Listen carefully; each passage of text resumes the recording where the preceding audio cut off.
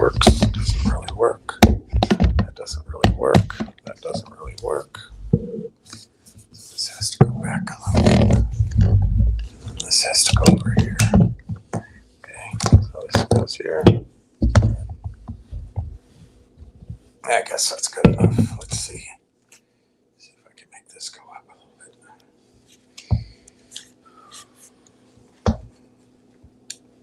That needs a bigger. Let's see. Hello, everybody. I'm just trying to do the most basic of logical tasks, which I'm not good at, I guess.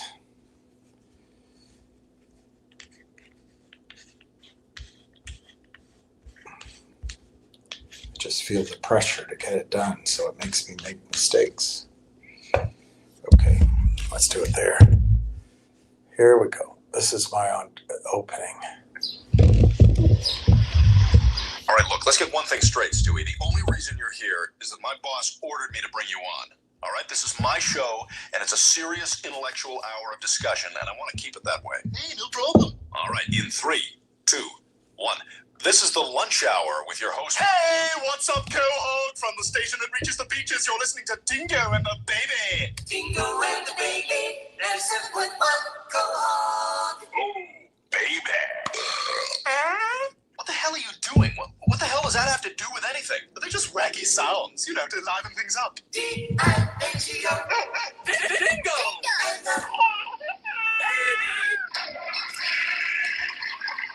Oh, sexy girlfriend! Very mature, huh? Very mature of me. Very mature of me. All right, Railtown.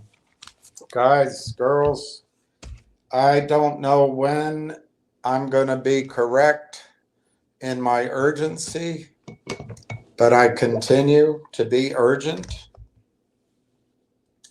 And I continue to believe that any day,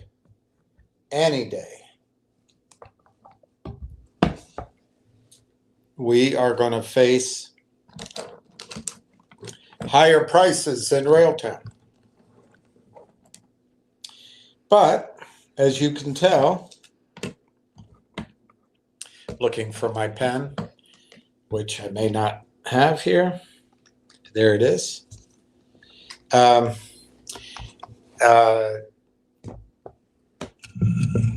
Frankly, it could be as, look, I started last year talking about Railtown and emphasizing my understanding, my excitement about how companies, software companies, which I've dealt with before, they spend time developing their product, testing it. I guess it's called beta testing. They get some customers and then they launch. Well, during that whole long period, the stock, particularly in the rear view mirror, is just flat. I mean, if you're in that window of time, there's some volatility. But and I'll show you. I took a look at, which I've done before, by the way. It's just I'm running out of things to emphasize to you. So I said, well, maybe let's go through that. I'm going to show you their year-end filing. And I went through them last year and this year. I never found anything in them that was alarming or not shown somewhere else. But anyway, we'll go through it, and you'll see that they must have done raises down at 15 cents, 20 cents, 25 cents of some nature. So there's volatility in that window. But you'll also see, maybe with what I show you, it might have fallen off the list. But when the, let me see the name of the company, Research Capital, put out their research, you'll see that the stock was here. So, and a whole year has gone by. And we're paying the same price as people who listened to Capital Research paid a year ago. So essentially, to use the lingo of what this is not, but if we can pretend that we're getting into a private equity deal at the early stages, maybe we can say we're in a mezzanine round, but we're in the early pricing period, the early prices. When this IPOs, which I'm equating to when they finally get that deal done, my guess well, there's two interpretations why it's taking too long, and it could be both. But since I'm so tired in my life of attorneys over the years, I blame it on the attorneys. But it could be, the other thing could be they're so active and there's so much going on. We've seen the frenzy. There could be other news that has to be sorted. I don't know, and we don't know. I mean it, I don't know. But if you equate this opportunity to buy as the last chance to get into an early stage round of financing, and then it's going to IPO. That IPO, I don't know if the IPO is going to be Monday, August 1, August 15th, September 1, September 15th, but I think it's going to happen soon. That everything is so fast in this space that they're crazy to take the risk of not being first to the beach. Then you don't get the umbrella. Then you don't get the seats. Then you don't get the shade if there's at least one spot of shade. And then you don't get to check out the chicks. You're back in the gravel. You got to get to the beach first. That's probably a bad analogy. It's probably claiming your spot on the beach has more to do with war than checking out the babes. But pardon an old guy's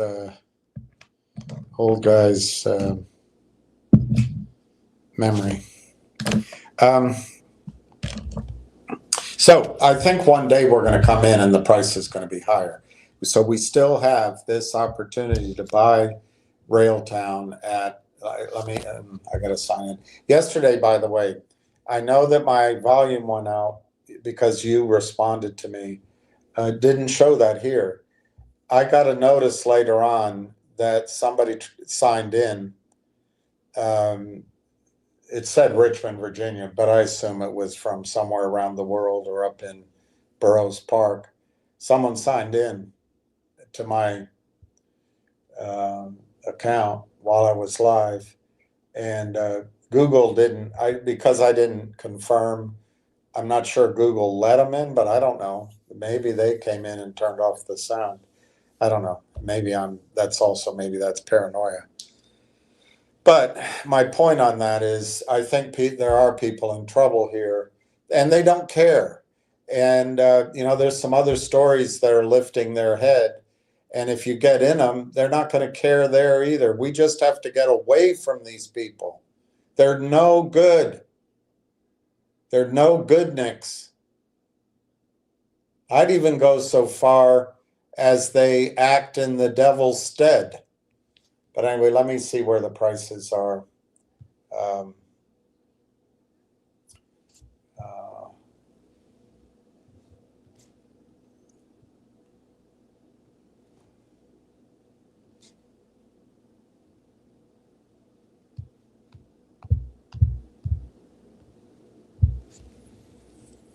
I think it might have been when I signed in to look at Justin's document, which was a great document. It was an unbelievable document. Okay, so I see 2 red, 2 green, and 1 flat. And I'll give you the guess on the flat one. The flat one is Railtown 62.5. G-Bucks is up 36 cents at 237. Finger is up 5 cents, a little bit more at 170. Railtown is now down half a penny at 62 cents. GDC is down 10 cents. And the new thing that one of our gentlemen wanted to talk about, CYCU, which was roaring, is now down half a penny at 38.89. There are others. I don't know what leaps out that you want to look at. I guess GME. We could look at GME. GME's 23.27. Remember, you got a lot of advice here. You better get in. It's going to moon. I said to the guy, you're telling everybody it's going to the moon. Don't put words in my mouth. PRIKKK. All right, he said it's going to moon. Well, GameStop is pretty neutral ground.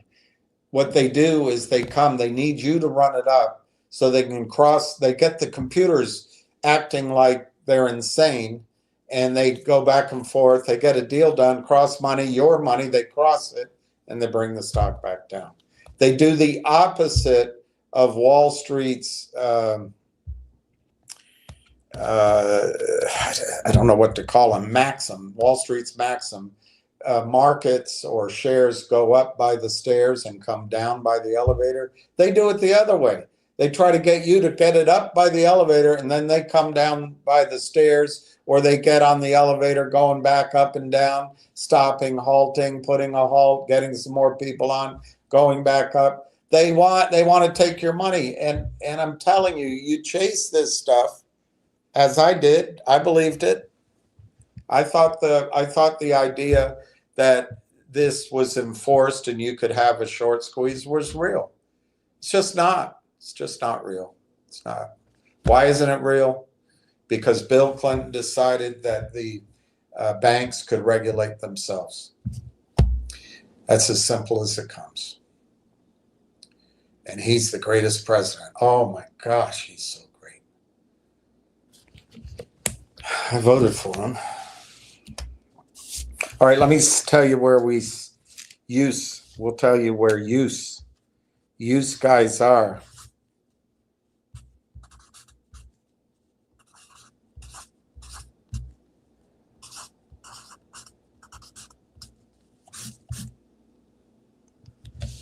Use. The two utes. What's a ute? What's a ute? What's that word?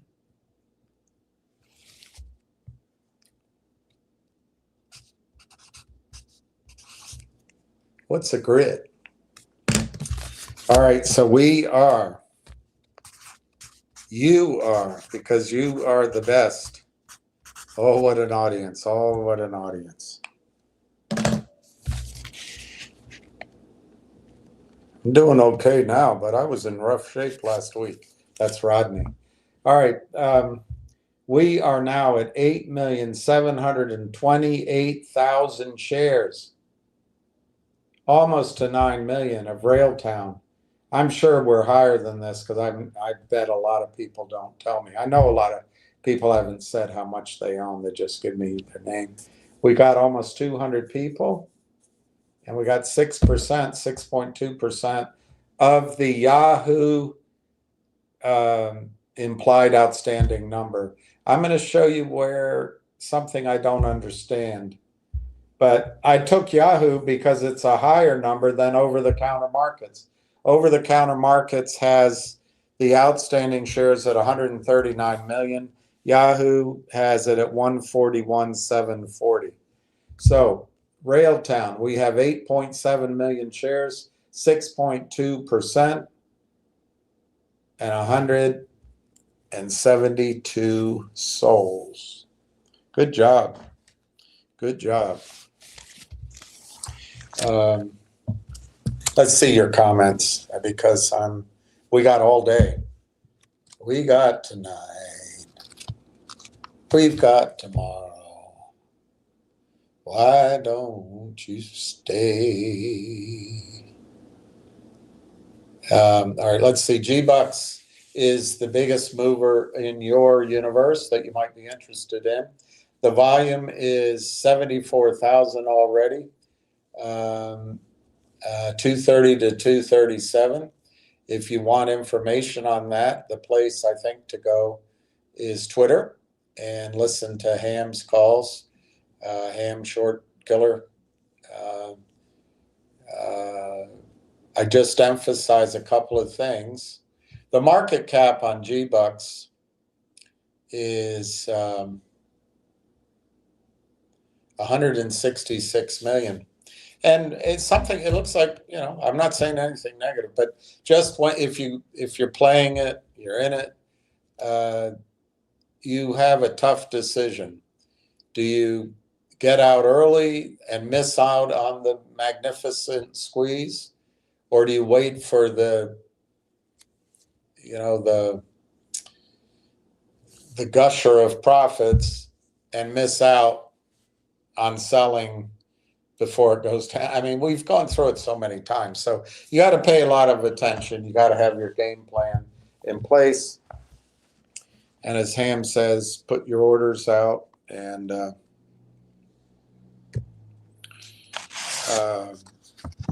at least take some money off the table early, because nobody knows what happens.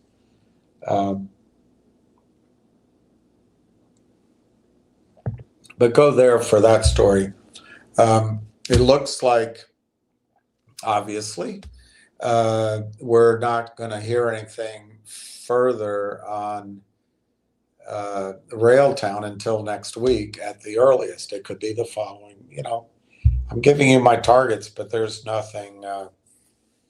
It can take a while, and it has. It's gone from, we're now in the 6th week of my, I don't know what to call it, my focus. But I also think each day that goes by, we're closer to that point where the attorneys can't charge any more money to their client without risking losing their client. And they say, hey, we got our final document ready. And then they can go over into the conference room and tell each other jokes that no one laughs at unless they need the help. But since they don't need the help anymore, they're done with their job, they'll tell their jokes and no one laughs. I'm not I just realized I'm not, that's my experience elsewhere in my life. Not picking on anybody, didn't mean to. But let's go back to Railtown, see where it is. I thought it opened very well, Railtown, today. I watched it at the open. It opened for a little bit, they put like 500 shares at 60 cents to scare you, but it strengthened. It's holding 62, 63. I think it's defining this level as support, and I think it's highly unlikely the stock will go back into the 50s. Watch them while I'm talking, try to get it down. But I think it's unlikely to. If it does, it'll be briefly. But we can go through some. Darn it, my foot is killing me. Maybe it's just sitting like this. I took my medicine. There, maybe that helps.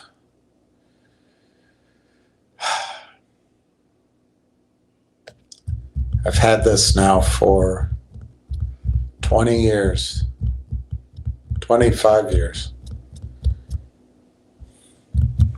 Anyway, it's my thing to deal with. All right. Hey, Julie, you're number 1. Eddie, you're number 2. Chestnut, you're number 3. Ted, you're number 4. Eddie, you're number 2. YouTube user, I think, Jim, you're number 5. And you are the wiener because you've got shares to report. So let's keep those numbers here. 311, that's awesome. That's awesome, YouTube. user.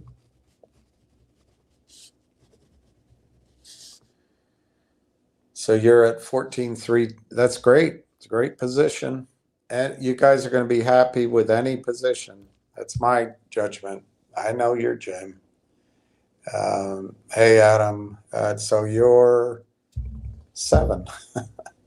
Good afternoon from Nova Scotia. Finger motion stock was up last night, 21%. What's up with that? You don't want to hear my opinion. But I guess you do, but then it'll get, some little dweeb tattletale will try to get me in trouble. I'm talking about short-term events. I'm not talking about long-term. I tried yesterday to give a framework with Finger that can work out. I'll quickly state it again. I don't want to get long-winded. I just point out that there were revenues in this last report from the first 2 C2 contract vehicles. It looks like 50 grand in revenue from each. Well, that means each vehicle, drone, SUV, Jeep, costs less than 50. Well, no, it doesn't mean that. Doesn't mean that.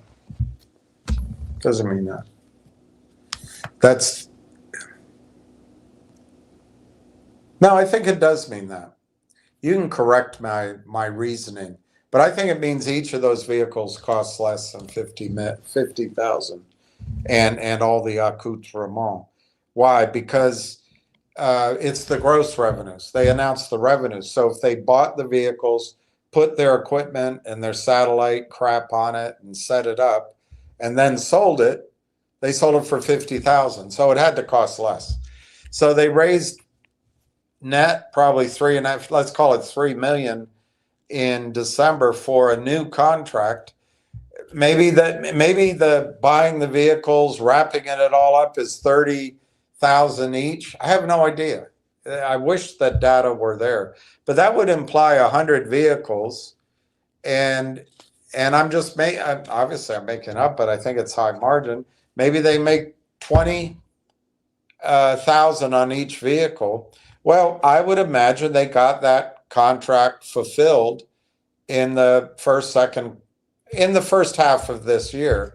If you base it on the time it took to get paid, if all goes well, maybe they get paid by the end of the year or first part of next year. I can conceive, although I do not know because there was no information in the management's discussion, but I could conceive that you have a big revenue receipt fourth quarter, first quarter. Well, it'll be their fourth quarter before February. That would be good news for Finger. It's next year event. It's a next year reporting. Probably the annual report next year, but it could be sooner. So that's a positive, and that could set up. Just to use those numbers, totally made up. But if 2 vehicles were sold fully outfitted for 50,000 each, well, it means the vehicles cost less than 50 grand.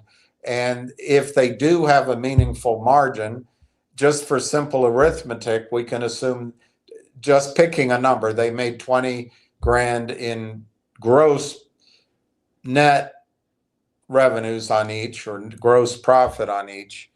Well, if you apply those numbers to 100 vehicles, and I'm making that number up, they're not forthcoming with the information. But if they raised 5 million through Roth Capital, you have to chop it for the discounts and the gifts to the shorts, and then the overhead and all that. But if they bought 100, if they outfitted 100 vehicles, they make 20 grand on that. I think that's a $2 million infusion of net capital that could come into this year, beginning of next year. Now, that's not going to get the stock out of a low price, but it allows the stock to survive and not go seller boxed, and also execute their plan next year. Ultimately, I know I can't believe people don't understand it, but if you start a cycle where you buy the cars, outfit them, deliver them, and you get your cash 6 to 9 months later, and you can't collapse that cycle. So every time you bid on a deal, you need cash, and you go through that whole process, you get your pay 9 months later. To me, it's obvious you want to get one of those cycles going every quarter, hopefully for 6, 7 quarters in a row. Once you finance all of those, it becomes a perpetual machine of revenues because you never have to raise money again. Then eventually, within months, within a year or so, you get to the point where new revenue comes in to pay for new contracts, and you don't have to go to the capital markets. And that's why I think Finger Motion should have taken advantage of when the stock was $5, $4, and done a deal with the Toad via Roth Capital, even though they're shite. But you bring in 25, 30 million that way, and then you ramp it up quickly.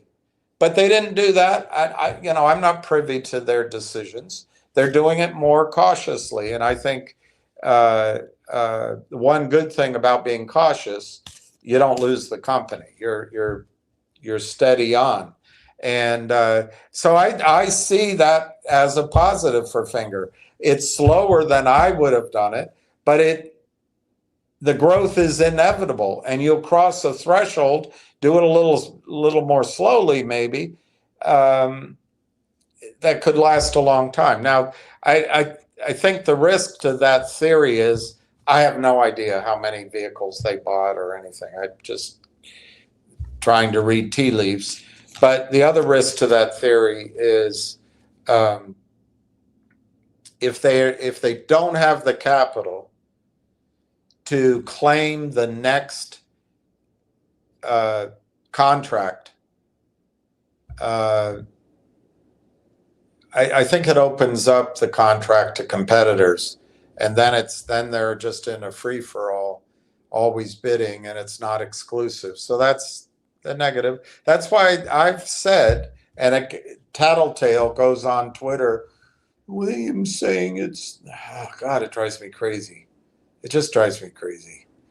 The next 6 months are really critical. They're treacherous, they're critical, but it's also the opportunity in Finger. The other thing I saw in the report is they did get revenue from their cloud services. We haven't seen revenue from their big data, but that's got to start coming at some point. So there are reasons to be positive about Finger. But that's a different thing than saying, how is Finger going to trade this summer? How's Finger going to trade in August, in September? And I think one has to be observant to what happens every August, September. People go on vacation. The criminals just keep their machines selling, just keep selling. It never stops. You guys think it's going to stop. You think they're going to stop selling stock that doesn't exist. They never stop. They never stop bombing their neighbors in the Middle East. It never stops. And they blame it on you. They blame it. They say, oh, you're anti-Semitic when it's over there. Here, they blame it on you. Oh, you shouldn't be in the over-the-counter. Oh, you're pump and dump. It's they. They're doing it. It never stops. Ever. So when Finger goes up, they bring it back down because they sell stock they don't own, they don't intend to deliver, they don't borrow. And they do it in such size and they do it across all stocks, that the market makers take the orders and say an ave for me that they get the trade. The prime brokers, if if the criminal can get an attorney to dash off a letter, a comfort letter, or a few of the required documents, lying, of course, or evading, dancing around the truth, get that in. The prime broker, it's so much volume, the prime broker loves it. And then the stock loan desk loves it. And then the toad makes a fortune. Kaiser Soze makes a fortune. But you think it's going to stop. You just think there's going to be news. And it's good news. And it's going to, they're going to stop. They don't stop. They just don't stop.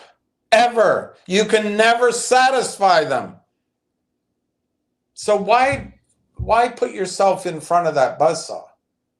Now, I think Finger has a very talented investor group, a very sober and competent and well-liked leadership group. And I think they can make it through this period, particularly if I'm correct, but I'm totally reading tea leaves, as I said. Of those two, I'm extrapolating 2 vehicles and trying to figure out how many they're actually doing. But if they can start getting that revenue in, but it'll be slow. It'll be slow. I mean, this company essentially does 35 million in revenue a year. That's for the last 3 years. It's lumpy revenue.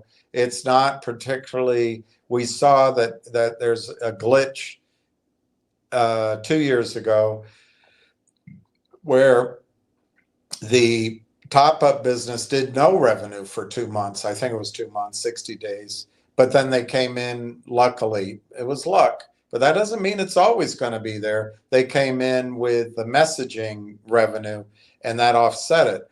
But that kind of, you need revenue that's predictable, recurring, I guess is the word. You need it to be growing, and you need it to be reliable. And, Finger's not, it's mostly there. It's not quite there. And anyway, they do 35 million a year. They don't make money. And they have a market cap of 112 million. I think that's a pretty fair price. 3 times their revenue. Pretty fair. I think it's in some schools would say that's overpriced. But remember, they have the lure of the big data, the insurance, and maybe the cloud computing. And this C2 contract could bring in revenue. But it's not one of these high PE contracts. It really isn't. So I would have done it. Who the hell am I? I would have tried to speed it up.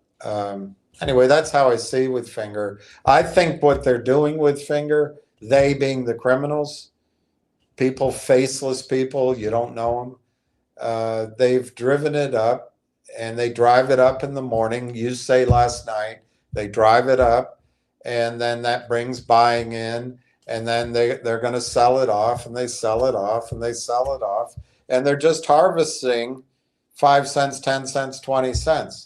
But I do think Finger, like I say, Finger has a great team, great investors. I don't think because they disengaged with Univest that all of those contacts are disappeared. So I think, you've got to be aware that Finger Motion can get big things done. I just don't know what they are. Big good things done. But if I had to guess, anything that's happening, do I have to keep repeating myself? August, everybody goes on vacation. And then there's Labor Day. Most people dawdle into the office only the young people get in early. The rest dawdle in over time. Whoever has the darkest tan, their premier. These are the Lord's great intelligences. These people that are ticks and tapeworms on the economy of the United States of America. But they come back from the Hamptons, from uh, south of France, and they come into the office probably second week of September. They're ready to get to work, and they've got things on their desk to do, and they're really important, and they make some phone calls, and they listen, they have some meetings, somebody flies out, they get some excitement. Hey, we got to do that. We got to raise this money. We got to, and then finally by October and November, something happens. So I think if I had to guess,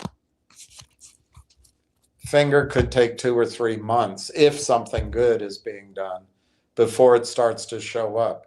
But it'll show up. You follow the tape, you listen to him, it'll show up. And if, Adam, what you are trying to do is trade finger, I think you'll have a chance.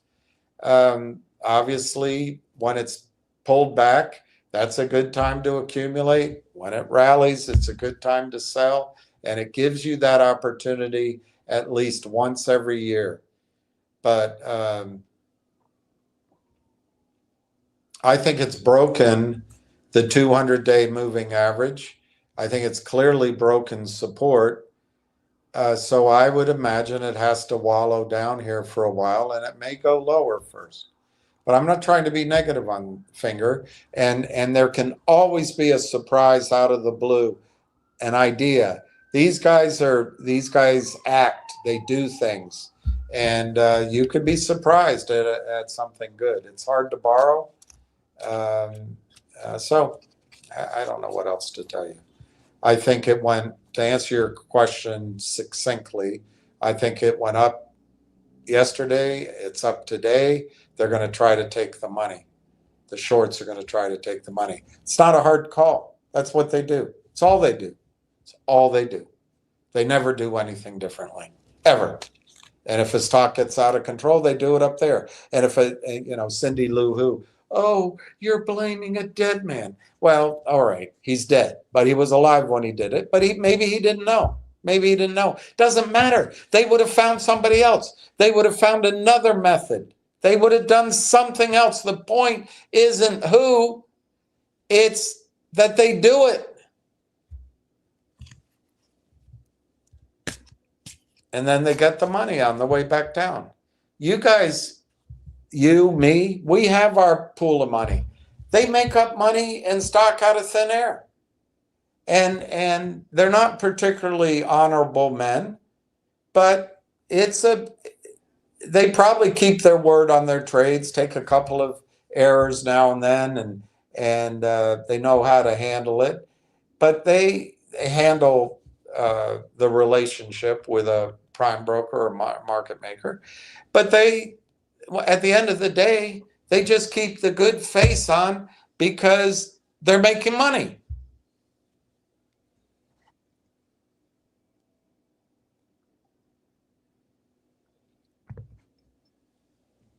I wonder if the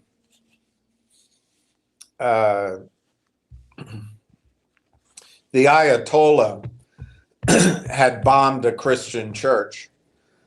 I wonder if the news would be so silent about it.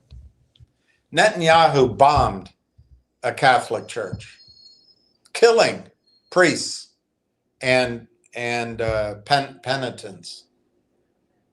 Nothing said. Nothing said. We've got to stop lying to ourselves. And you can lie to yourself in love. You can lie to yourself in life. But if you want to make money, you've, as much as possible, got to stop lying to yourself. They don't lie to themselves. They know exactly what they're trying to do. You've got to be as cold-hearted if possible as they are. And since You don't have somebody running your account. You got to run it yourself, and you got to be brutal. I mean, look, I got a lot of shit, and I think it's very amateur analysis. I think it's very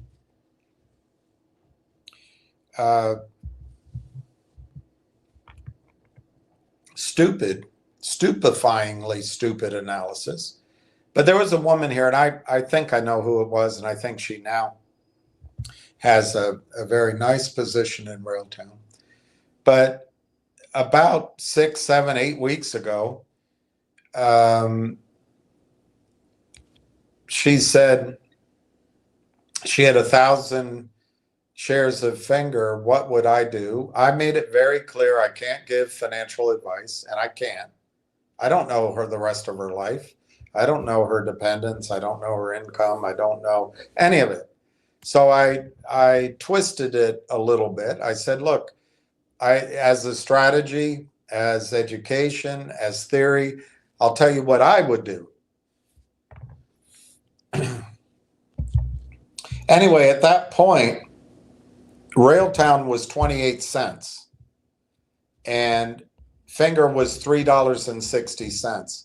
I remember using $3.50 and 30 cents. But anyway, I tried to be conservative. But at that time, she could have sold Finger and purchased 12,000. It was more than that, but let's just keep it simple. She could have purchased 12,000 Railtown. That's my thought process. What could you exchange 1,000 units of Finger into how many units of Railtown? At that time, 1,000 exchanges into 12,000. It was better than that, but 12,000. Well, it comes blasting back at me. Well, you can't say anything bad about Finger. You don't know when Finger's going to do something. You don't know. We could be waiting for Railtown forever. You just don't know. I mean, these guys could come in with a deal from Alibaba, or they got big things. They could be in New York meeting with the investment bankers. You just don't know. It's true enough. I don't know. True enough. But you got to make your call. You're trying to make money. You got to make your call. And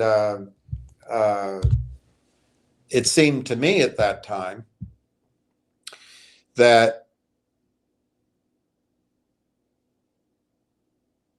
and it was a question somebody gave me that was a very wise question. What do you think could go wrong with Finger? What do you think could go wrong with Railtown? So that's a measure of risk. It's a measure of risk. And I said to myself, I had already done the study for myself with my account, so I could quickly answer the question. But I said, you know, with Finger at 350, it had its run up. It had a great run from January, February to 520, 519. Great run. But I said I made my list on my own previously, but I answered more quickly. Finger was on its way down. I felt. I looked at the charts. People were getting out. But what could go wrong? Was the question, and I thought, well, they didn't have a particularly good first part of the year. We haven't heard anything. You know, all the news, the earning, nothing is jumping out as that out of left field lightning bolt that changes the whole story. So I didn't see any giant positive on the near horizon. And then the other thing is, you know, with Finger Motion, the selling just continues and continues. So I figured, well, it's probably going to go down. I think I had a target of $2 or maybe $2.25. And so what could go wrong, I figured, is at least a 50% chance probably more like 60–70% chance it was going to go lower than $3.50. All right, then I went over and looked at Railtown. What could go wrong? 28 cents. Well, they had just tried to get it down to 22 cents on a holiday in Canada, and it didn't stick. So what could go wrong? Well, I just figured the deal could fall through. And then what does that mean? It might mean that Railtown can go back to what it was doing before it met AI Partners. Back when this report came out and said that a year ago, and said the target speculative buy was $2 with a bear case of 90 cents. And the stock's trading at 20 cents, 28 cents. So that, if that's the worst that could happen, Railtown that was all more than priced in the stock price. What else could go wrong? Time. Yeah, time.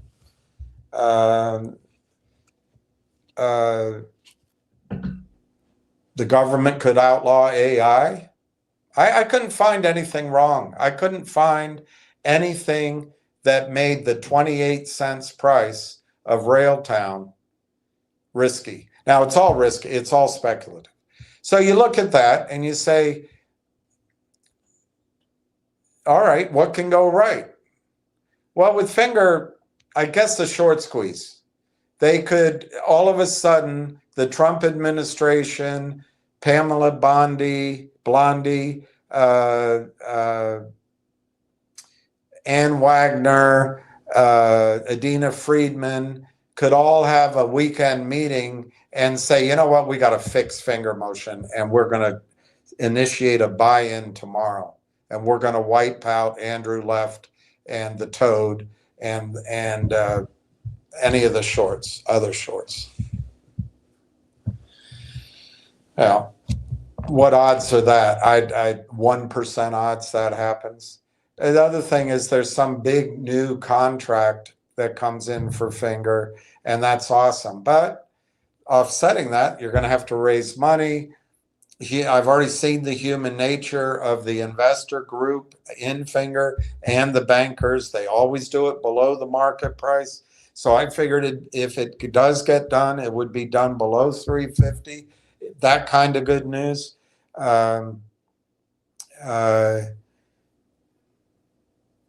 There could be a successful research report. My opinion on a research report, because I was on Wall Street a long time, there wouldn't be any research report would come out like this one, speculative buy. It might have a little bit of a target, but it wouldn't be a huge target. I couldn't think of anything that excited me to be in Finger Motion from it. This is about 5 weeks ago, over the next month or two until September, October.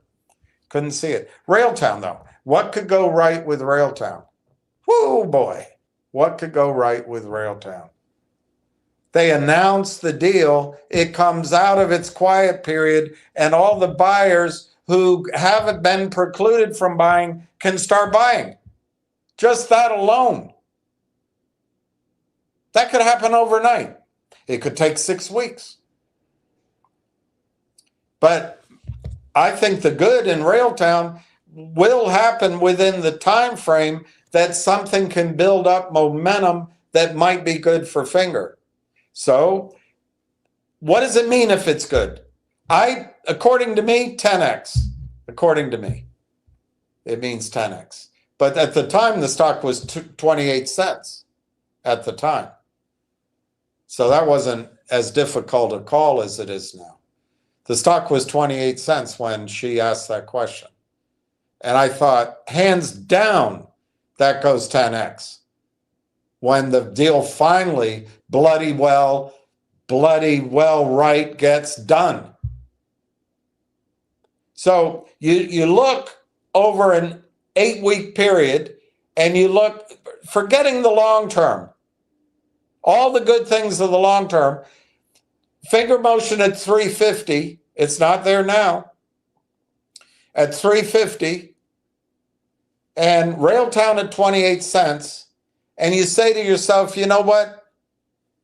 Relative pricing, where do you want to be for 8 weeks? And hands down, Railtown. I saw no risk to the downside, no dead money. Of course, I was wrong. It's been dead. It's been dead for 5 weeks. On the other hand, it's doubled. On the other hand, and then if the good news comes in, you have choices. You have options. You can sell some, go reestablish, or you just stay with it. And so I told her that if it were my money, I would sell the Finger, 1,000 shares of Finger, and I would buy 12,000 shares of Railtown.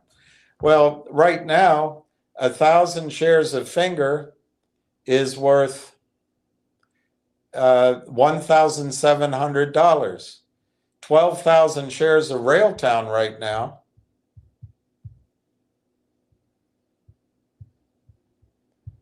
would be worth $7,500. So is that because I hate Finger? Is that because William said the stock's going down and he's negative? Was it because I need a tattletale, like I need a hole in my head? It was a good trade. Are you here to make money? Are you here to make money?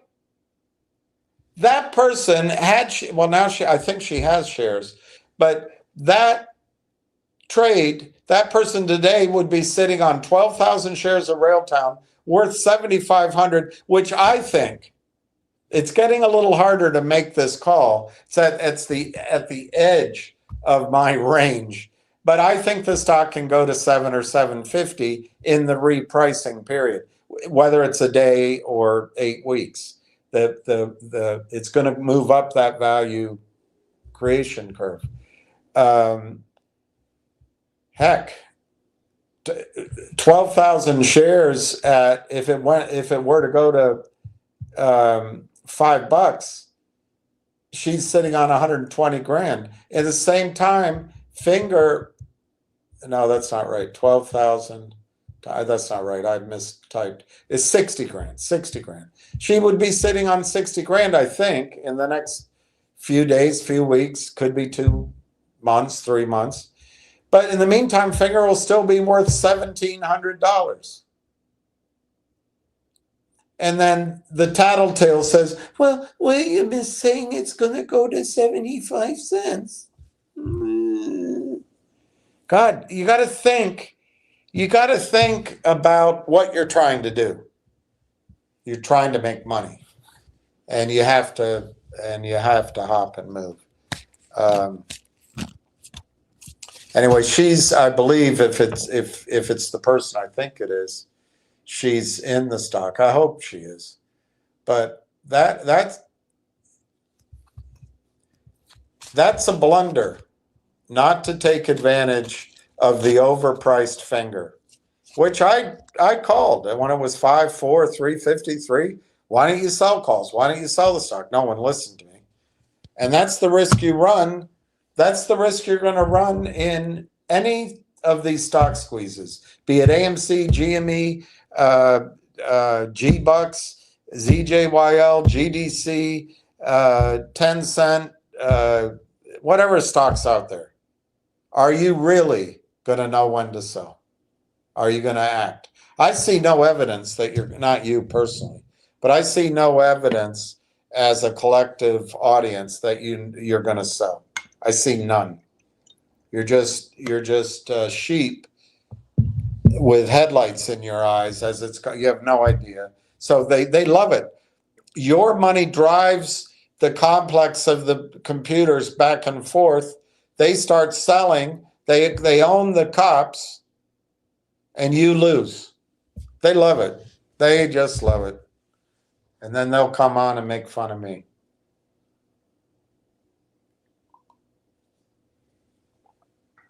All right, that's my answer to that. Way too long answer. Hey, Jack,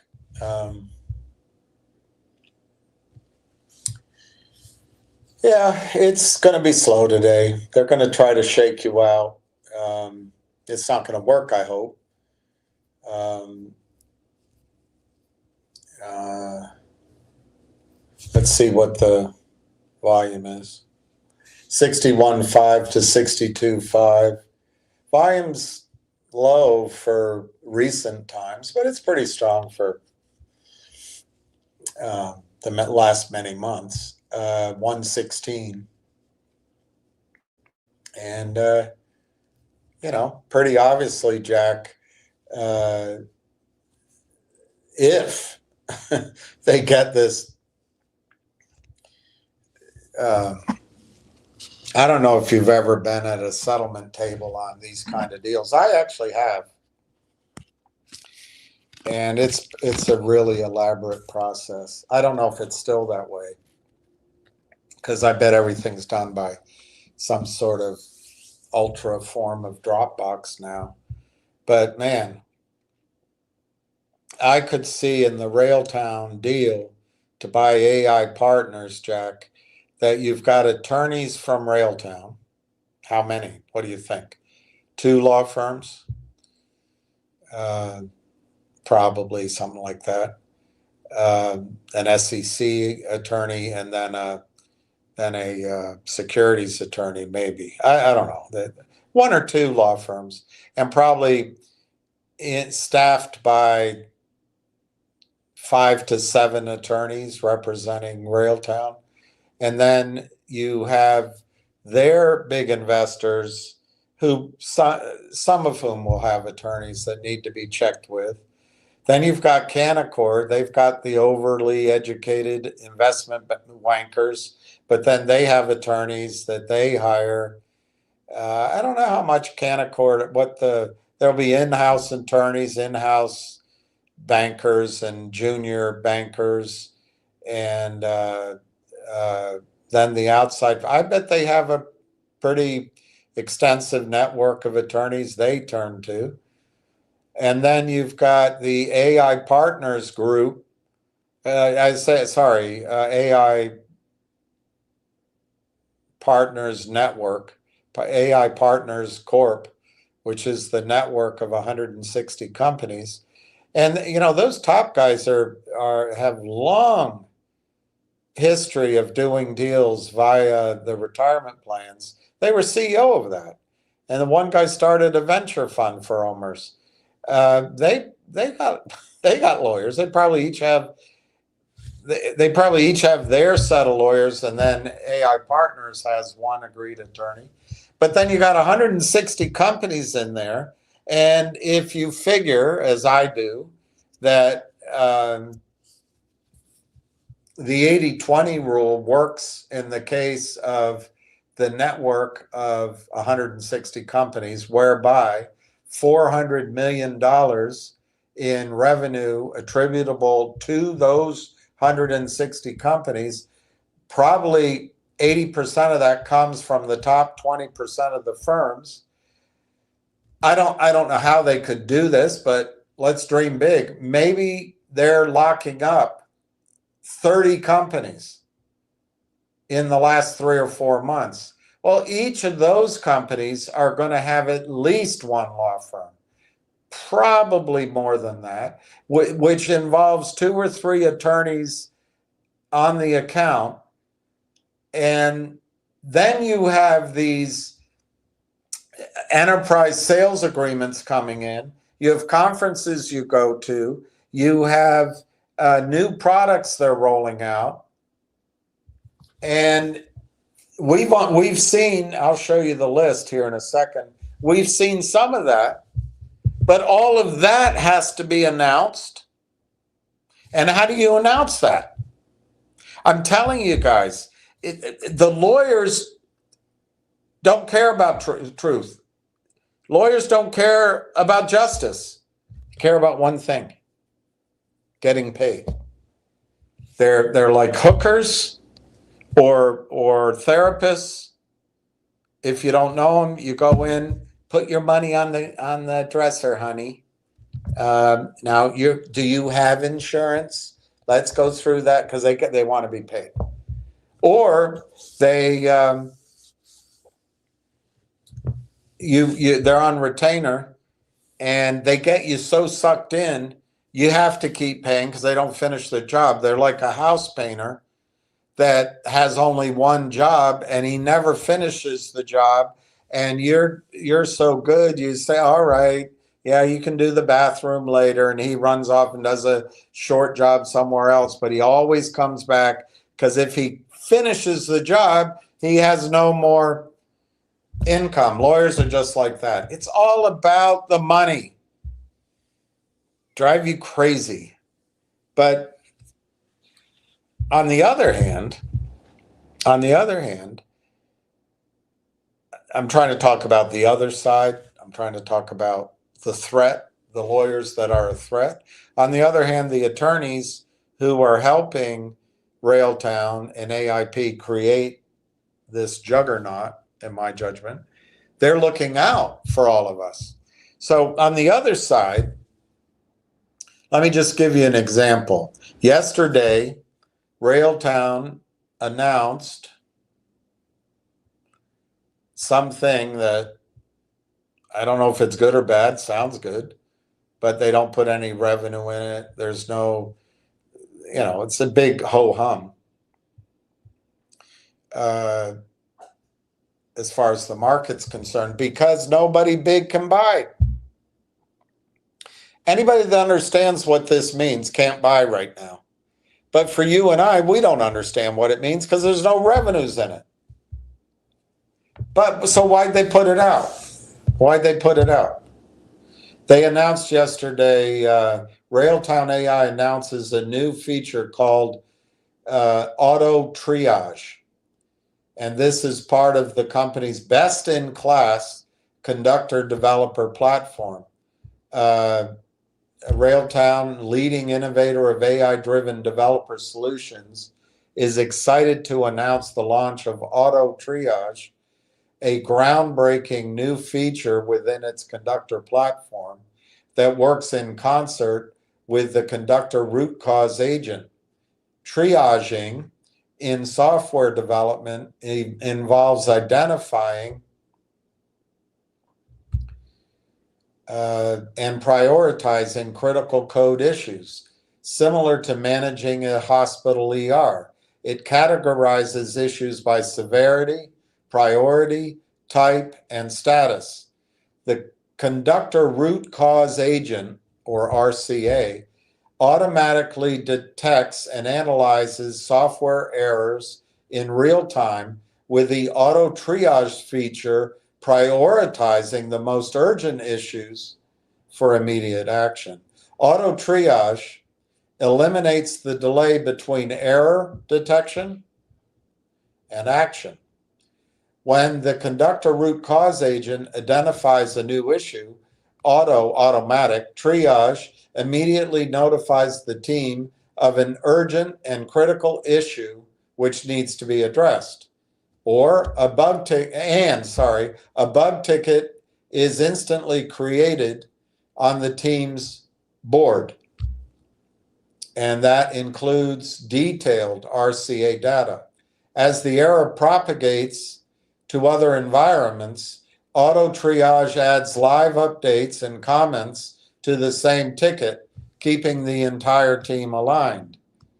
This innovation is only possible because of Railtown's advanced conductors engine's deep integration and understanding of CI/CD systems,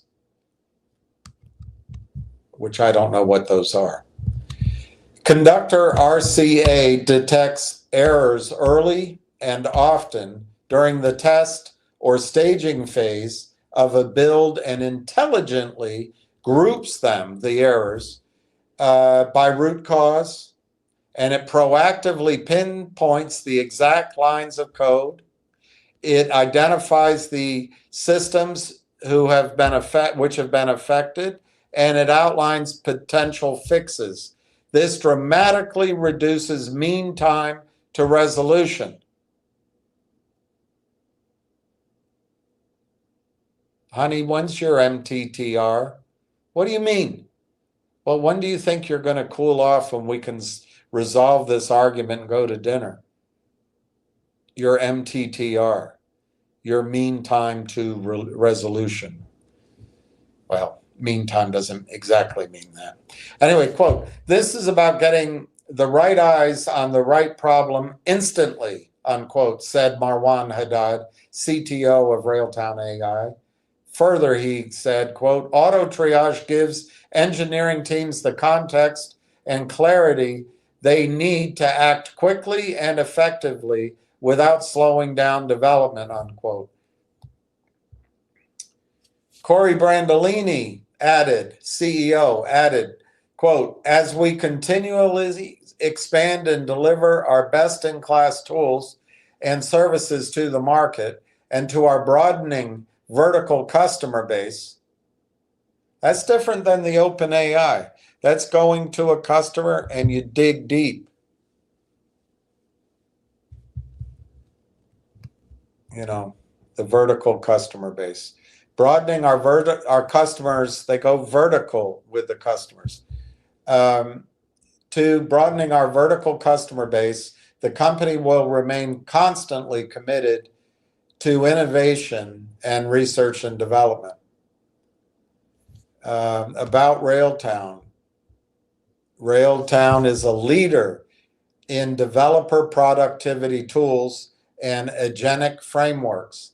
Based in Vancouver, Canada, Railtown delivers solutions which streamline software development,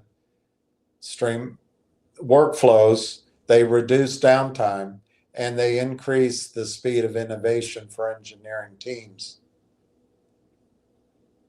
By embedding intelligence into every stage of software life cycles, Railtown is redefining how modern development teams work. So anyway, they put that out yesterday, and one could rightfully ask, why the hell did they put that out? I mean, couldn't they wait? I mean, we want that deal done. We want that announcement. We want something bigger. Why do they have to put this out? They don't put any revenues, projections. They don't say they say it's critical and it enhances, but to what end? As compared to what? They don't put any color in it. Because, by the way, the lawyers will tell them they can't. You can't take that risk. It's the most amazing system set up on the planet. The CEOs have to drop their drawers, bend over, because they have to tell the marketplace in advance of their MOU. And then the criminals can do whatever the hell they want. And there's no regulation that stops them. It's nothing. The Kramers get caught, they settle. They hire Mark Bazile. The CEOs hire Mike Bazile. They settle 2 cases. Shareholders get nothing. Oh, but we advanced something. We did something. It's a breakthrough. The only breakthrough is all the attorneys get paid, and Kramer walks. It's the only breakthrough. It happens over and over again. Do you want to keep? You want to keep doing it over and over again?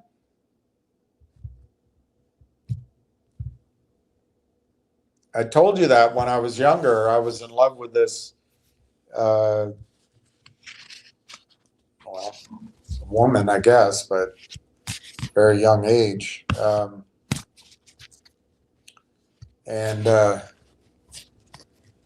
She, well, just to keep it, I find, anyway, I don't want to make any comments on it, but she,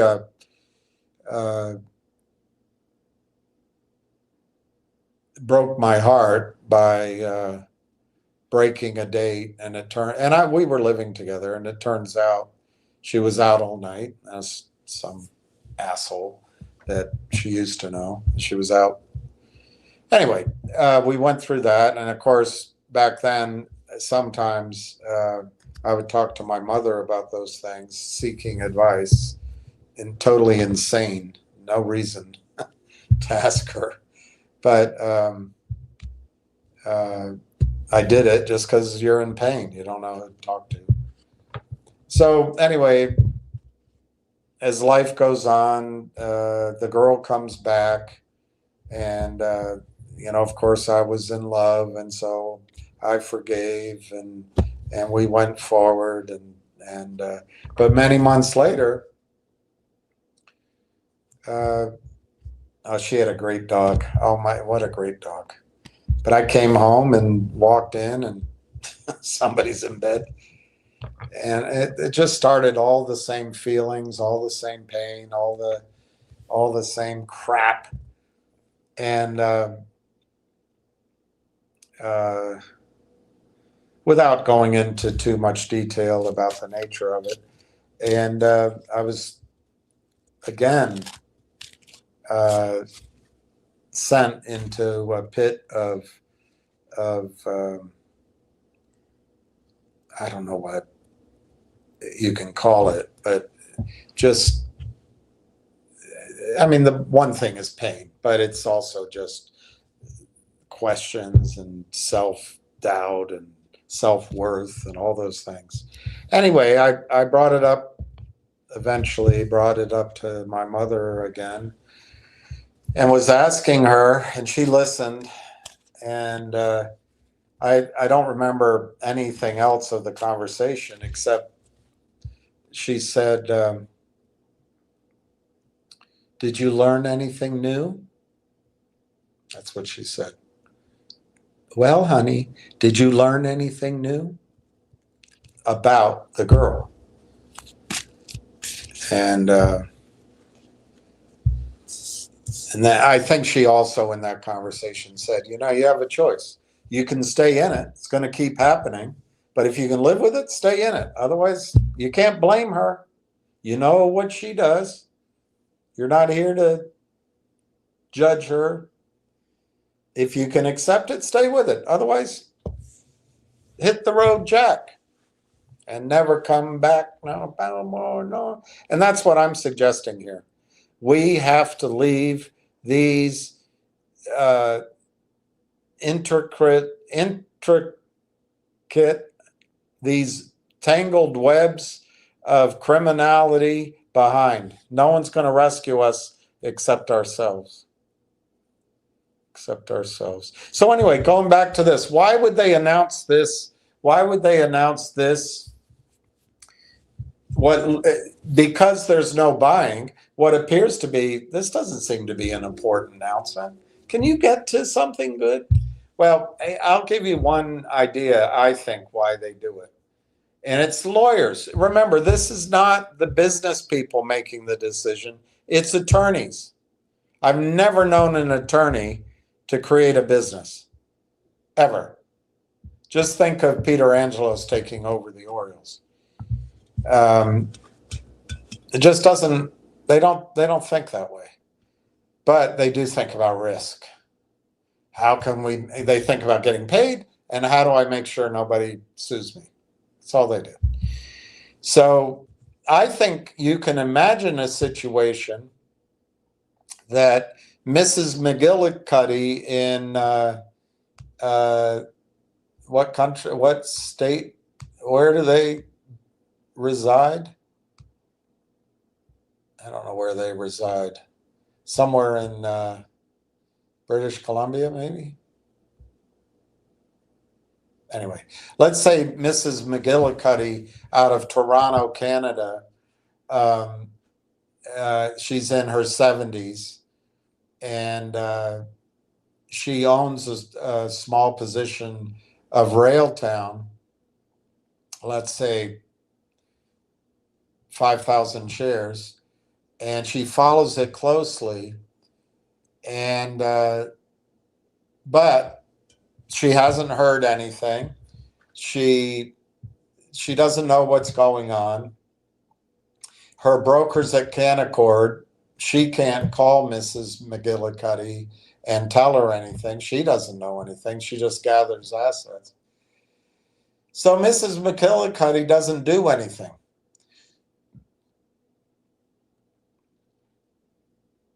Let's say September 10th, finally, everybody organizes at least around a virtual conference table, and they sign off on everything, and they announce that after a gestation period long enough to have a horse, a colt, or a human baby, we've finally gotten this deal finalized.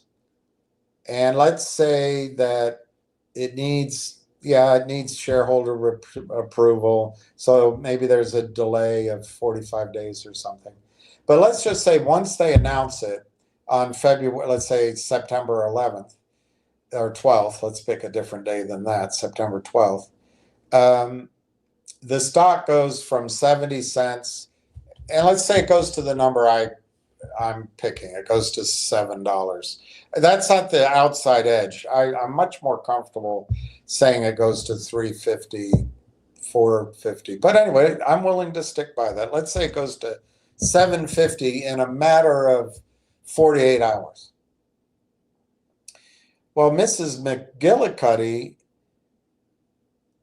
is going to, well, that's one step. Then let's say the company releases this news on September 13th. So on the 12th, they release that the deal's done. And let's say the stock goes right away. It might not happen that way, but just say it goes up right away. And it goes during the day on the 12th, it goes to $7.50. On the 13th, they catch up with housekeeping, and they announce this deal. That Railtown announces a new feature called an auto triage. Well, an attorney on the other side representing Mrs. McGillicuddy could start a class action suit and say, will you, because she's angry, will you be my shareholder that I can launch the class action? She says, yes. Well, it doesn't cost you anything, but we have to build a class, and I have to make a complaint, and I'll cover everything, but in return, I want 45% of 60% even of all the proceeds. So what would that attorney go in on behalf of his client, Mrs. McGillicuddy? He'd say, had Mrs. McGillicuddy known 5 weeks ago that Railtown had a deal, had a release called Auto Triage, she would have purchased 20,000 shares of the company. She loves Auto Triage. She loves AI. So the argument would be that but for not releasing this, she would have purchased more shares before the transaction got completed. I know that's convoluted, but what I'm trying to say is I think the company is listening to their attorneys, and they had to announce this. And last week, and the week before, and the week before, a bunch of crappy announcements from our standpoint. Can we just get going, is what we're saying. But I think it's the right way to do it. It's to prevent risk to us and to the company. And, you have to have a love-hate relationship with attorneys, because on the other side, you can hate them, but on your own side, you got to listen to them. You got to love them. I don't know if that made any sense, but I think there's a possibility that there's a lot of activity in this space, and perhaps attorneys for Railtown and for AI partners are saying, we got to make sure we do this properly and carefully and take our time, because we have to live with what we do now for years, and it has a big impact on the value of the company. Anyway, long explanation. I forget how I got there. Hey, Vanden Plays. Hey, Pizza Rules. Hey, Suze. Wow, Suze. Suze is going to change, single-handedly change our situation, because they have 56,000. I think that'll put us over 8.9. Jack Hamilton, short selling, they never stop. Stop in the name of love. Yeah, be a good time for it, except I can't stand the song. There's so many bands I can't stand, and that's one of them. Is that Bon Jovi? Ugh. That was the longest concert I ever went to. I was invited to a Bon Jovi concert, and I met the people at the restaurant, and I showed up late hoping that I missed them. And I could say I showed up, but they were there, some of them, not the whole crew. They had my ticket. And then one of the girls met somebody. She was making out with him, I think. But it might be the guy she married. I don't know. I can't remember. But she's married and a great kid. But anyway, I think I waited for those guys to go. Everybody's going over. Anyway, I was one of the last people to leave the restaurant and go to the concert. It's at the Capitol Center, a big stadium. And got in, I literally got in, they're up in the seats in the back, and we got in. I got in for the last two songs of Bon Jovi. The whole place is full of women screaming and singing idiot songs. It was the longest concert I've ever been. That was the hardest two songs I've ever listened to in a concert. But I think I saw Florence and the Machine and Sting in Baltimore. That was a long concert too.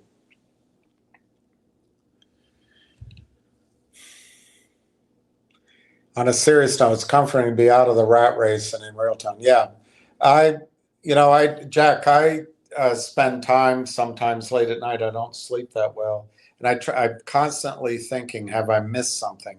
Is there a trap here? Am I being, I've been under attack because of this, and all out of the blue, and it's, the arrogance of some of it and the self-centeredness of some of it, as if I need to even deal with it, like I owe an obligation. Anyway, I'm going to pop a sparkling water. But I think about, is it a setup? But it isn't. It isn't. It isn't. But I do worry about that. And then, Jack, I believe very strongly that when they finally get this, and I suppose we have to admit there's a chance something could fall through until they sign on the dotted line.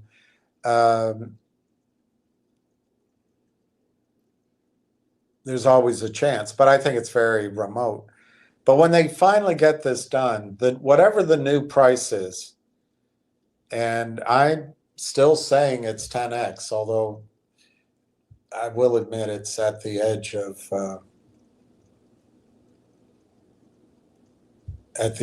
my range. But it doesn't matter. Eventually it'll get there. It doesn't matter. 62 to 62.92. I think once it gets there, that's the starting point, Jack. I don't think that's the ending point. I think we're behind the starting gate.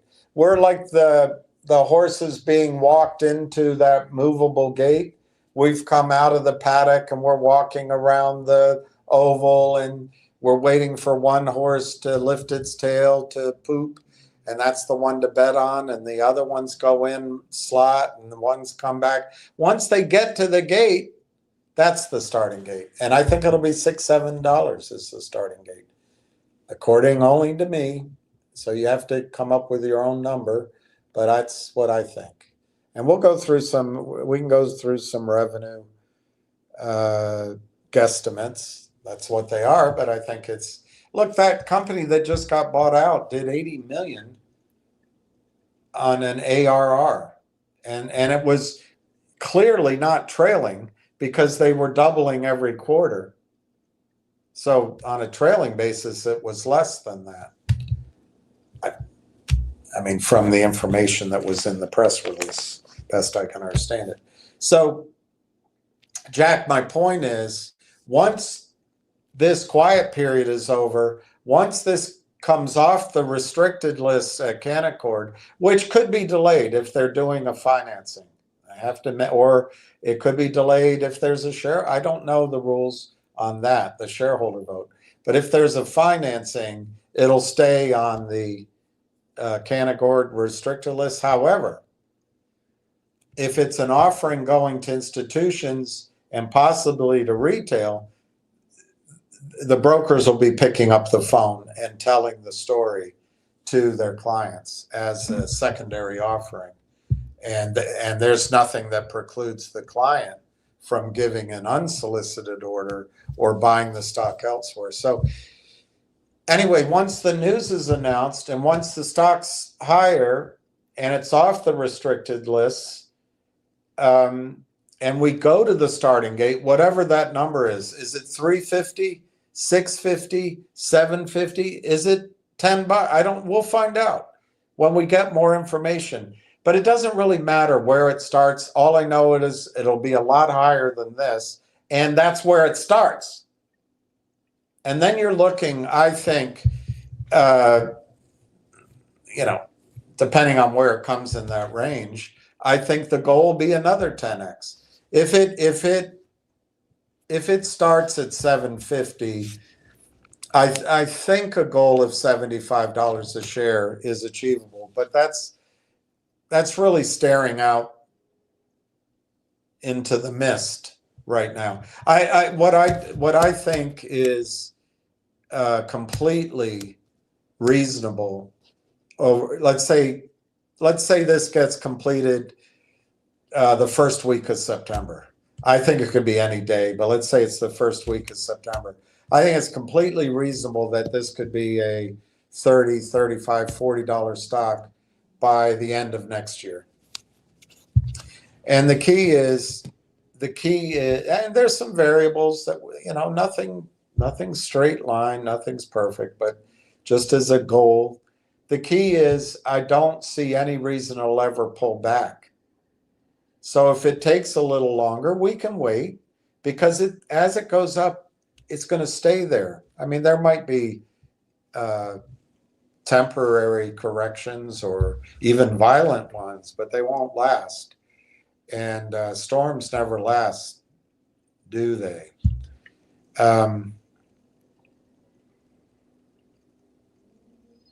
So that's the big difference, Jack. That's getting out of the rat race. When AMC goes up, when GME went to $65, I guess it was last year, because Roaring Kitty came on, everybody's, it's going to be the mother of it. So no one got out.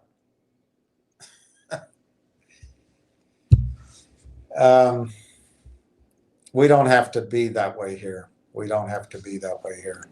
And I hope to hell it doesn't squeeze. Look at this. They got 70,000 for sale at 62.92. Who is that?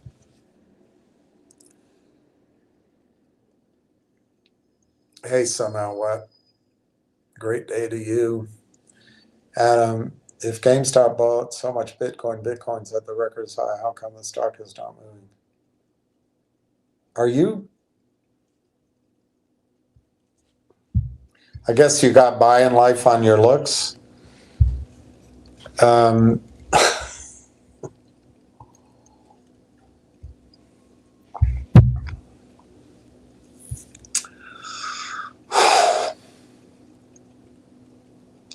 It's just stupendous. It is stupendous. Look, why the hell GME is trading at $23, I don't know. They've got cash. I'm using old numbers. You can look it up, calculate it yourself. But they probably got cash of around $5 to $6 a share.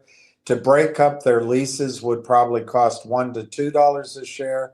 They're going to burn through a little bit of expenses. There'll be legal fees. So I think, pick a number. I think the stock is probably worth $4 a share.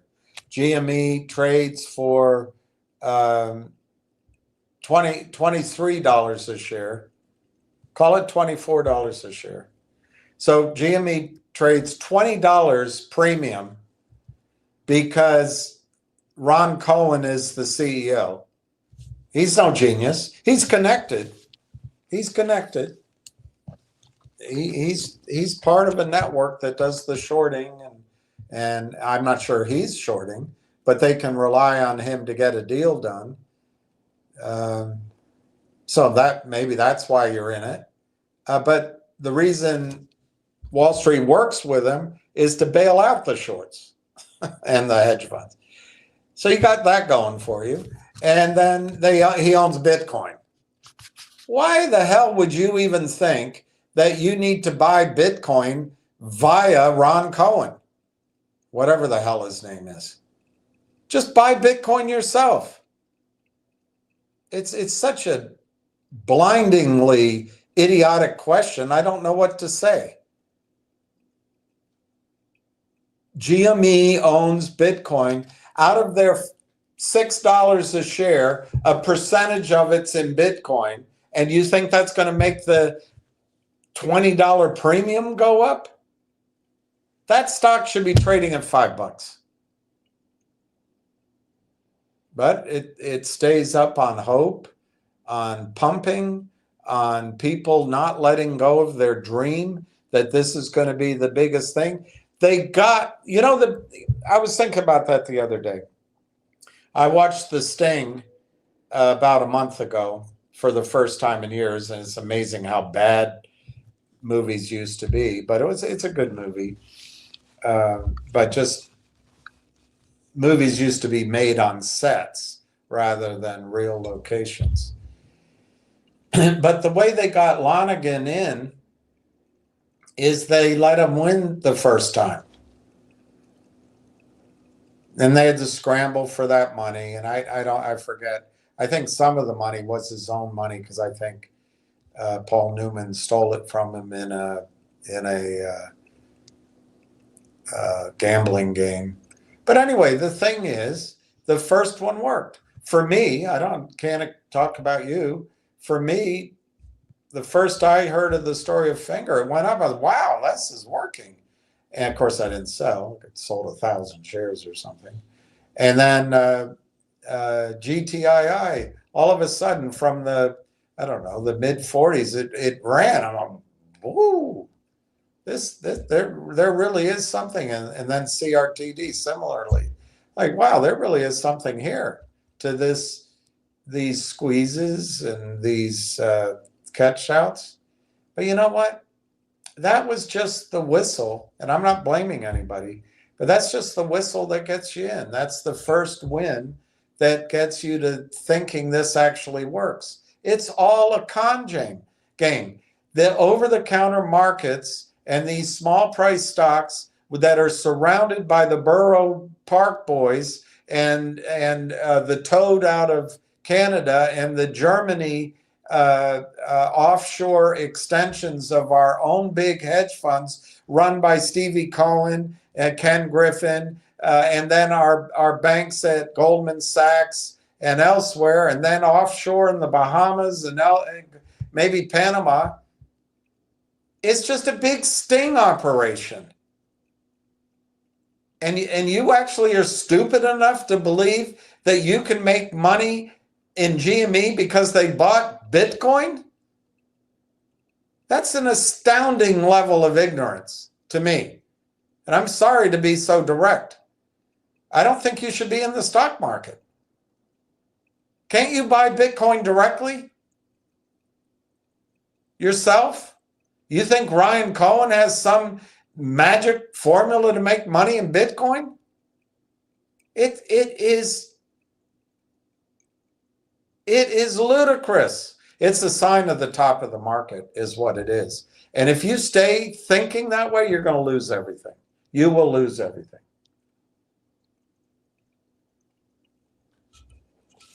I think you should buy Railtown, but you obviously aren't interested in that. I think you should buy silver, but that's probably too slow for you. So why don't you, Adam, just do something you know how to do? Work on your own skills, work on, whatever you do. Mechanic, painter, farmer, anything that's real. Taxi driver, just work on that, because you don't belong in the stock market if you're asking about GME and why the stock isn't up because it owns Bitcoin. I mean,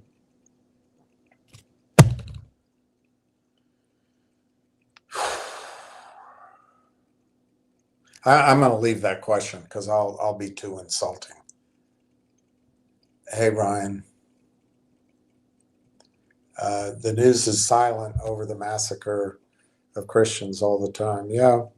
And, I was thinking, so now what, I don't want to start a religious battle, but, we're expected to assume that God gave, real estate, it's supposed to be in writing, but God apparently gave this greater Israel to a group of secular Jews out of Europe, but they gave it 3,000 years ago. And we're expected to accept that, and that's the justification for a colonial encampment in the Middle East. And then we're also expected to accept the great tragedy, and I think that's true. And I think it goes all the way back to the Spanish Inquisition, the pogroms out of Tsarist Russia, and the horror out of primarily Germany. But I think other countries like Ukraine and possibly parts of Russia got involved as well. And, it wasn't just Jews killed. It was Catholics and gays and gypsies. But anyway, mostly. They're horrible. We're supposed to keep all of that in our thinking. But, when you talk about Christians, and I don't want to, I believe that Christ was Jewish, so and the apostles were Jewish, and so I don't want to make the distinction too dramatically.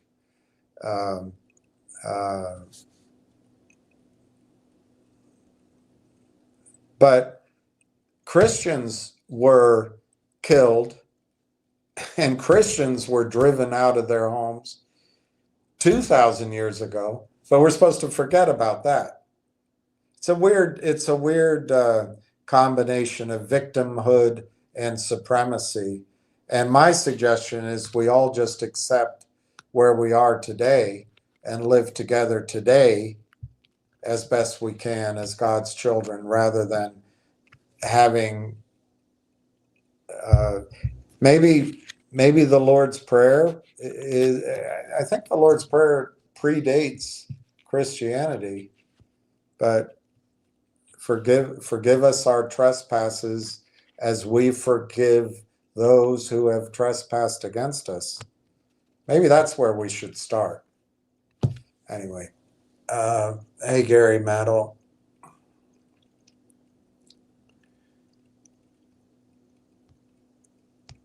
Oh, all right. So, Adam, I guess I'm wrong. Chris F. is telling you the secret ingredient is RC. All right. So, Adam, I'm willing to admit when I'm wrong. I don't understand why the companies that buy Bitcoin are going to go up, but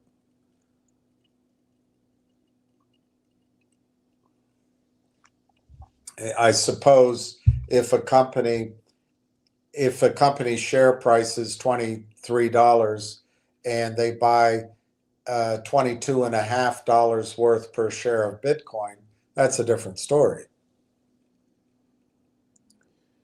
Hey, good morning, Donna. Sorry, I was talking about the start of the a good Friday start. It's very immature, isn't it, Jack?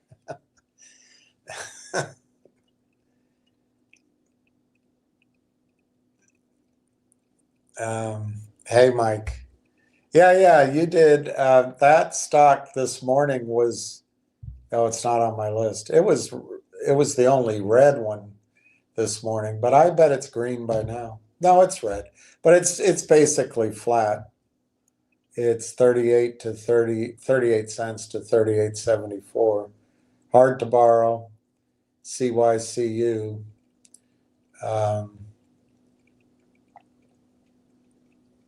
Yeah, it was green. It was one of the only ones on our collection that was green yesterday. Yeah, my dentist is still out in McLean, and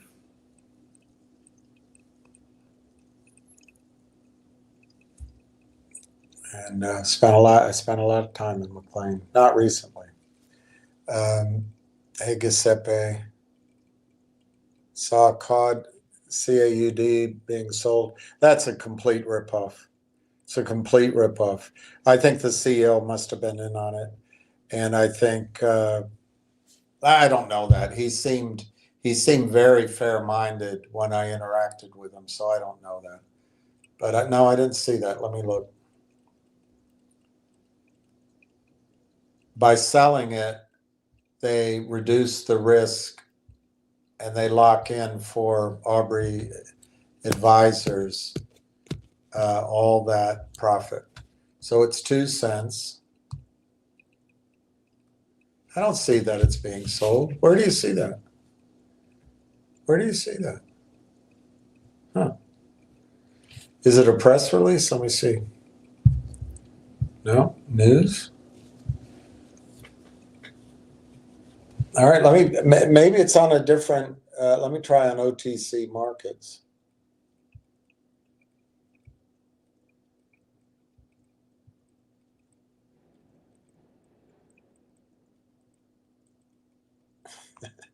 This security eligible for unsolicited quotes only. Unbelievable. The last news I see, they strengthen senior leadership. Yeah, strengthen this. Strengthen your decision making. Let me go to Edgar. I guess it would be on the SEC.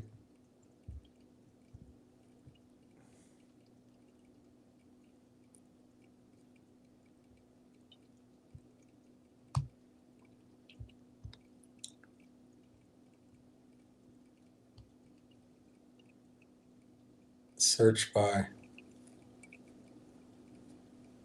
Oh.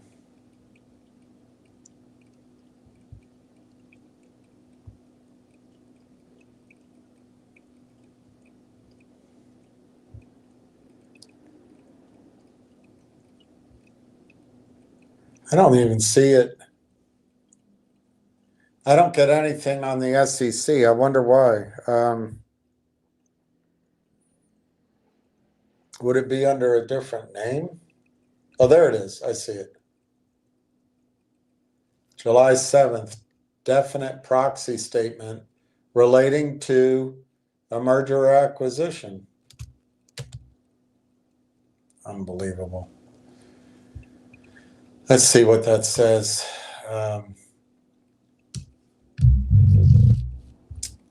You want me to give you thoughts and insight. My thoughts and insight is it was a sting operation, and Aubrey advisors client, Polar, stole 100 million in market cap. That's my thoughts. You are cordially invited to attend the special meeting July 17th. Is that today? At 10 p.m. Eastern Time. Maybe we should do that together. To approve the sale by collective audience to NIWAX Marketing and Advertising Solutions. A French company. Unbelievable. Unbelievable, this ripoff. This is such a ripoff. They're going to sell it. Our board of directors, oh God, everybody takes money, and then this is all a process to cover their ass. That's how I see it. Questions and answers. How much are they buying it for?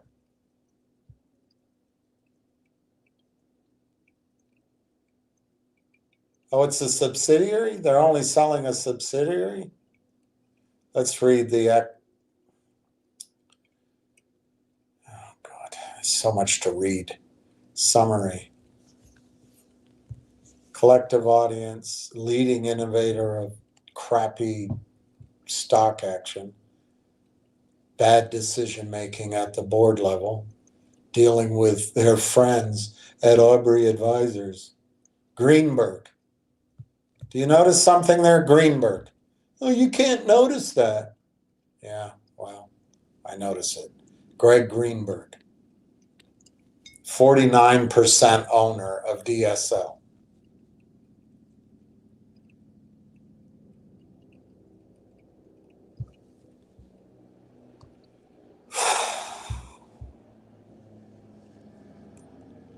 So I guess they're selling a subsidiary. Copy of the equity purchase agreement dated June 6th. Greenberg and the seller rep. He's just buying, if it's good, he's buying it for free. It's illegal. It should be illegal. It should be illegal. On June 6th, we entered into the equity purchase agreement, pursuant to which we agreed to sell our equity interests in the acquired companies. So they're going to become a shell? That's interesting. The Odyssey SAS, BOP, B opinion, a French corporation in the form of a whatever, DSL Digital LLC, Greenberg, the 49% owner of DSL. So which one is DSL? I guess it's DSL Digital. They don't define what DSL is. Let me see the definitions.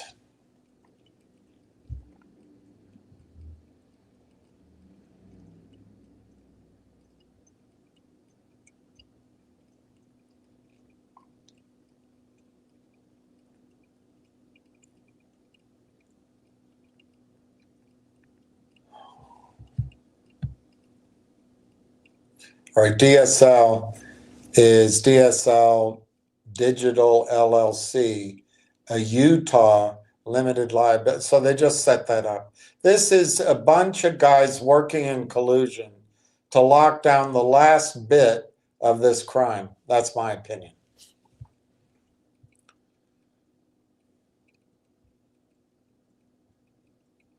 Such a waste of energy.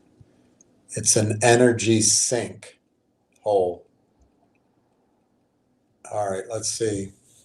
So as consideration for the subsidiary sale and Greenberg's sale of DSL interest, what did he pick those up for? I bet Greenberg's part of the short selling. But he wouldn't have his name out there if that's true. NIAX agreed to issue shares of its common stock equal to 49%. Collective audience receives 71.63% of the consideration shares, representing 35.1% of the common stock. Greenberg receives 18.37% of consideration shares, representing 9% of the parent stock.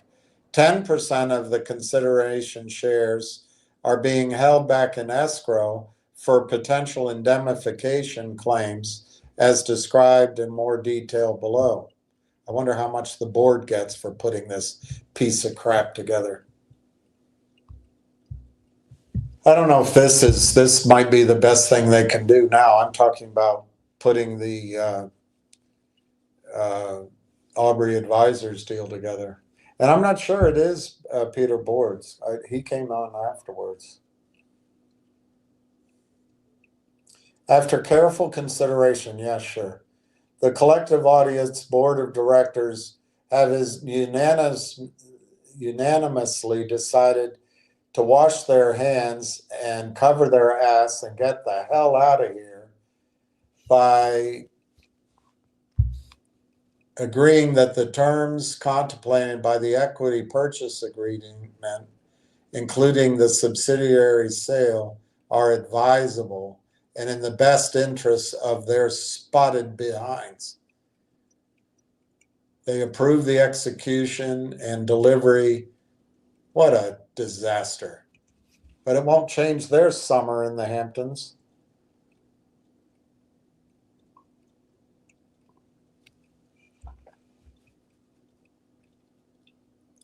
Unbelievable. Absolutely unbelievable. There's not enough information here to tell me what the value is, what we're getting. Greenberg's collective audience and Greenberg have agreed they will not and will cause each of the acquired companies to solicit, initiate, discuss, engage in negotiation with any person. So there's no competing bid.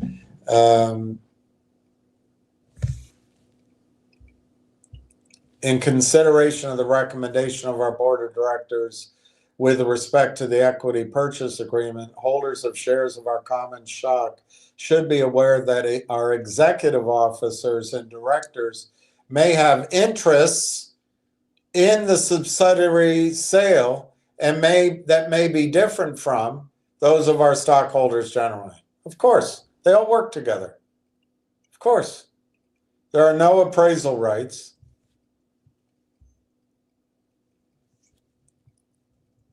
That's a bunch of crap. Bunch of crap.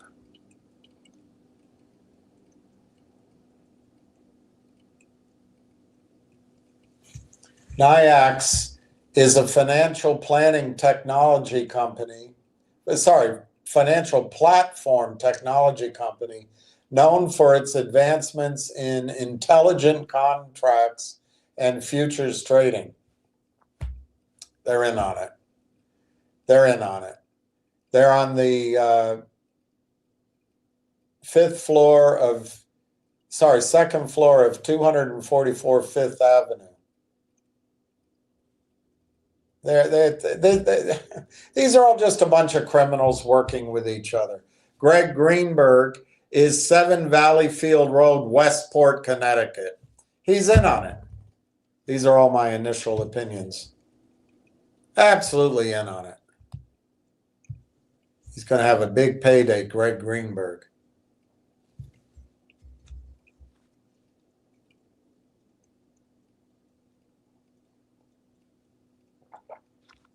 In an effort to enhance stockholder, yeah, right. In an effort to lock down what we've already stolen and to prevent further lawsuits, we're going to enter into this little dance to make it look like we did our work and got the best. It's unbelievable. Just unbelievable.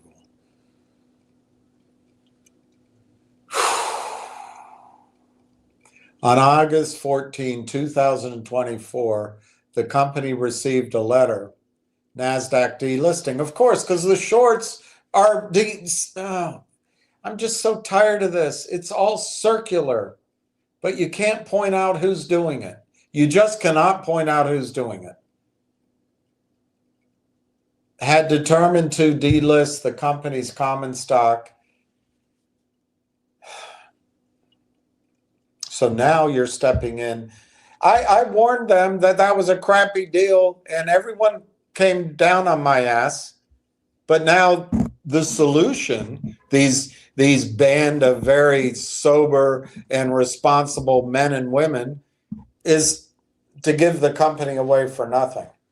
This was so predictable, yet they went forward.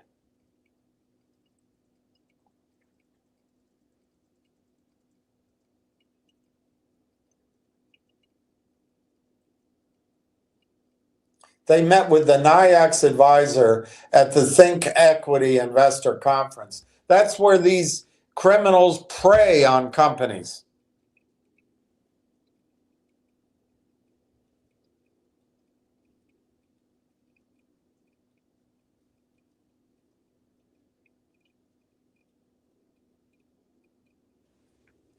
So the company dismissed Usefully Associates as their auditing firm.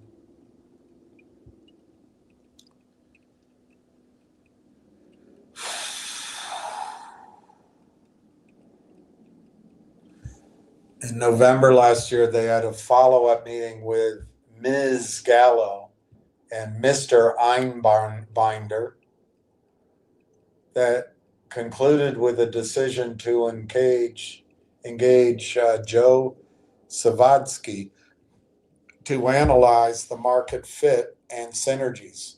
This is all just bullshit. They had a meeting. They're just covering their ass as if this was serious. They knew they were headed this way. I'm going to skip. They just have entry after entry.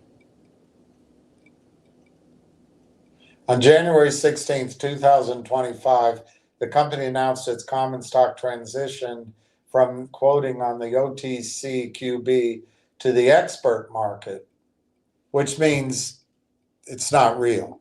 And now they're coming up with a solution. Great.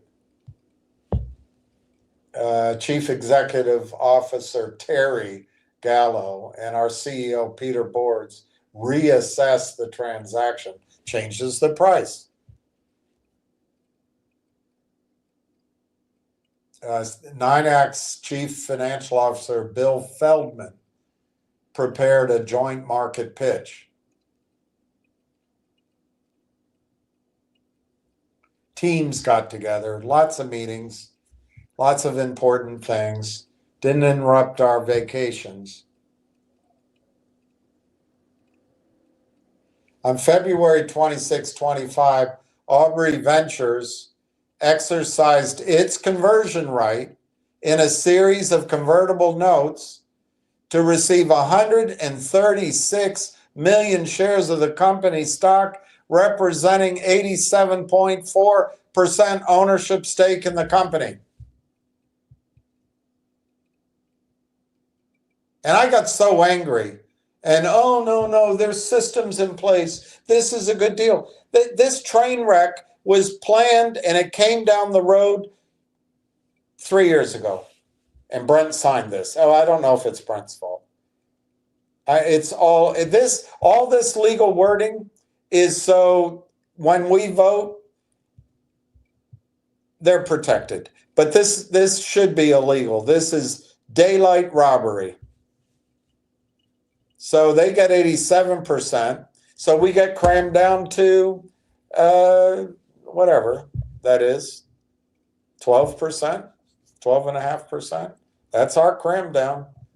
So there's no money back. It's not even worth talking about. There's going to be very limited value to any of us. It's a complete and absolute robbery. But you can't get anywhere. Can't get anywhere.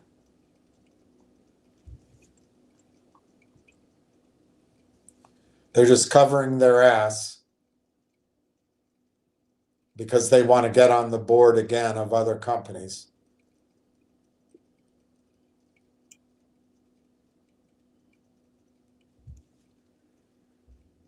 Reasons for the sale.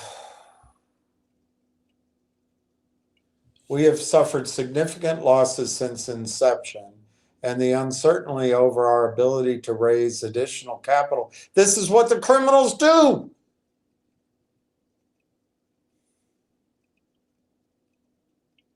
Why CEOs who go to the best schools and they get all the best appointments can't read the effing document they're signing? I don't know.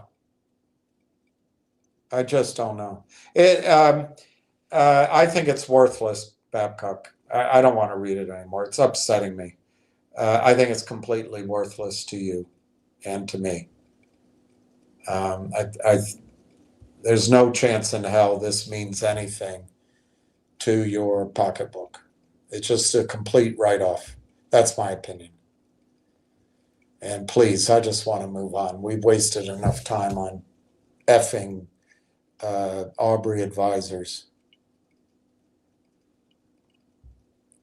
Any CEO out there that hires Aubrey advisors should have her head examined.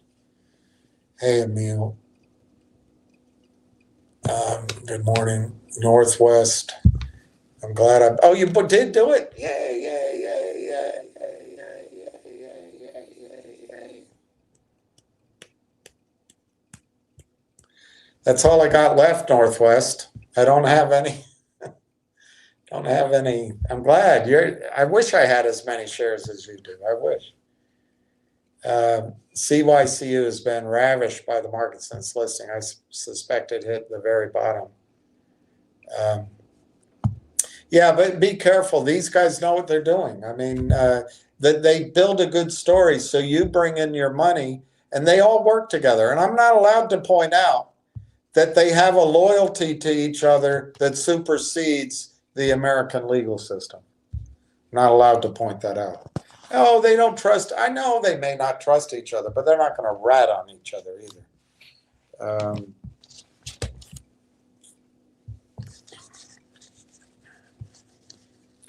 Anyway, I don't want to go down that road. It's just not worth it. Mike thinks it's good risk reward. I've written it down. I think it's something we can think about in the future, but right now, I do not see, and I guess I got to fight this theory of yours. If you buy CYCU right now, which you can do, anybody can do anything they want. I'm tired of trying to get my thoughts across with any kind of absolute certainty. But you pay 39 cents. You have to believe, in my judgment, to buy CYCU now. Why am I talking about this stock? You have to believe that it's going to go to $4 by August 15th or maybe September 1 to do better or to just do as well as the investment in Railtown. I believe you can invest in Railtown, get a 10x. It might take a few weeks, 2 months. You'll have plenty of time to come back and sate your desires in Cycurion Inc., which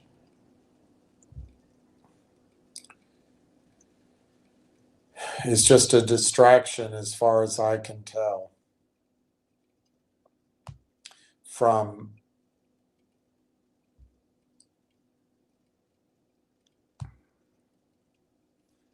the most obvious stock to own for the next 2 to 8 weeks. Now let me just see. Stock, I'll get a chart on it. I guarantee it's been destroyed. That means they've done toxic financing, yet you still want to go in and fight the toxic financing. Oh my gosh.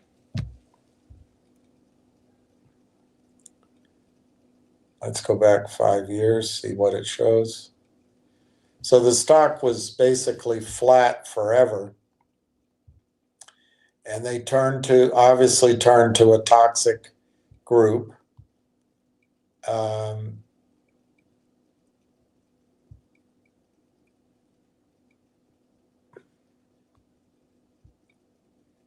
And it looks like the stock traded at, I don't know, I really can't quite tell. $12, $11, $10 forever. It might have been a SPAC. And then it quickly rallies up to the stratosphere. And then they chop it all the way down to, I don't know, I can't read the number. 20 cents? It's really hard to read. Let me see if I can expand it. No, they get it down. All right, now I can read it. They had a bunch of advertisements coming on. So it went sideways basically 10 to 11. So it looks like a SPAC trade. It goes all the way up to 70, which I'm sure you didn't get out. And then it collapses, and I'm not picking on you. Nobody knows. And then it collapses in the span of 3 or 4 days. They probably did the same thing they did to Collective Audience. It collapses all the way down to $5, and it falls like a falling knife all the way under $1. It goes down to 50 cents, bounces to 67 cents, and it goes to 38 cents, and you're excited about it.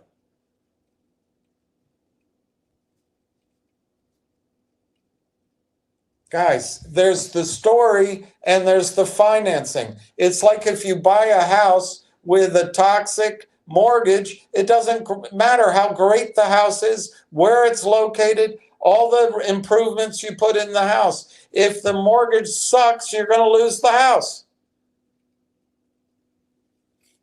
But you still want to play it.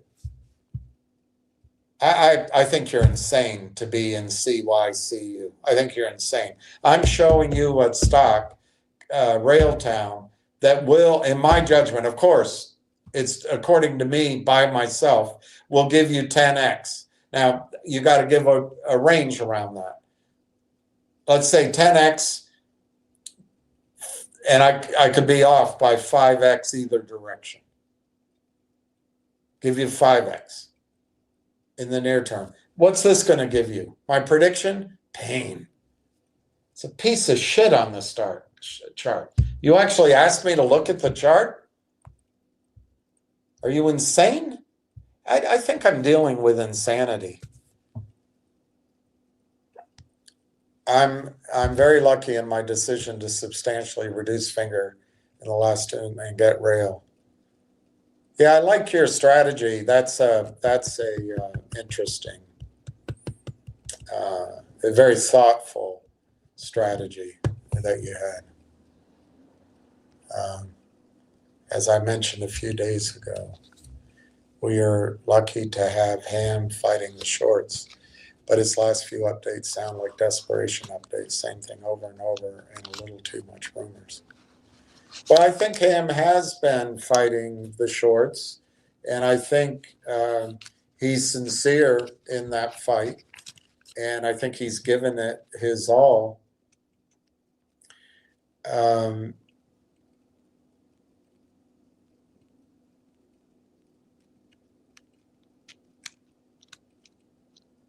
And I think we can all join him in that fight, but I don't think we need to put our capital. I've already lost a massive amount of capital. I don't think we have to put our capital at risk to show that we're joined in that fight. And I think if Railtown does, and I hope soon, but man, as I've pointed out to you many times, that the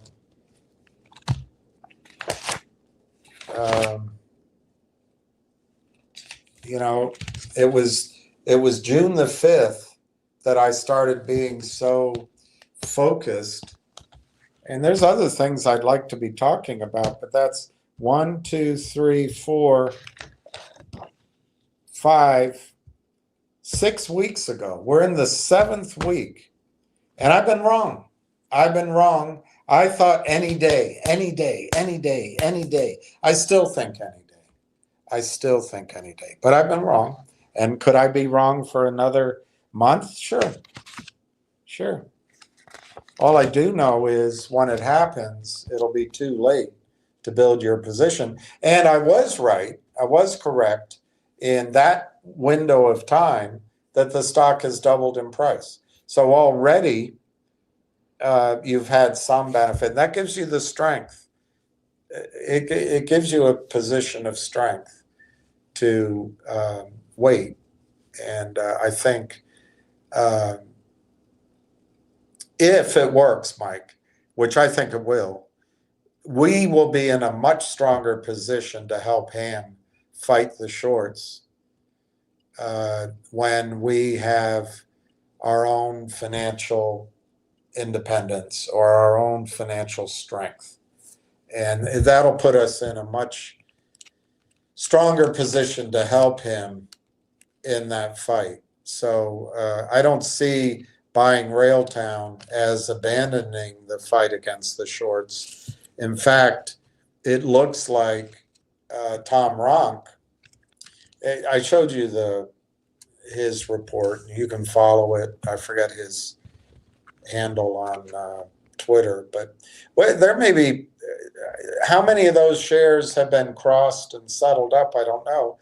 But, there's something like 30 million shares short, maybe 40 million shares short in Railtown. I hope to hell there's not a squeeze, because I don't want people turning this into hot money.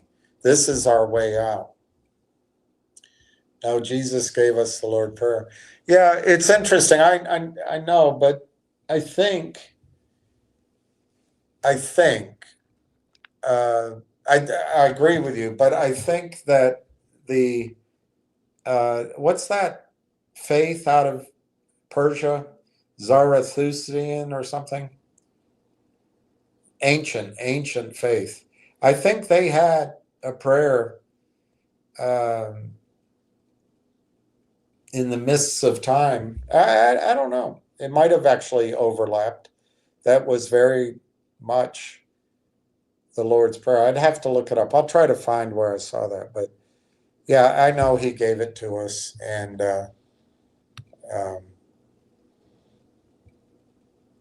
I think, Kenneth, that the Lord's Prayer has things in it that might explain a difference in perspective from slavishly following the rules or the rules as you understand them in the Torah, where as you know, it's a new covenant in the New Testament and with Jesus. So it's a different outlook. And then when you throw in that Paul may have further added or amplified the message of all sorts of things like forgiveness and like faith, that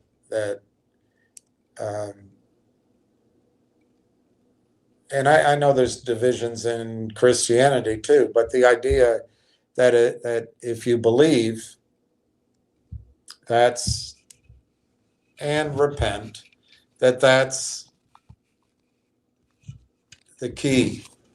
Whereas I think in the Old Testament, you got to follow a bunch of rules and smite and smote and make sure you're standing on Temple Rock when God comes back. Otherwise, you're going to be left out. I don't know if that's true. Northeast Iowa.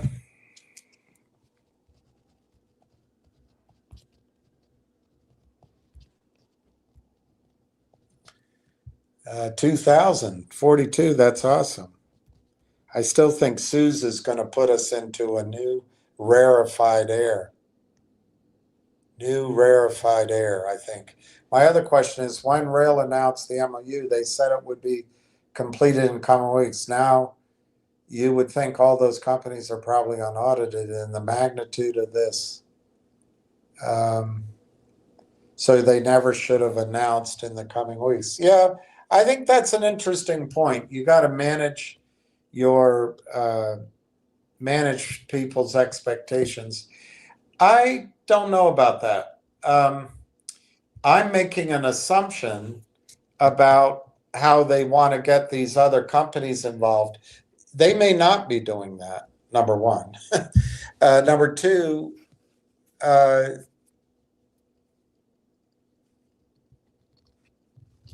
it may, anyway, I Googled it on the Canadian regulatory. I think it's called the Bureau, something like that, the Bureau. And they pretty much approve combinations or mergers or acquisitions within 30 days. But they have an exception, which is if the acquisition is going to concentrate or affect competition, they will take another 30 days. And if that extra 30 days, they still rule that it's too anti-competitive, they'll cancel it. They'll reject it. So there's another possible thing that went on, and I'm speculating here. But maybe the first 30 days went by fine. But the regulator, and I have no feedback on this, but maybe the regulators said, it's kind of odd. You're two companies in the space in Canada, and you're going to then your plan is to roll up 160 companies. We feel like maybe this is a little bit gobbling up too much of the market without giving other people a chance or whatever. I don't know. My point is they could have said, we'll agree to it if you do this, this, and this. And there'd be no way they'd know that would be the outcome. So I think it was reasonable to say they'd be working toward concluding the final LOI within the coming weeks. They didn't know what the regulators would say. They had no idea that the delay would be this long. I don't see any. I think they handled that perfectly well. And frankly, for those of us like myself who, I wish I had a big position and had more money and all that. But for those of us who were in it, we're impatient. But this has given other people a chance to come into it. And that's the perfect storm. That's the reason I keep coming on this subject over and over again, because it's probably a combination of three things, Mike. It's probably some form of regulatory feedback. It's probably some form of a lot of attorneys involved, which means time. And it's probably further just the overwhelming, I'm assuming it's overwhelming from what I read, overwhelming acceptance and excitement by Conductor. Just look, AI Partnership Corp was founded by the guy, Thomas Core, that was CEO or president of Ontario Municipal Employee Retirement Systems. And he stopped out to start this. The other guy, there's more than this, but John Ruffalo started Omer's venture fund.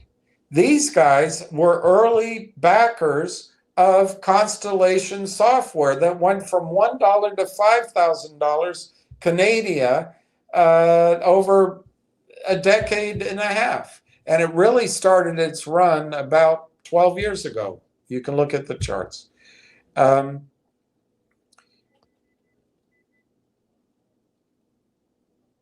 They, in their judgment, after 163 companies in waltzes Railtown with Conductor, and they said we gotta join forces. We gotta be bought out. We've got to combine. And if that doesn't tell you that Railtown has something, they didn't offer that with any of the other 160 companies. They said with the other 160, they're going to acquire them. But Railtown comes in and they say, boy, we got to join up. So I think the three things: regulators might have slowed it down somewhat. Secondly, lawyers ever lawyers. And thirdly, it might just be bigger than anything you can imagine, and it's taking time. And I think it might be bigger now with the frenzy, as I've tried to show you in this space, than they thought it would be when they signed when they made the MOU announcement. So I don't see anything wrong with it. But I guess if they could do it over again, they would say it might take a few months, in the coming months instead of in the coming weeks. But I don't think they misled at all. I really believe, Mike, that it's because the deal has a greater magnitude now, and I would say an accelerating magnitude, so that I think the delays are very positive for our valuations, and it gives us a chance to buy. Justin Babish.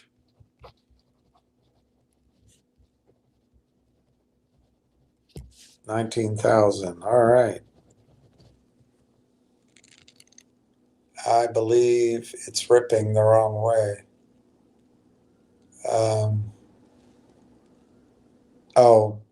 The stock we were talking about, that could be. I agree. We will be much stronger, and I'll be there. Yeah, so will I. I will. Wow, 808, Hawaii. You soon gonna be Bank Hawaii. You're gonna have to practice telling everybody, I'm not Bank of Hawaii. You're gonna have to practice that.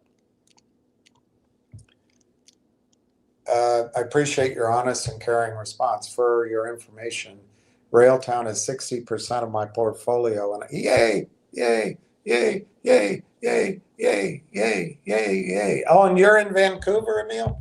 I might invite myself as the representative of our ragtag hedge fund that we'll call the Railtown Riders.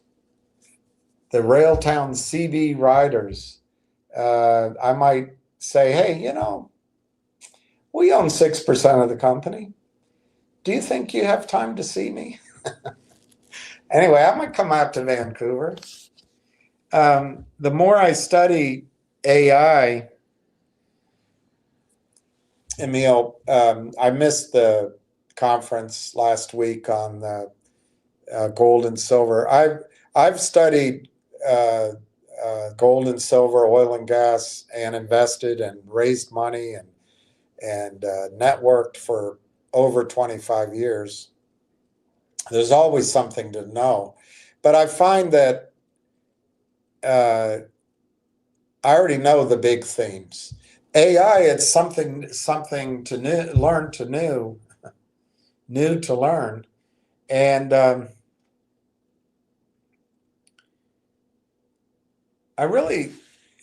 can see the risks in it, and I know it'll be hyped, and it'll be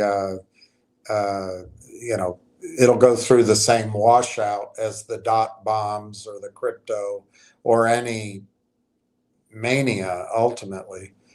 But I think we're on one here that's probably more than survive. We're on one that'll be bought out by the big boys who will survive, I'm guessing. So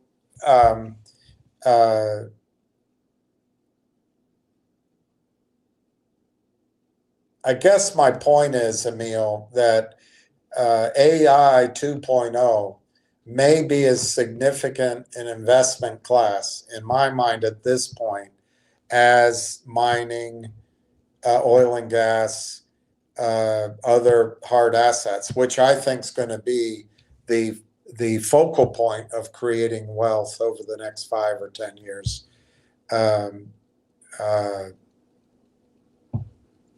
AI 2.0 might also be that kind of investment, and I want to learn about it. I want to know it. I would love to talk to Corey. I'd love to ask one question to start, and then listen.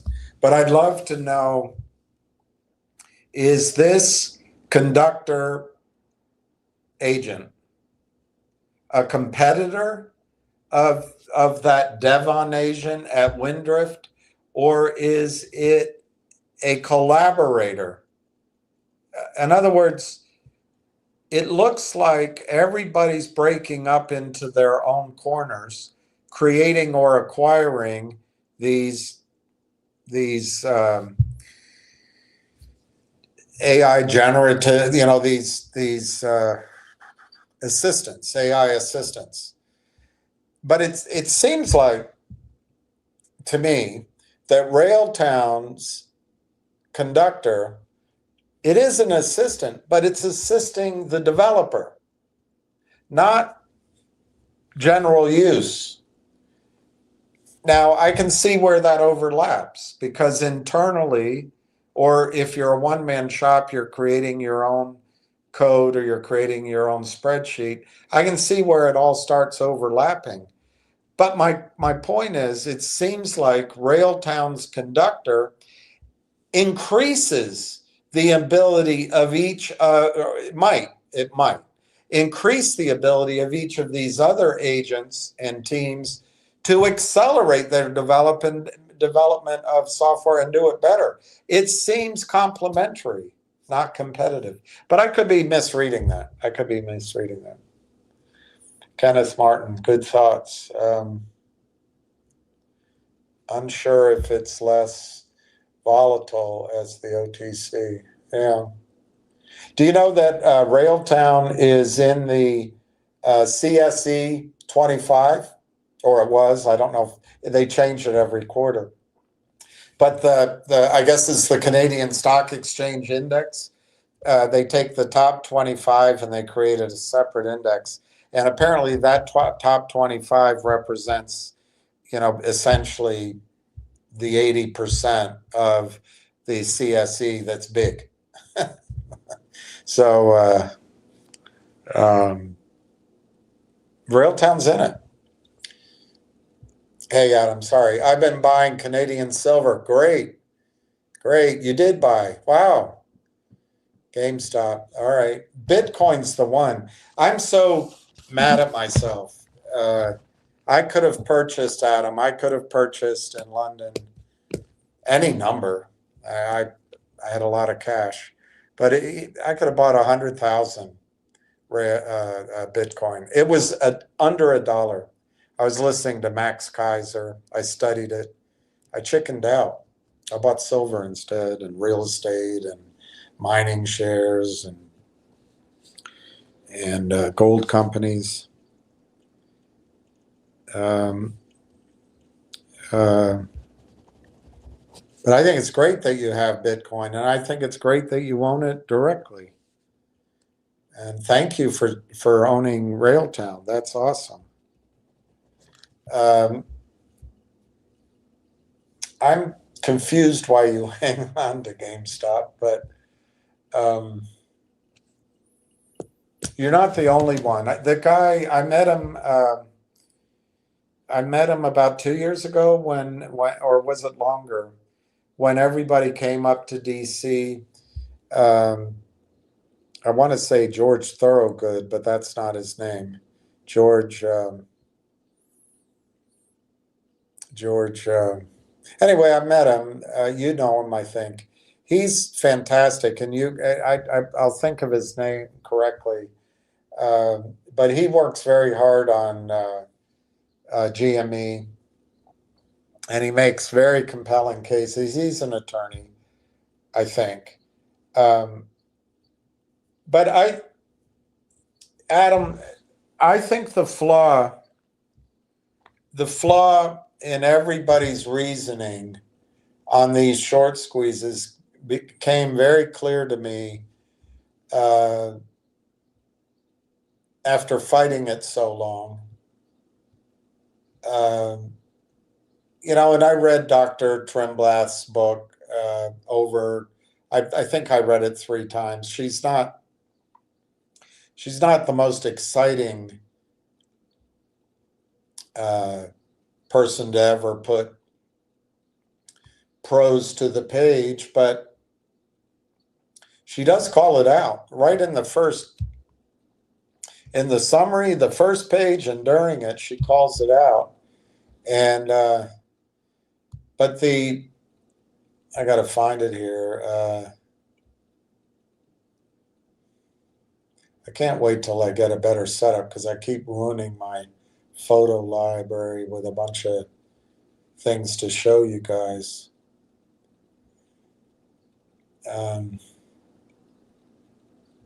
Endless. There's no way to sort them.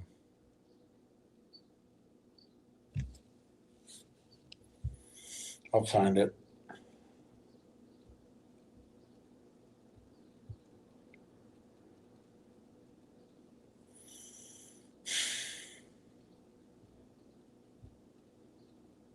Here it is. So this was, I took a picture of this on April 27th. So I guess that's,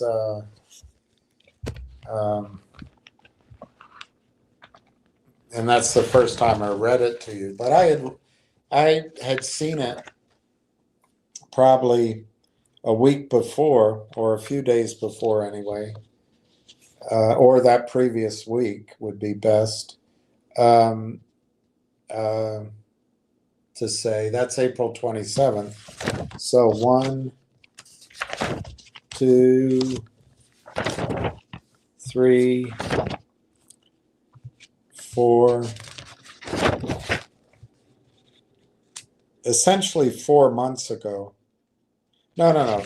I guess we're in the 4th month. So a little over 3 months ago, I subscribed to David Morgan's. He's the so-called silver guru. I followed him a long time. I've subscribed to him for a long time. But he talks about the great taking, David Rogers Webb, and he's very careful. I would guess that he either doesn't like to get into political back and forth, or he supports more of the Clinton Obama side of life. I don't know. He doesn't get into it. But when you read this, Adam, you realize there's no way to win in a short squeeze. GME is an idiotic stock to hold. There's never going to be a short squeeze. Of course, that's my opinion. But let me just read. I'll do it quickly. I'll read it to you. David Morgan, in his monthly letter, which I took a picture of in April 27th, so it must be the April letter. But I'm not positive when he wrote it. I'm not positive. It doesn't say it here. He's responding to questions regarding David Rogers Webb's movie, The Great Taking. And he references Webb's research. He states, the global financial system has increasingly engaged in a practice where all securities, stocks, bonds, and other financial assets, and I would tell you silver as well, are used as collateral by the world's largest banks. This practice, which is known as, quote unquote, collateral management, unquote. The sheer arrogance of these people is carried out without the explicit knowledge of individual investors and institutional funds. The financial securities are pooled, they're collected, they're gathered in one big bunch in centralized depositories like the Depository Trust and Clearing Corporation. In other words, they're put in street name. Your brokers, when you sign the account, everything's now, you don't have a choice unless you really know about it. Automatically, anything you buy is pooled. So they're pooled in a centralized depository like the DTCC. Through this system, securities are rehypothecated multiple times. What is hypothecation? Well, if you own a house, I suppose you can rent it to a family for the year, and you're renting it out. But imagine if you were in the business of sourcing executive housing for international corporate travelers who would be willing to pay the annual lease, but they only needed the home for when they visited their investments once or twice a year in New York. Well, then you could lend that property out 10 times. As long as those CEOs and wealthy investors didn't show up at the same time, they would never know. So you could lease it out, release it, release it, release it, and you'll never have a problem, particularly if you do it over multiple properties and you don't promise them that they have just that one. It could be any one. And that's the theory here. That's hypothecating. So the securities are rehypothecated multiple times, creating extensive collateral chains, which have expanded the derivatives market. Now, this is where he gets all mealy-mouthed. He blames it, in my opinion. I really respect him. I'm not picking on him. But I think he's being very careful not to place blame anywhere. But he said the practice is involved into a systemic method, leveraging securities for financial gains. It's not for your financial gain. It's for a handful of men up in New York and around the world, I guess. But it's not many men doing this. It's not women either. It's a systemic method of leveraging securities for financial gain. It was legally formalized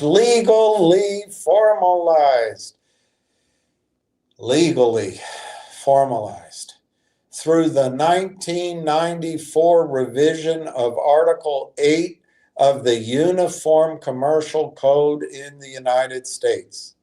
He won't say that it's Bill Clinton, but it was. 1994 revision of Article 8 of the Uniform Commercial Code made this legal.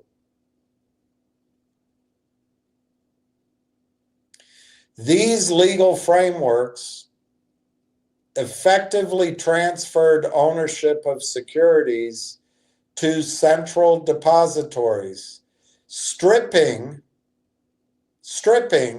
investors of direct property rights and putting their assets at risk in case of crisis. Just remember John Corzine's brokerage firm. It went down and he took collateral from everybody. 2 years later, most people got their money back because the Democrats, Obama, just flooding the market with monies, rallied everything, the plunge protection team, and people got their money back, but they were furious. But the collateral didn't belong to you. The collateral belonged to the banksters. So this revision introduced the concept of quote unquote security entitlements. So all that stuff that we talk about, counterfeit shares and IOUs, and they're just putting toilet paper in your account, it was made legal in 1994. What the hell are we talking about?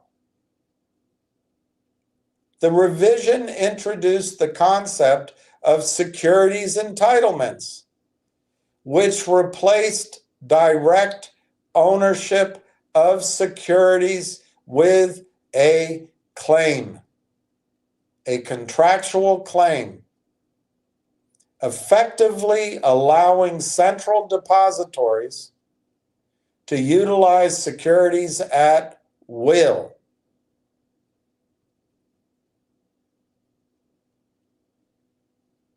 Rehypothecation, the practice of reusing pledged collateral to secure multiple obligations, lies at the heart of this scheme. When banks engage in derivatives trading, they use securities held at the Depository Trust Corporation, just like John Corzine used the securities held at the Depository Trust to collateralize his wild-ass gambles on leveraged foreign currency trades, which blew up in his face because he no longer had access to Goldman Sachs' manipulated insider self-dealing, cheating, and trading that they do, in my judgment. He was out like any of us. And he lost. And his company went bust, RMB or whatever it was called.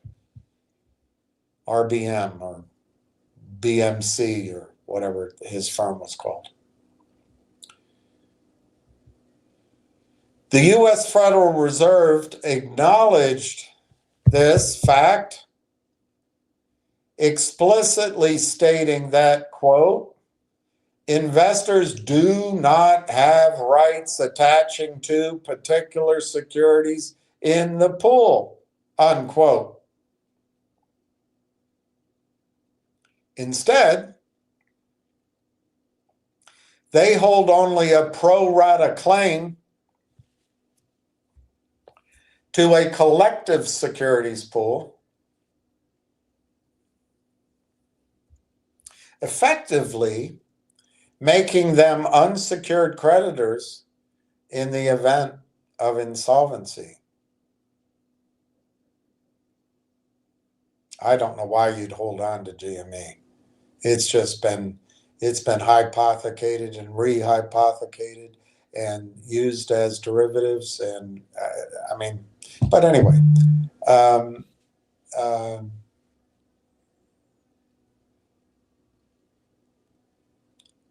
these legal and regulatory structures, introduced under the UCC during Clinton's time, he's not saying that, I am, have effectively turned securities ownership into a form of indirect claim. Rather than having outright ownership, investors are granted a contractual claim, which allows financial institutions to prioritize the institution's interests in using their clients' assets. If a major crisis were to occur, like in Corzine's situation, the person that owns the collateral, the other side of the derivatives, gets first crack, not you. The first rights to the underlying securities would go to the secured creditors involved in the derivatives contracts, not to the investors themselves. This arrangement has allowed the derivatives market to grow to 1.5 quadrillion. Nothing can go wrong there, these assholes. This explosive growth has been driven by the unregulated Bill Clinton and limitless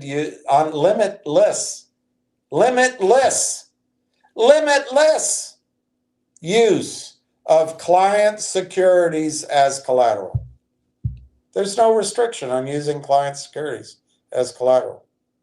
And you expect GME, GameStop's going to give you the mother of all squeezes? GameStop's going to $5. But it's hard for one person to say that when the preponderance of the push, stay in it, stay in it. They take it up to 80, do a deal, bring it back down to 30. Take it up to 65, do a deal, bring it down to 30.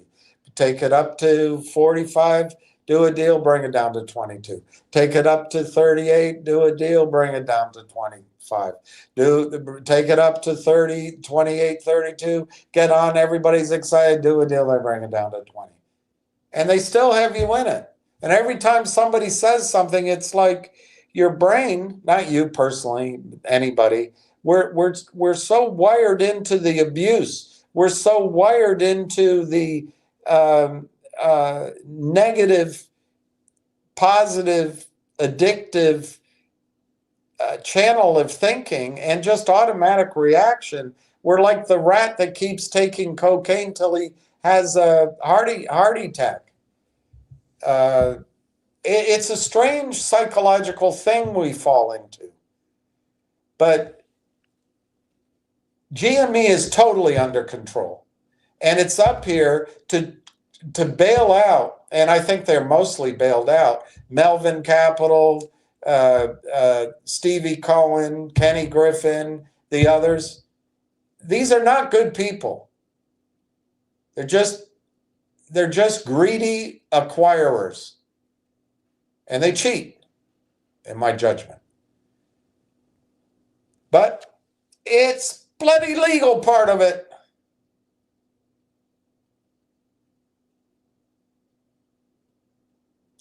This legal arrangement doesn't scare you. Let me just show you something. Who owns the DTCC? The Depository Trust Clearing Corporation is owned by its member firms,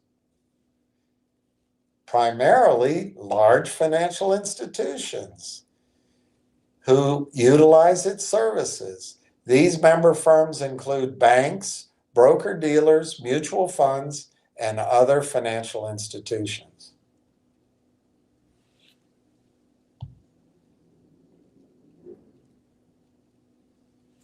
The DTCC is a parent company of several subsidiaries, the DTC, National Securities Clearing Corp, and Fixed Income Clearing Corp.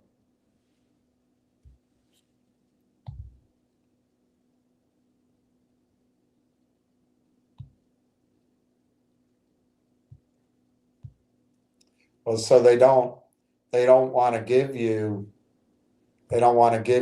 which firm. So let's say who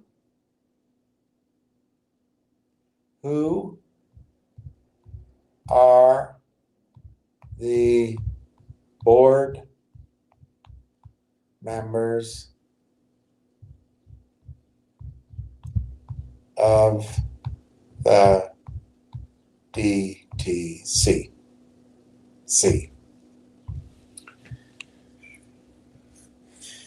There's 13 participant directors, 4 non-participant directors, 2 designated directors by preferred shareholders, ICE and FINRA, and the non-executive chairman and CEO.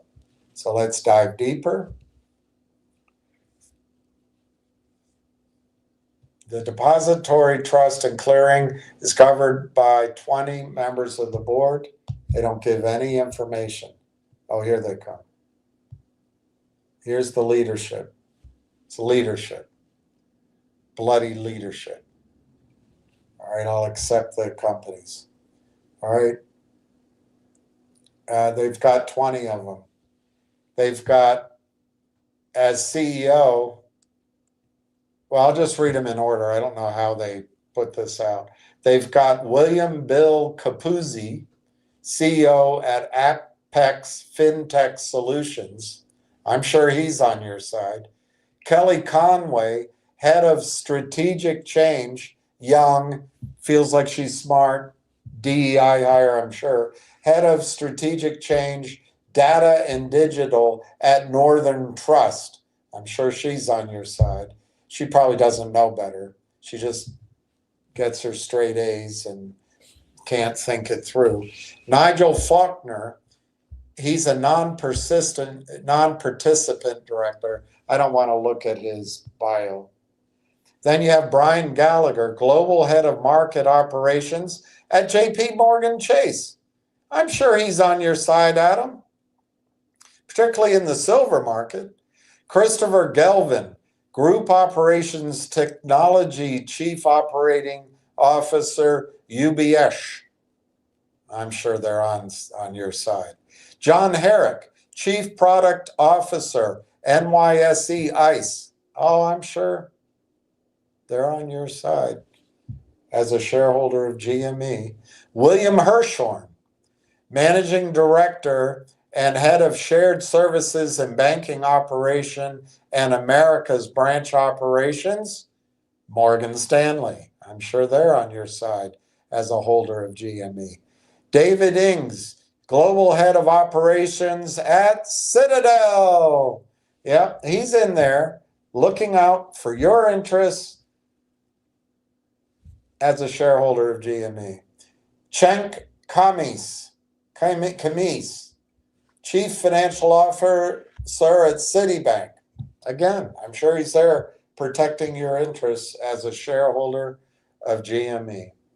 Kevin M. Kessinger, he's a non-executive chairman of the DTCC. John Jack L. Klink, he's a non-participant director. Frank La Sala, President, CEO of DTCC, DTC, FICC, and SCC. So he's hired to protect your interests and settle the trades. Make sure it's the mother of all squeezes in GME.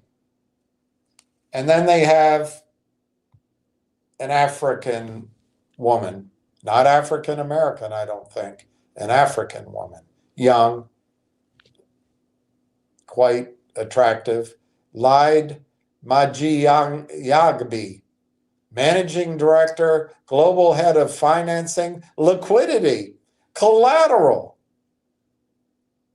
at the Bank of New York. I'm sure she's there to protect your interests as a shareholder of GME.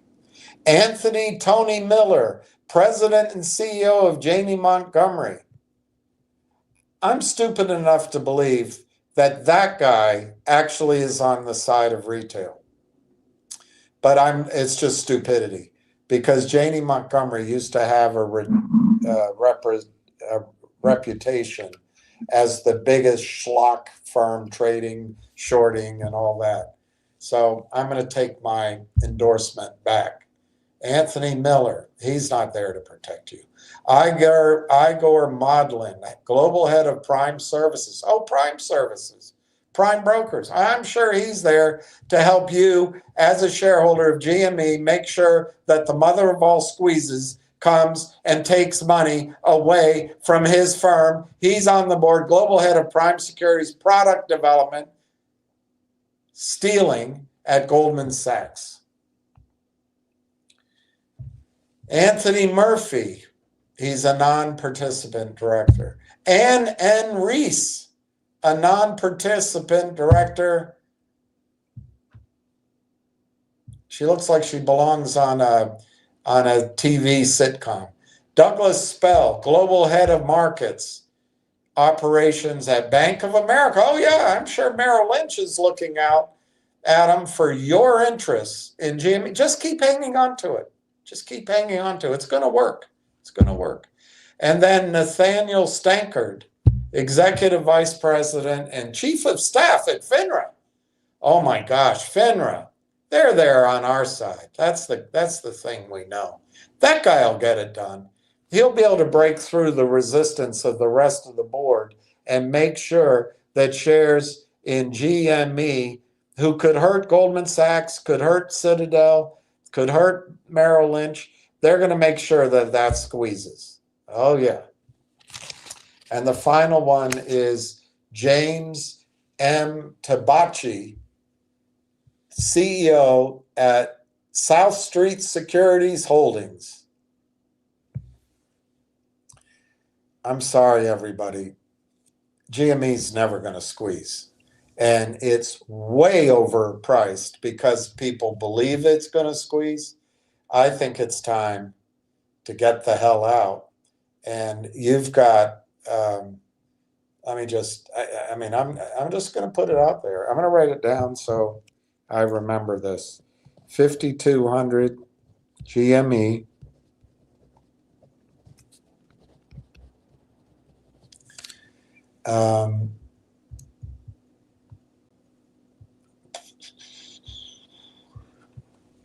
All right.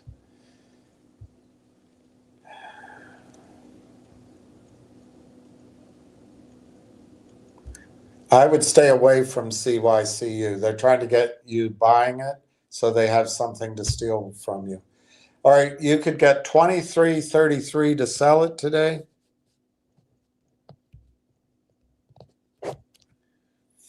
And to buy Railtown would cost you $60.99. So I'm going to make a call today, Adam, that if you got to do your own decisions, of course. I can't give advice, but if I owned 5,200 shares of GME, I would be so happy. I would be so excited to sell it for $23.33 and bring in $121,000.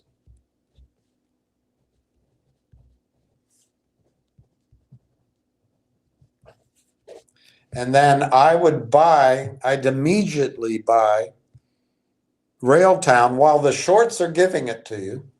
They're just printing it. They're just giving it to you. Take advantage of the system rather than being abused by the system.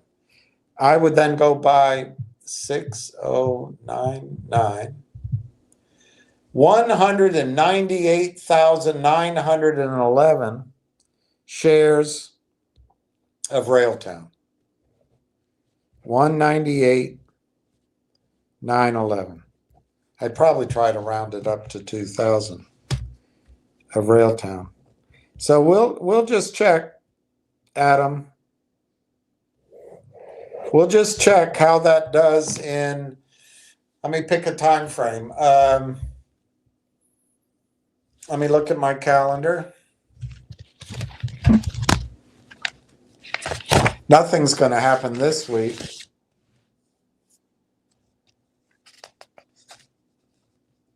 Could be next week, could be the following. All right, if nothing happens next week, I don't think anything will happen the following week because of holidays.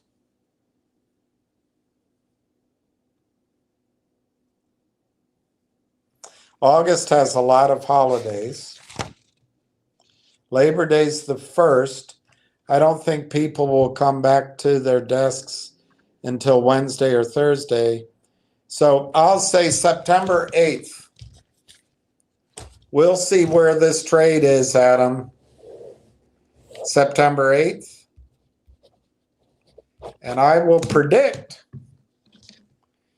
that your GME is going to continue to be worth $125,000 on September 8th.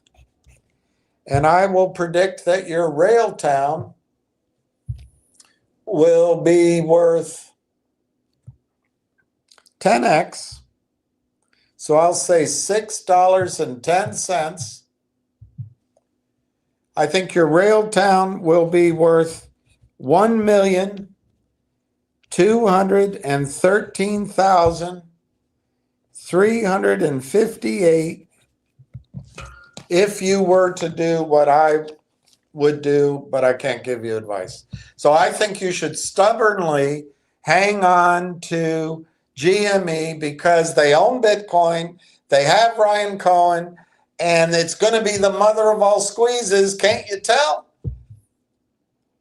Instead of moving it over to a stock that is artificially suppressed by the shorts, and there's no price discovery right now because the main buyers who can buy the stock cannot buy it because it's restricted, and it's in the, the hottest. You're not supposed, I don't mean that word as a promotional thing, but the news I've read to, the frenzy, the breakouts, the new highs, the AI 2.0 space has the potential to revolutionize the markets.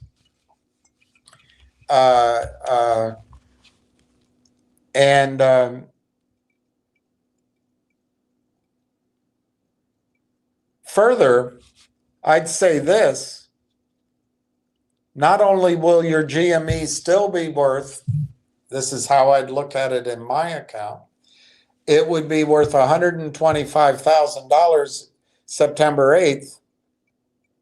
I think it would be headed down to being worth $25,000, whereas if it were my account, whereas your $1.2 million, I think would be headed toward very close to being worth $12 million over the next 18 months. And that's not good enough for you. You want to be in, you want to make back the money you lost in GME. I want to make it back in GME. And I know Ryan Cohen's the guy. He's not working with the shorts. He's on my side. And Citadel on the board of the DTCC, who have a legal right. Citadel has a legal right to pool securities. Goldman Sachs has a legal right to pool securities. I'm going to hang on because they're going to buy it in. I don't know what the hell. I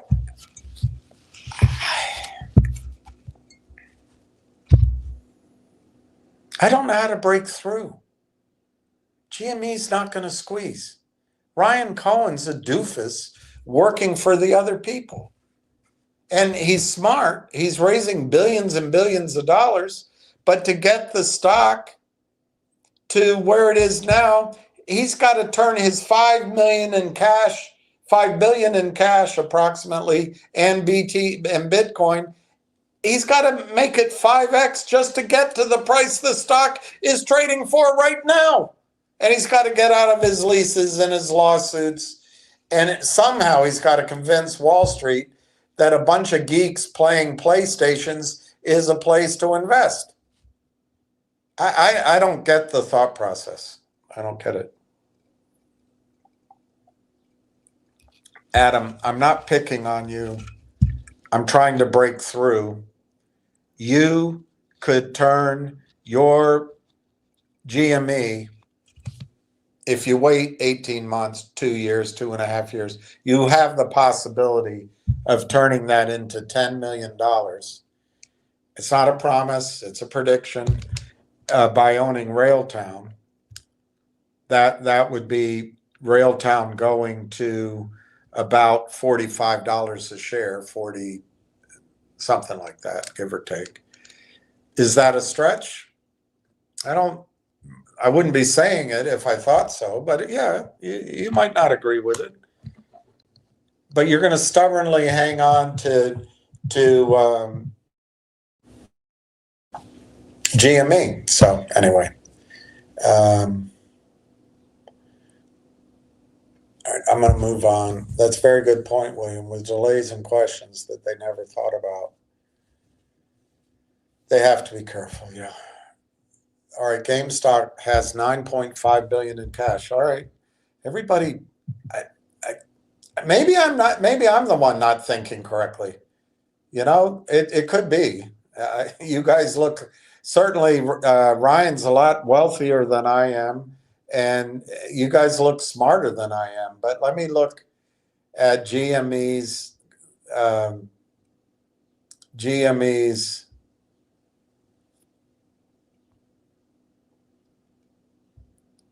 number of shares outstanding. Damn it. According to Yahoo.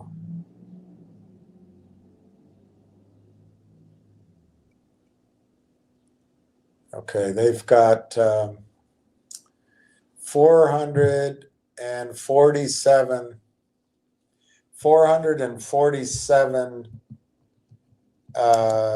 million shares outstanding. You say they have 9.5 billion in cash.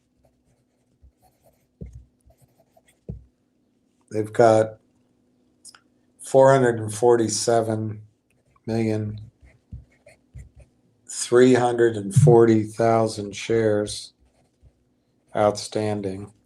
Now, there is a liability for the leases that's an obligation. It's going to eat into that cash. But let's ignore that. Let's just ignore it. Let's just assume they don't have any leases. They don't have any obligations. Let's assume everything is swimming beautifully because Ryan Cohen is the most bloody genius CEO in the face of mankind. So that's 9.5 billion divided by 447 340 123, $21 a share. So you might be right.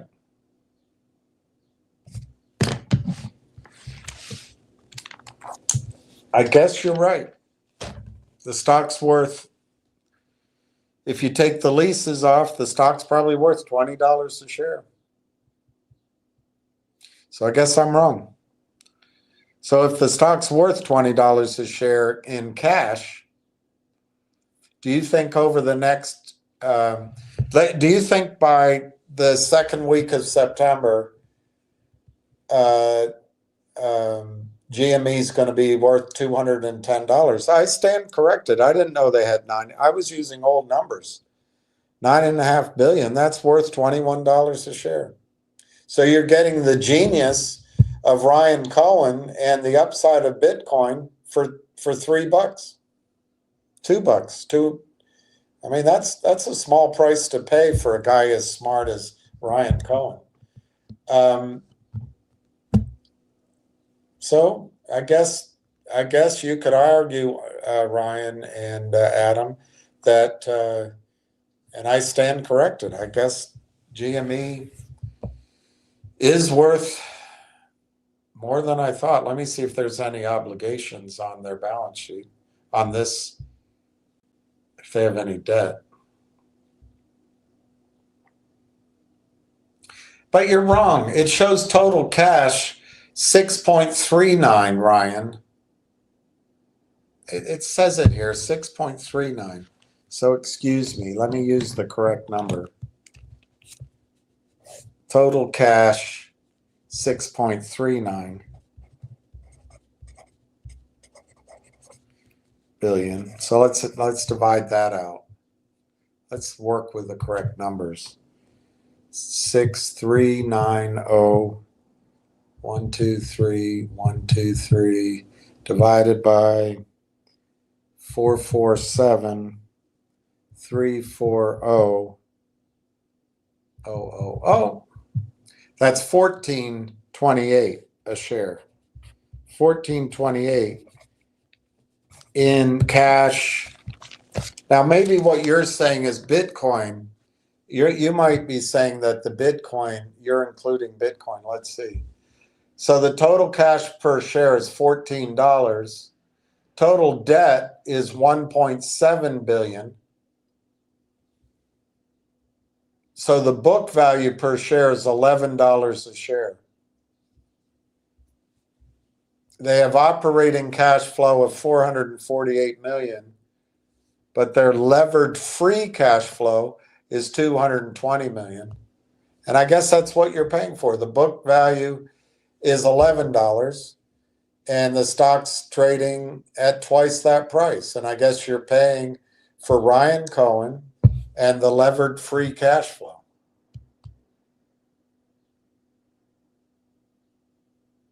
It's 34% held by institutions, 80 million shares short. So you're also holding it for the short position. But I would argue they've been working that short position down and down. On the other hand, I can see why they're shorting it. I don't think it should be worth. It says here the book value is $11. I don't know if they're taking into account the cost of breaking up the leases or anything like that. But I think the stock should be trading at $11. I think it should trade at a discount to $11 because I don't think Cohen is on your side. I think Cohen's working with the shorts. But I'm so jaded, I could be wrong. But anyway, you got a stock with a book value of 11. Do you think it will be trading for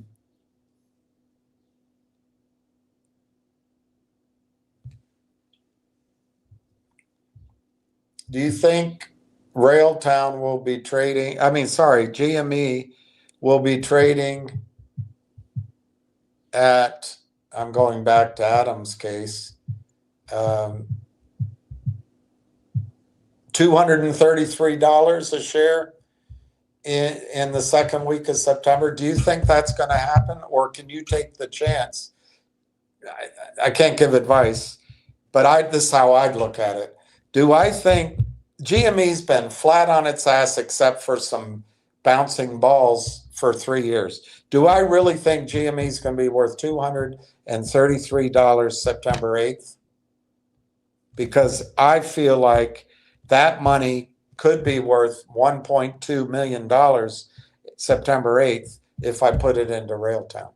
But guys, I don't, you get my thought process. You can hang on to yours. I also own 2 psychedelics. I need a psychedelic right now. Simon and Mind Medicine. What are your thoughts on psychedelic thoughts in the future? I don't have any thoughts. I don't trust pharmacy, and I want to move on from questions that are wasting my time in terms of Railtown. I posted about PNP NF on your show. All right, Mr. Wu. This is the nickel company, or Nichols PN. I like the story. He's raised financing. It's obvious that people don't want to be concentrated in Railtown, but I think you're going to have plenty of time to buy PNP, whatever that is, and RDR. I think you've got plenty of time. I don't think you've got more than 2 hours to buy Railtown today. And maybe you'll have time next week, maybe you won't. But if you guys keep focusing on other stories, Railtown's doubled. Have any of those doubled in the last week? It was 17 cents. Wow, that's a good deal. That's a good deal. But we're in a different cycle in the resource market, and most are up. I love that. That's fantastic. You've done very well. Railtown was 38 cents when I found it, and it went to 22 cents. It's now 62 cents. It's a completely different industry. It's a completely different life cycle. And I love silver, gold, all mining shares. I'm so excited about it. But if you notice, I haven't talked about any of that for 5 weeks because I want people to focus their attention on Railtown. But I love it, Mr. Wu. I love it. I think that's great. Any news on GTII? Yeah, it's people are still buying the stock for some idiotic reason. And I think smart people are selling the stock while idiots are buying it, and they're converting that money into Realtown. Otherwise, if you want to follow news on GTII, I suggest you tune into Richard Hoffman or Ham Shortkiller. GTII, Julia Affairs, is worthless to us. We will be crammed down, or it will be nearly worthless, even if everything goes right. And it's a big waste of time. So thank you for your question. Let's party. Got another 5. Wow, you're amazing. You're amazing. And you still got your name on your shirt. They call me Old Waylon.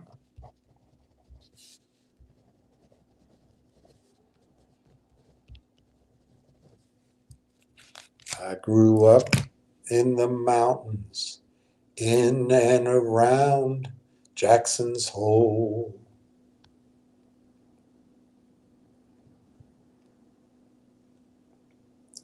That's awesome. You're playing the game, Steve. All right, it's 2:00. Let's go. Let me, now that I've answered these, let's go see if I can give you some information. Okay, because I'm repeating a lot of the same stuff. All right, I got to delete these. Delete, and re-delete. Or standing on the bridge. Delete jumped off. Who was left? Re-delete.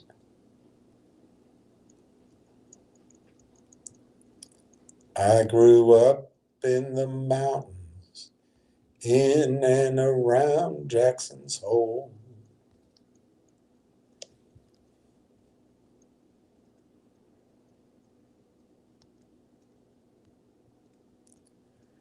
I'm deleting everything, and I'm probably going to regret it, but I'm deleting it. I'm deleting it. I need space. I need to show you guys. Oh, I didn't mean to do that. But look at the bubble. That's interesting. There's a bubble symmetry. I'll save that for the future. Let's take it off.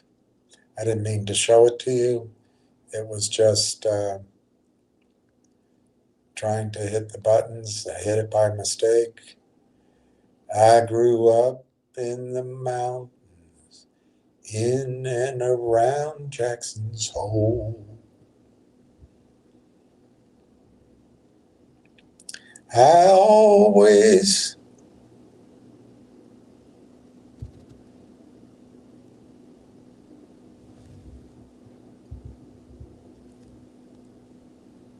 but in the springtime.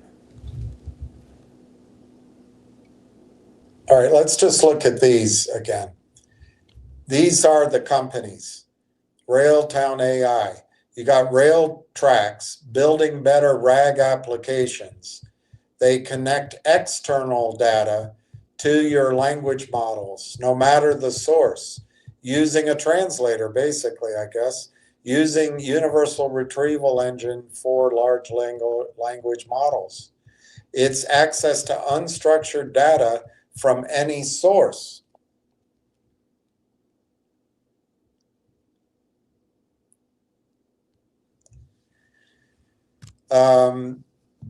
Build your RAG applications on your user data. Railtown's universal retrieval engine has pre-built connectors to ingest and digest unstructured data from any source and load it into any destination.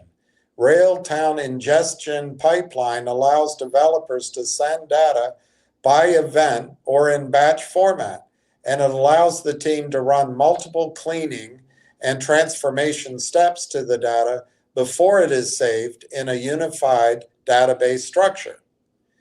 This will allow the team to interact and create RAG applications. We're doing the Vatican rag and automation on top of the data. Then they have Shredder. Stop giving away 20 to 40% of your SRED credits, whatever they are, to consultants. No need to spend weeks researching and preparing your SR and ED report. Shredder will handle what would normally take weeks to do in just a matter of minutes. Save your time and keep your money with Shredder for SR and ED claims. I mean, that's got to be good, doesn't it? It's got to be better than Ryan Cohen sitting on a bunch of cash. Conductor. This is the big one, I think. DPE for the next generation of software development. That sounds exciting. The next generation.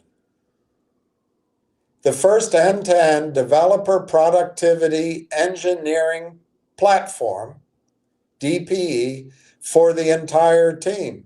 It's the first end-to-end. It is the first end-to-end DPE for the entire team. With the power of Conductor, keep your developers all the way to the left all the time in their IDE. And we know a company that just got purchased for its IDE, happy and productive. The Conductor IDE plugin pushes the root cause analysis right where the developer is working alongside the code within the developer environment, providing details about the lines of code that are causing the error and steps to address the issue.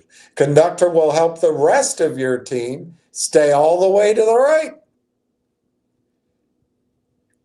informed and engaged with automated documentation about the technical debt, progress notes, stand-up notes, developer velocity, best practices, root cause discovery, and reporting. That sounds better than hanging onto a pile of cash with Ryan Cohen. Lang tracks. Improve agentic workflows with request completion, RC. Native Lang graph tools often lead to unnecessary complexity and rigidity. Facing these challenges, we created a new framework, request completion, or RC. RC simplifies the creation of dynamic input-driven workflows with a node-based architecture tailored for flexibility and scalability. In RC nodes are something or other with clear input and output parameters. Let me see if I can.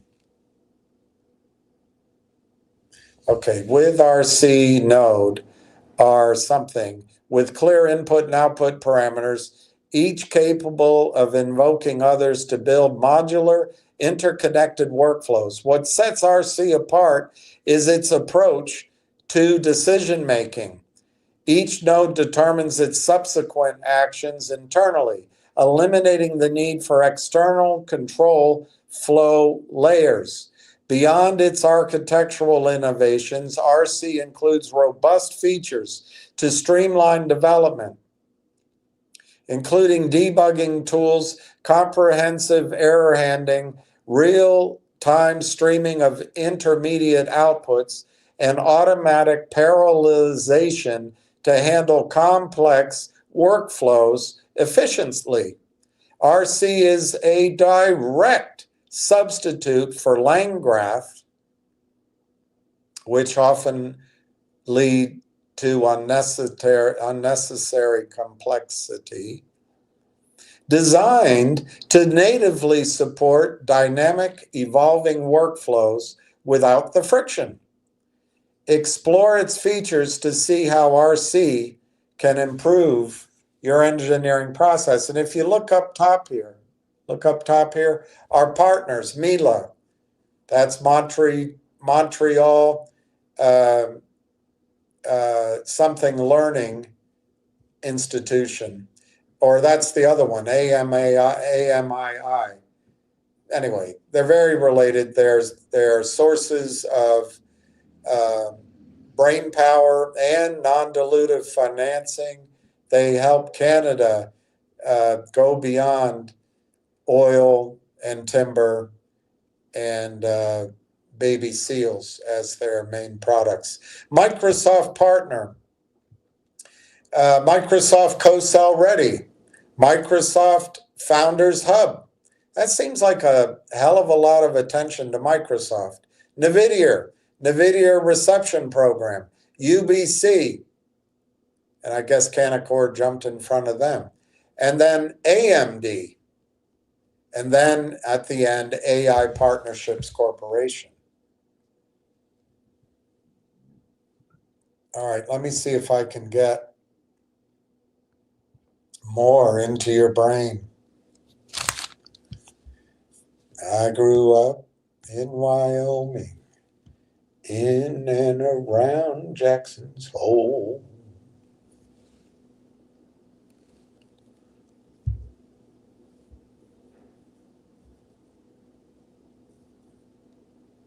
All right, I want to go through this one with you. I found this one fascinating, but I hope it comes up in the right order. And if it doesn't, well, I think I have room to add all this. Let's see what happens. They'll say, boy, you sure have a lot of files. You have to reduce files before you can show these. Man, no, maybe not. Maybe not. Maybe I got away with it. All right, I want to go through this with you. It's 2:20.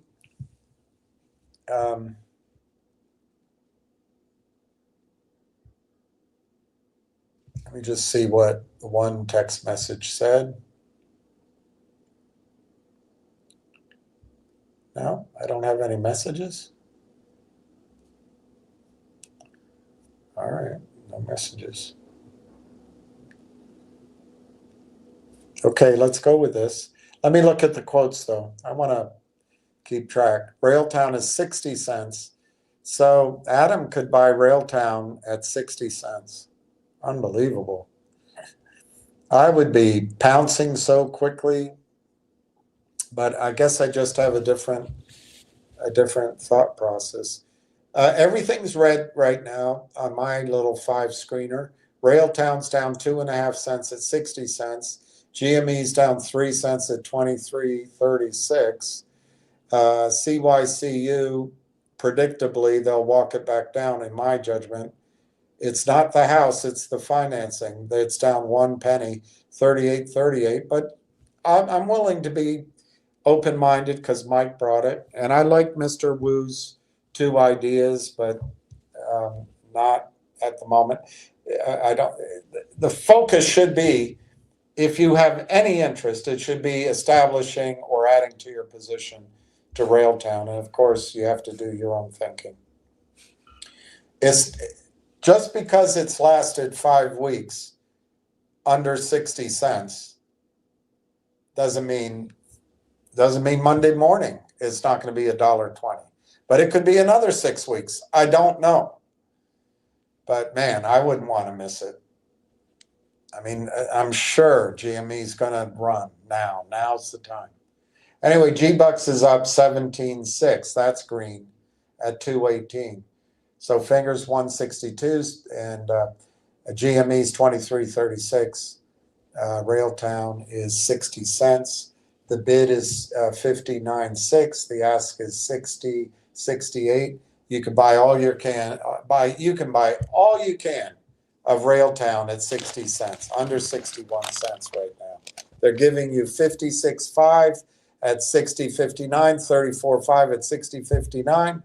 They're giving you 72,000 at 0.6068. You can go buy it all. But you're going to wait till the stock's $1.20 or $2. and there'll be nothing for sale. I don't get it. I don't get it. I do not get it. All right, I want to show you this. This is industry.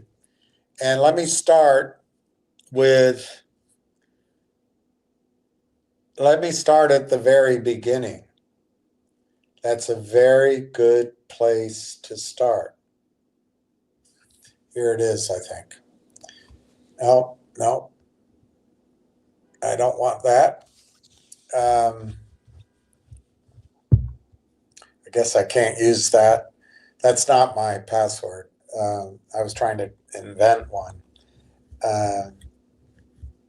So I guess I can't use that. I showed it out by accident. Where's the first one? Here. Okay, so this is from Stanford University in their HAI. This is their human intelligence department. And let me see if I can turn off. Well, we can deal with it.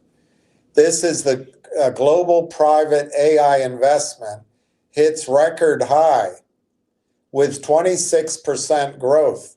Corporate AI investment has reached $252 billion in 2024, with private investment climbing 50. Let me just see if I can take your comments off there. All right, let's come back to this. All right, global private AI investment hits record high with 26% growth. Corporate AI investment has reached $250 billion in 2024, with private investment climbing 44% and mergers and acquisitions up 12%. The sector has experienced dramatic expansion over the past decade, with total investment growing more than 13-fold in a decade. 13-fold. All right, so this is all from Stanford University. And I bring this chart up again a little bit bigger so you can see it. It's the blue, the big navy blue is merger and acquisitions. Private investment is the green, and minority stake, I guess that's self-explanatory. And then public offerings have yet to really take hold.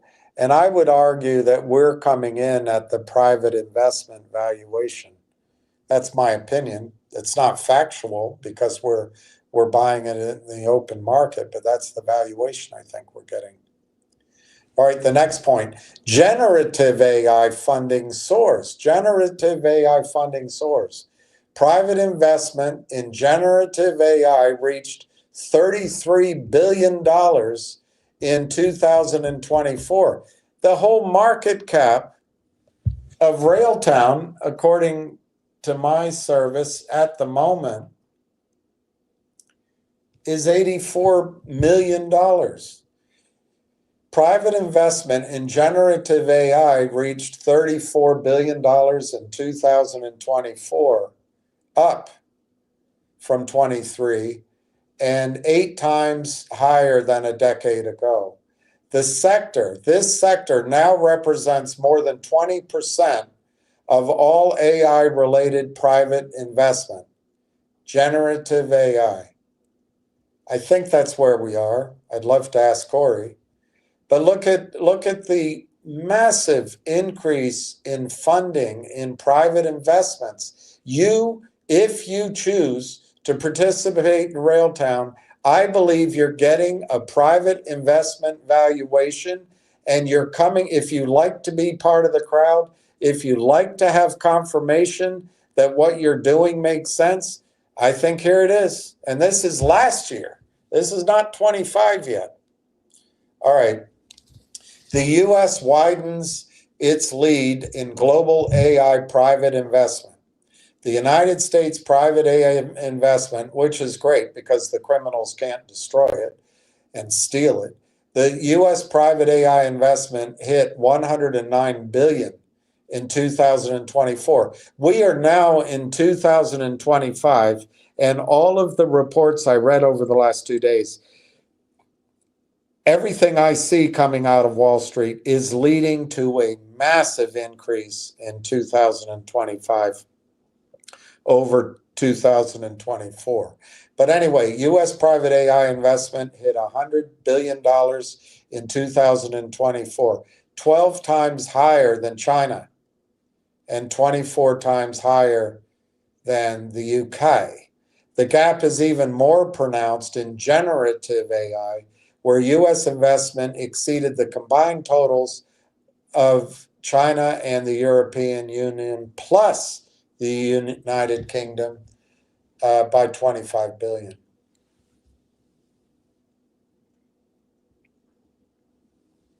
Use of AI climbs to unprecedented levels. In 24, the proportion of survey respondents reporting AI use by their organizations jumped to 78% from 55% in 23. This is 2 years ago. Similarly, the number of respondents who reported to using generative AI in at least one business function more than doubled in 2023, from 33% to 71%.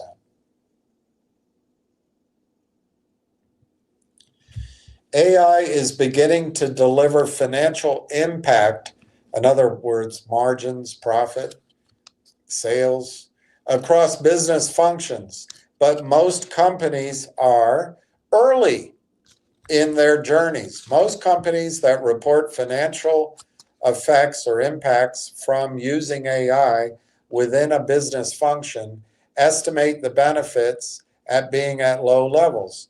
49% of respondents whose organizations use AI in service operations report cost savings, followed by supply chain management and software engineering. Look at that, software engineering, 41%, right down our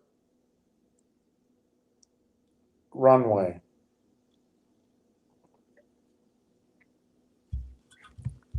Most of them report cost savings of less than 10%. Well, this is 2 years ago, but hey, 1 year ago, it says 2024.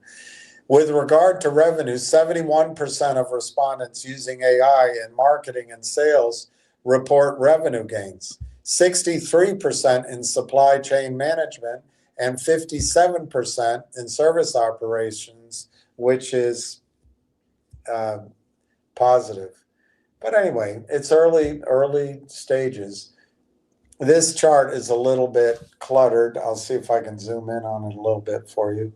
But it gives you the different areas that are using AI and some of the benefits, or it's a push. Remember, Corey points out that the cost is accretive now in many of these. Anyway, use of AI shows dramatic shifts by region, with Greater China gaining ground while we bomb the hell out of Syria. China's focusing on the future. We focus on the past. We're trying to break out of it. And I think Trump's trying to break us out of it. He's got to get rid of Israel. While North America maintains its leadership in organizations' use of AI, Greater China demonstrated one of the most significant year-over-year growth rates, 27% increase in AI use. Europe followed with 23%, suggesting a rapidly evolving global AI landscape and intensifying international competition in AI implementation. China's dominance in industrial robotics continues despite slight moderation. In 23, that's 2 years ago, China installed 276 industrial robots while we spent our money bailing Israel out of its multiple wars in the Middle East, spending trillions of dollars in blood to bail out a country that bombs Catholic churches. In 2023, China installed 276,000 industrial robots, 6 times more than Japan, and 7.3 times more than the United States. The United States has better things to do with our money. We have to bomb the F out of brown-skinned people in the Middle East. Since surpassing Japan and light-skinned people, and Japan in 2013, when it accounted for 20% of global installations. So China has surpassed Japan. China's share has risen to 51%, while China continues to install more robots than the rest of the world combined. But hey, let's bail out Benji Netanyahu one more time. This margin narrowed slightly in 23. You don't think we got to spend our money here? You don't think we have to jump in here? No. We've got to make sure that when war comes to the Middle East, the Messiah will come for the first time to Israel, and a great uplift of Christian souls will happen, leaving the rest of us assholes behind. Number 8, collaborative and interactive robot installations become more common. In 2017, collaborative robots were less than 3% of all new industrial robot installations. It climbed to 10% by 23. 23 saw a rise in service robot installation across all application categories except for medical robotics. This trend indicates not just an overall increase in robot installations, but also a growing emphasis on deploying robots for human-facing roles. Think banking. Think banking. AI is driving significant shifts in energy sources, attracting interest in nuclear energy. Microsoft announced a $1.6 billion deal to revive the 3 Mile Island nuclear reactor to power AI, whilst Google and Amazon have also secured nuclear energy agreements to support AI operations. Remember Wolf Energy? Down, down, down. Even though the backdrop is good, the criminals control that financing. It's not the house, it's the mortgage. AI boosts productivity and bridges skill gaps. Last year, AI index was among the first reports. Last year's AI index was among the first reports to highlight research showing AI's positive impact on productivity. This year, additional studies reinforce those findings, confirming that AI boosts productivity and in most cases helps narrow the gap between low-skilled and high-skilled workers.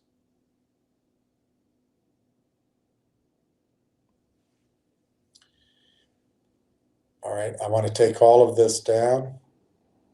I want to take it down and bring something else to your attention. And then I might put a short video on so I can go pee. What's wrong, son? I got to pee. But let's see. I want to show you. Sorry I got so worked up. We waste so much money and we're losing our standing, and it's going to affect our lifestyles. But no one cares.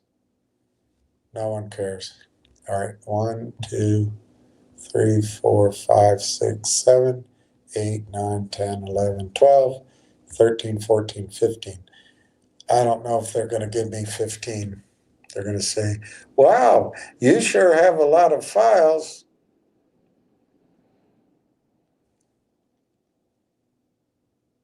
They might give me 15. Railtown is 60 cents. You still have an hour and a half to buy it at 60 cents. But maybe things will get better over the weekend for GME. And how can you afford to miss out on the mother of all squeezes? All right, let's count it out. 1, 3, 6, 9. Yeah, I guess it's 15. All right, so it's all here. Which is the earliest one? 10? Yeah, I guess it's 10. All right, I want to go through this with you. This is Railtown Technologies management discussion and analysis of financial position and results of operations ending last year. So it's their annual report, basically, for 2024. Remember, we're now in August, essentially, and a lot is happening. This space is hotting up. But anyway, in general, this management discussion, Railtown AI Technologies, this is Canada.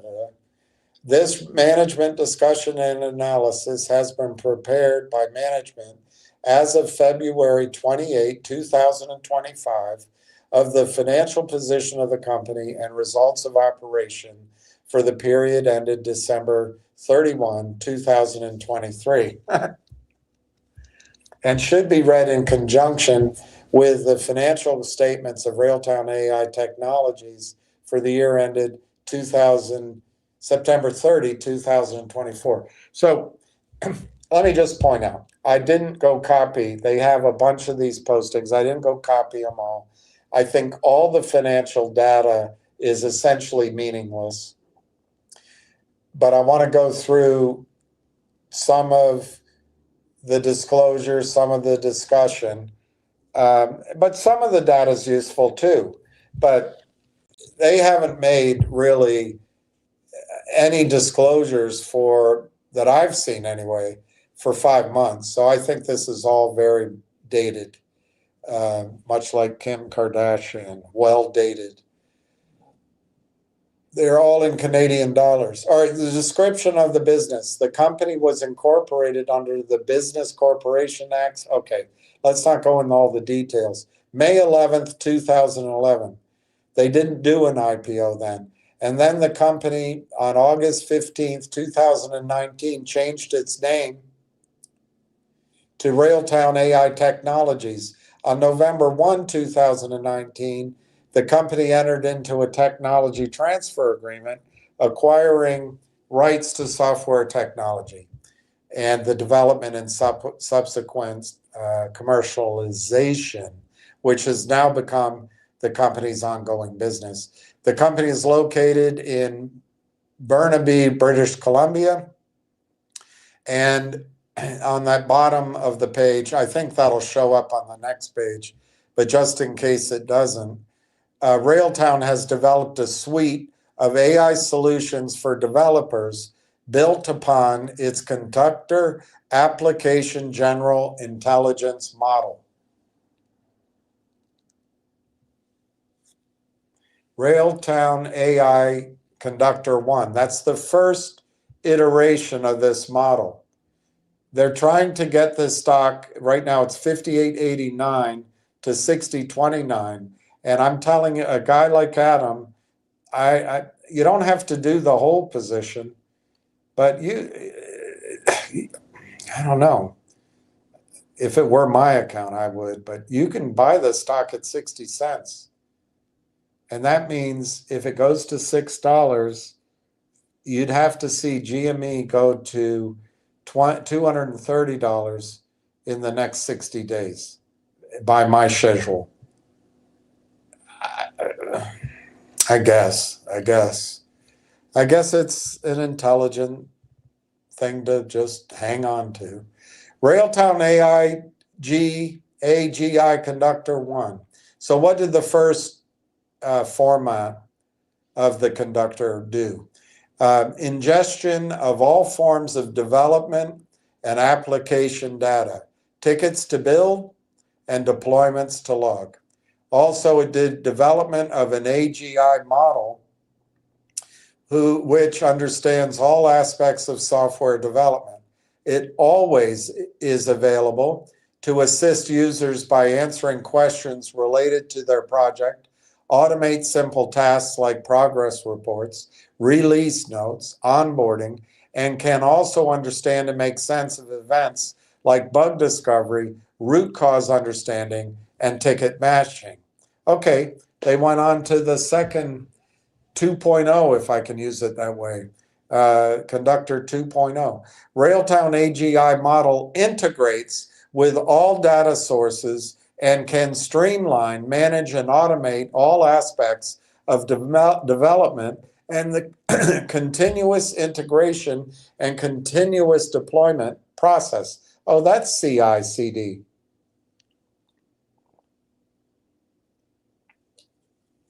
We all need a little CI/CD in our lives.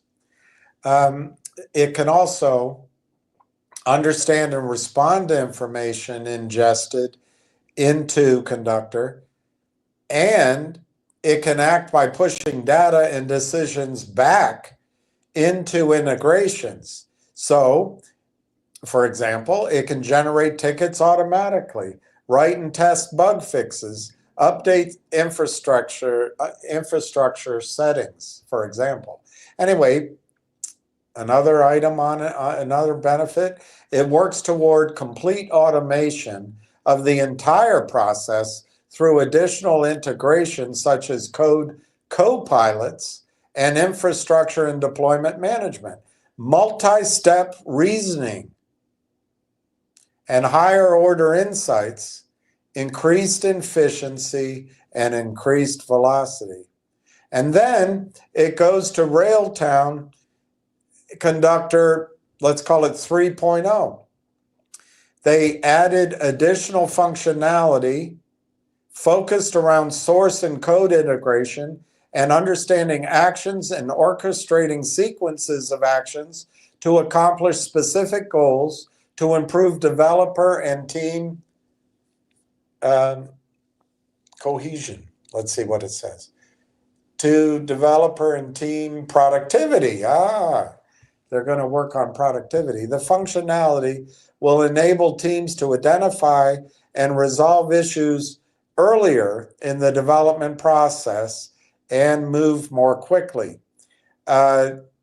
Also a feature of Conductor 3.0, if I can call it that, the Conductor will be able to pinpoint specific root causes of encountered errors within the code base, associated library dependencies, or deployment environment. It will be able to analyze the source code and identify some potential bugs before the code is even deployed. Once deployed, if an error were to be encountered, it can automate tasks and processes associated with fixing the error, including suggested potential code changes that might fix the error, automatically generating pull requests and associated documentation for the fix. And then it can automatically spin up a custom test environment to verify that the fix has indeed solved the problem. Sounds better than sitting on a pile of cash waiting for Ryan Cohen to do something over the next 8 weeks. All right. This is the next set of features, and it's the next headlines in the management discussion. This is not related per se to Conductor, although it probably is, but we're getting out of those features of each iteration. All right, so it's deep application understanding, Railtown. The system continuously trains on client's application to understand the client's application, to understand the client's application's functionalities, workflows, underlying architecture. It also provides comprehensive knowledge to stakeholders from developers to C-level management through natural language prompts. The system automates a wide range of tasks. This is task automation.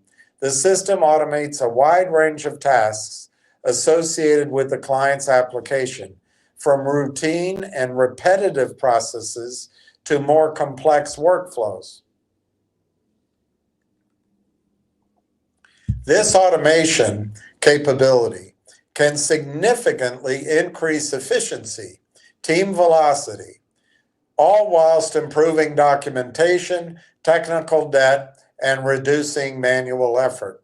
Adaptive learning. The system learns from and adapts based on user interactions and changes in the application environment. This adaptive learning enables the system to continually improve its performance and remain up to date with any application modification or updates. Monitoring and reporting. The system monitors its own performance and provides detailed reports on automated tasks, including generating executive summaries of any deployment, completed ticket sets, documentation, and technical debt. And I'm sure the cash sitting in Ryan Cohen's bank is really doing a lot right now. Monitoring and reporting. The system monitors its own performance and provides detailed reports on automated tasks, including generating executive summaries of any deployment, completed ticket sets, documentation, and technical debt. Okay, those are the benefits and attributes. Now, the forward-looking statements, let's just read through it because this is the basis of all these projections. This management discussion and analysis may contain, it certainly does, forward-looking statements based on current expectations and various estimates, factors, and assumptions. And it may involve known and unknown risks, uncertainties, and other factors. Forward-looking statements look into the future and provide an opinion as to the effect of certain events and trends of the business.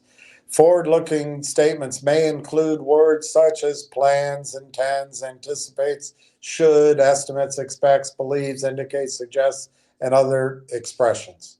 It's important to know that unless otherwise indicated, forward-looking statements describe the company's expectations as of January 28, 2025. Readers are cautioned not to place undue reliance on these statements as the company's actual results, performance, or achievements may differ materially from any future results, performance, or achievements expressed or implied by such forward-looking statements if known or unknown risks, uncertainties, or other factors affect the company's businesses, or if the company estimates or assumptions prove inaccurate. Therefore, the company cannot provide any assurance that forward-looking statements will materialize. Okay. Then here is Tony. Make sure you do not have as much money as Tony DiDenaro does. The company assumes no obligation to update or revise any forward-looking statements. Here's the going concern. As of December 24th, the company is not able to finance day-to-day activities through operation. The company is in the business of R&D that by its nature involves a high degree of risk. There can be no assurance that the company's business strategy will enable it to become profitable or sustain profitability in future periods, and so on. That's R&D, but we're beyond that now. But that's in everything. But you can go look it up if you want to read it further. All right. At the end of 24, the company did have 1.2 million Canadian. And they talk about the cash used in operating activities last year, or 20. Okay, I think it's for the year. I'm unclear. They used $1 million, $1,000,001 Canadian. They did raise money through financing activities of almost 2 million Canadian. So at the end of 24, the company had cash on hand of $2.5 million.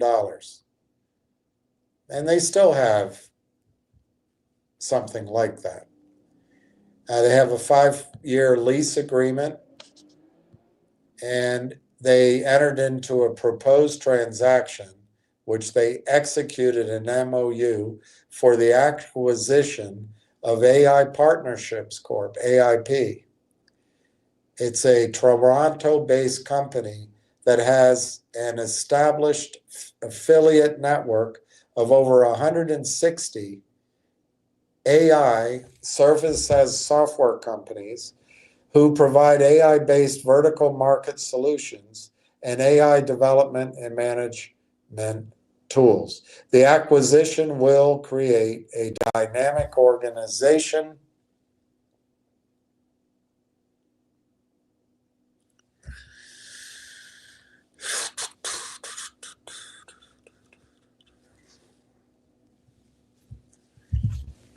and it will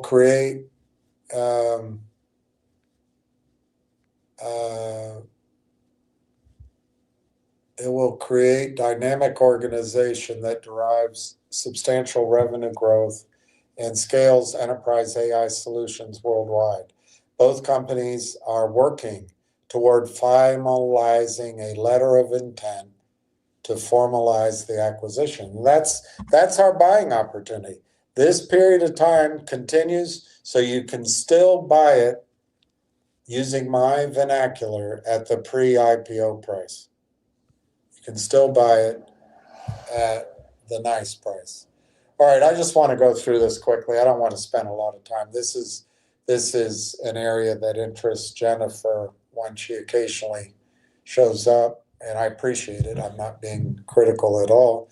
Off-balance sheet arrangement. The company has not entered into any material off-balance sheet arrangements. Good. And then the results. Good. They had consulting fees of 111,000, but they brought a lot of their consulting in-house. They had investor relations of 92,000. They had marketing and promotion of almost $500,000. They had professional fees, office expenses, product development, share-based compensation of $1 million, salaries and travel. I need to disclose I've received none of that. I don't have any of that. I'm not receiving any of that. But this is how young companies get their story out. It's normal. What's not normal is when people manipulate information and join in with the shorts and gang up to steal from everybody. All right, here's the quarterly information for the last 2 years. The only thing I want you to see here is revenue. They never make any revenue because it's R&D. That is the whole point. We are on the verge of going into a revenue stage of this company. We are going to move up the valuation curve with alacrity. We are going to jump from the shoe of the hockey stick to somewhere between where the tape is wrapped around the ankle to all the way up maybe to the middle. Because the hockey stick has gotten so big that only somebody that is 9 feet tall can use it, because suddenly they're acquiring AI Partnerships Corp. And the whole reason the stock price stays low and there's room for these bastards to manipulate is that it's an R&D company and that there's a lot of unknowns and they're in the beta stage and they can't let things out. We are on the verge, should the merger conclude, of having a treasure trove, I think, of data. Perhaps we won't have forward pictured revenue. But we should have management discussion. We should have past numbers. We should have all sorts of data that for that one snap in time, that one snapshot on time puts us on a level equal to all the venture capital firms, all the bankers, and all the criminals. We will know the same information, and we will have purchased at the, I'm using this term, I'll explain it again after I'm done, a pre-IPO, at a venture round. We will then get to see what the IPO price is, so to speak. And according only to me, I think it will be 10x from here. It may not be one day, it may take 2 weeks, it may take 2 months, but I think in retrospect, it will seem like overnight. All right, let me go on to, here's more consulting fees. Their losses, these are the losses, and these are all the losses. I just put it up to be complete. I'm not going to read them all.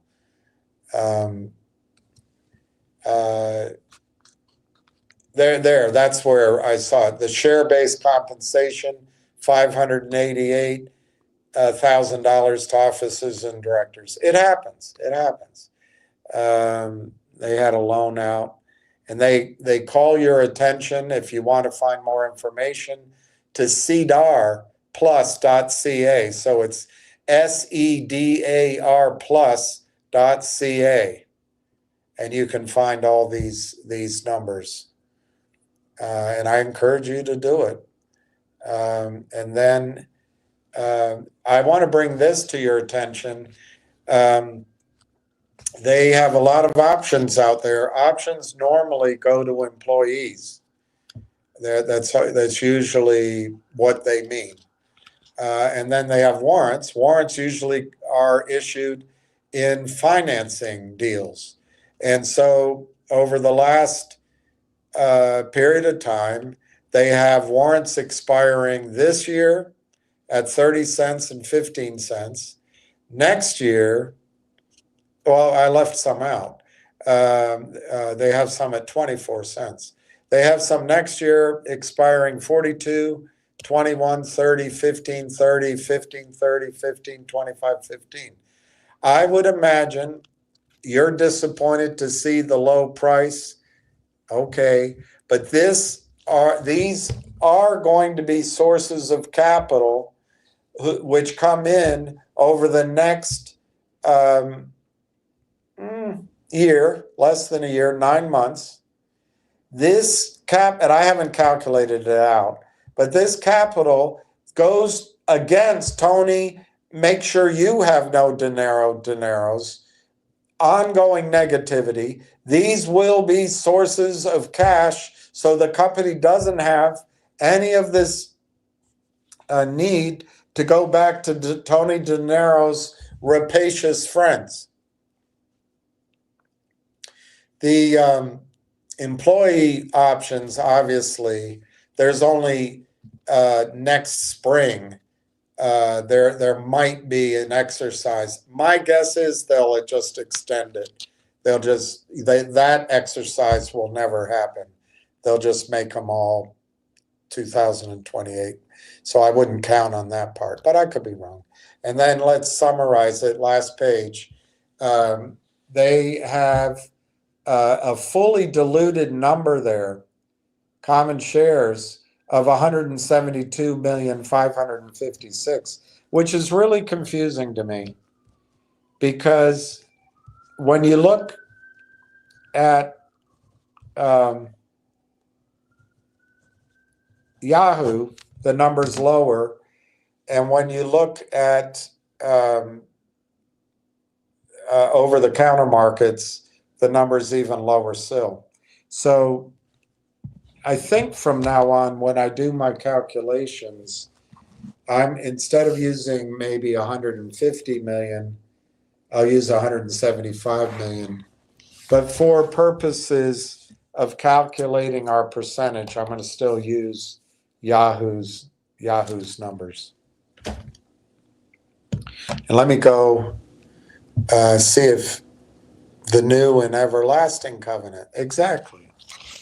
But I try to be respectful of other people's beliefs, because ultimately, Giuseppe, it's our relationship with God. And if you're anything like me, I got a lot of work to do on that. So other people's relationship with God, I respect, and I think it's a two-way street. I think God also comes to other people, maybe through other tenets. So I know that that's probably would get me in trouble in my own church, but so maybe I'll change my view on that. But I think God is much more powerful, expansive, and understanding and loving than any human being. So my understanding of what he expects out of other people, I think it's probably beyond my ken. I think I got to focus on what he expects out of me. Pump it up. Chad means the man. Chad means the man.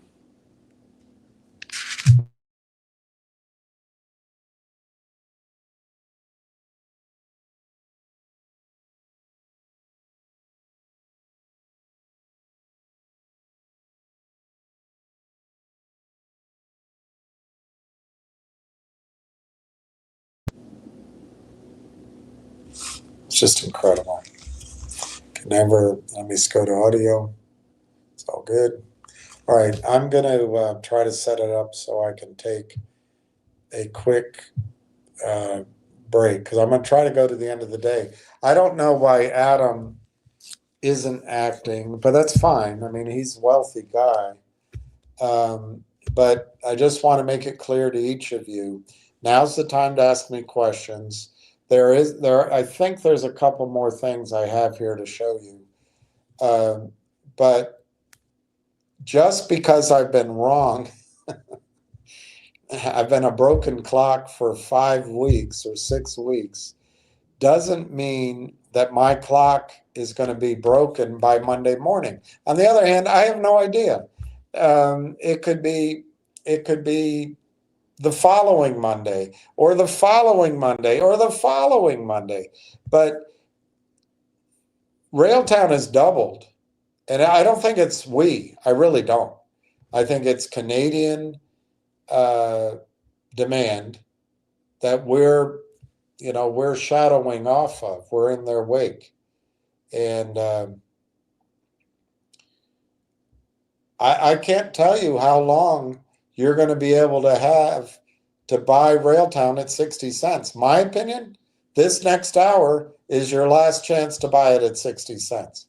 And I don't know why you'd wait if you're interested. I guess you believe Steve Cohen, and I'm not picking on, but you believe Steve Cohen is somehow going to turn $23 into $230, or if I'm wrong, 5x into $110 in the next 6 weeks, next 8 weeks. I don't see it, but you might.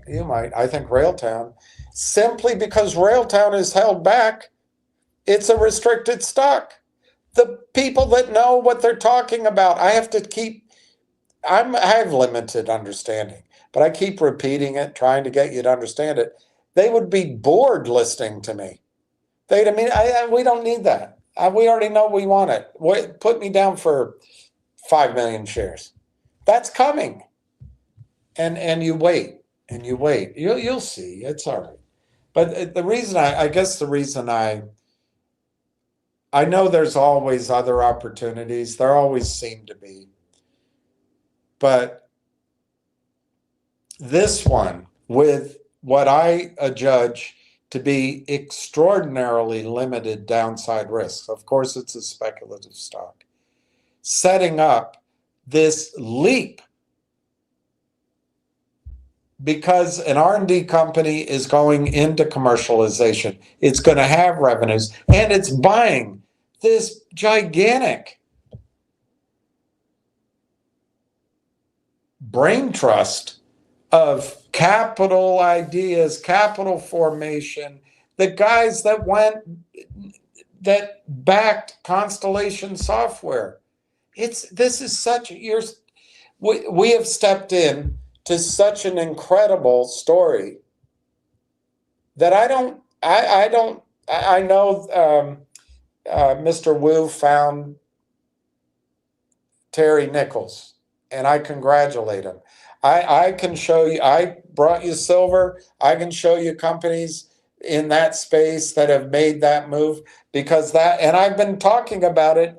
I'm not taking credit from Mr. Wu, but I've been talking with you about gold and silver for 2-3 years, but also about how you come around the end of the year, this year, and money was going to start pouring into gold and silver and into the funds and into the miners. And it's happening. But you know what?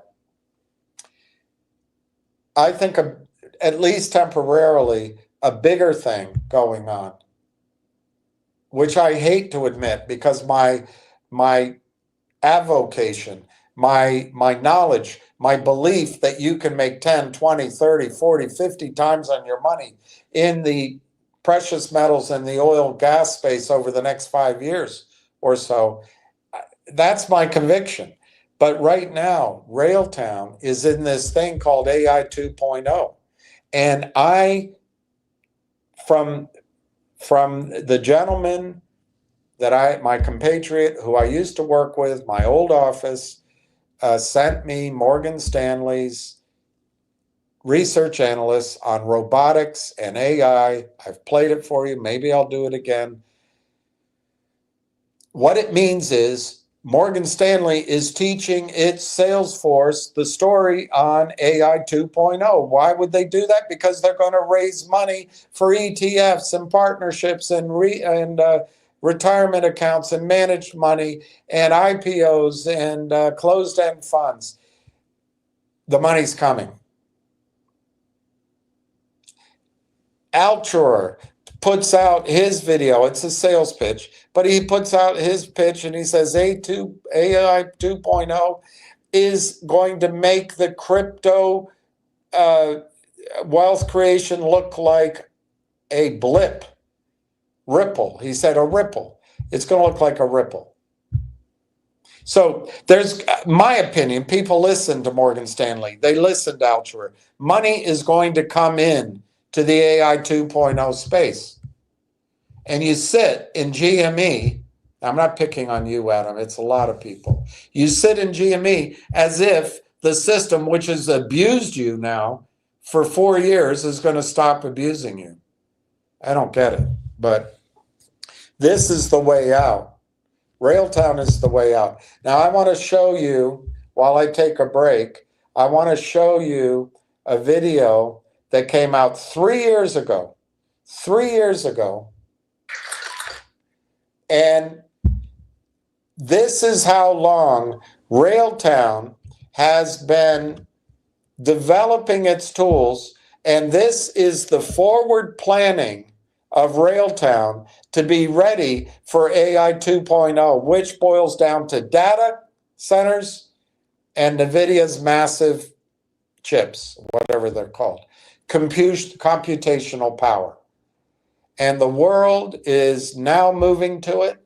These guys had the foresight to get in, and we are now reaping it. A lot of these people and a lot of the money that was raised relatively close to where we're getting in now. Certainly in the future, when people look back and say, you got in at 60 cents, the CEO got in at 25 cents, it's going to look very similar when the stocks at much higher numbers, in my judgment. So I'm going to take a break. I'm going to play this. This is 3 years old. And the point I want you to make, to get out of it, is when Wall Street's scrambling and when Cognition buys a team that's working on Devon agent, they're still working on it. Railtown has finished the work. It'll always need more work, but the agent will self-improve. I'll just watch this while I take a miniature break.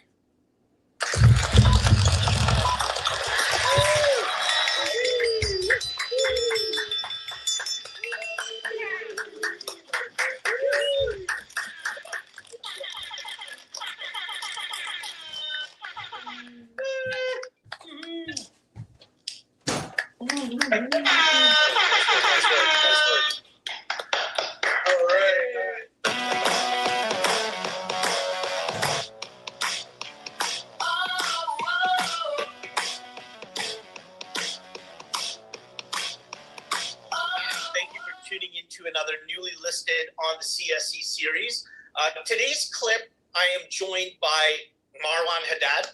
Marwan is the co-founder of Railtown AI Technologies. It's just listed on the CSE. And along with Marwan, I have the pleasure of talking to Corey Brandolini. Corey is also the co-founder, CEO of Railtown AI. Gentlemen, thank you so much for your time today. How are you? Very well, Anil. Thank you for having us. Yeah.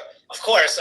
We had a chance to host your team earlier today for a small virtual market open. It was really nice to see, virtually meet the rest of your team, create a little bit of excitement. But I'm actually curious, just like probably a lot of our viewers. Let's talk a little bit about Railtown AI Technologies. What is this company's vision and what do you do? Well, thanks, Anil. Great question. And maybe I can just start by quickly, giving a little background.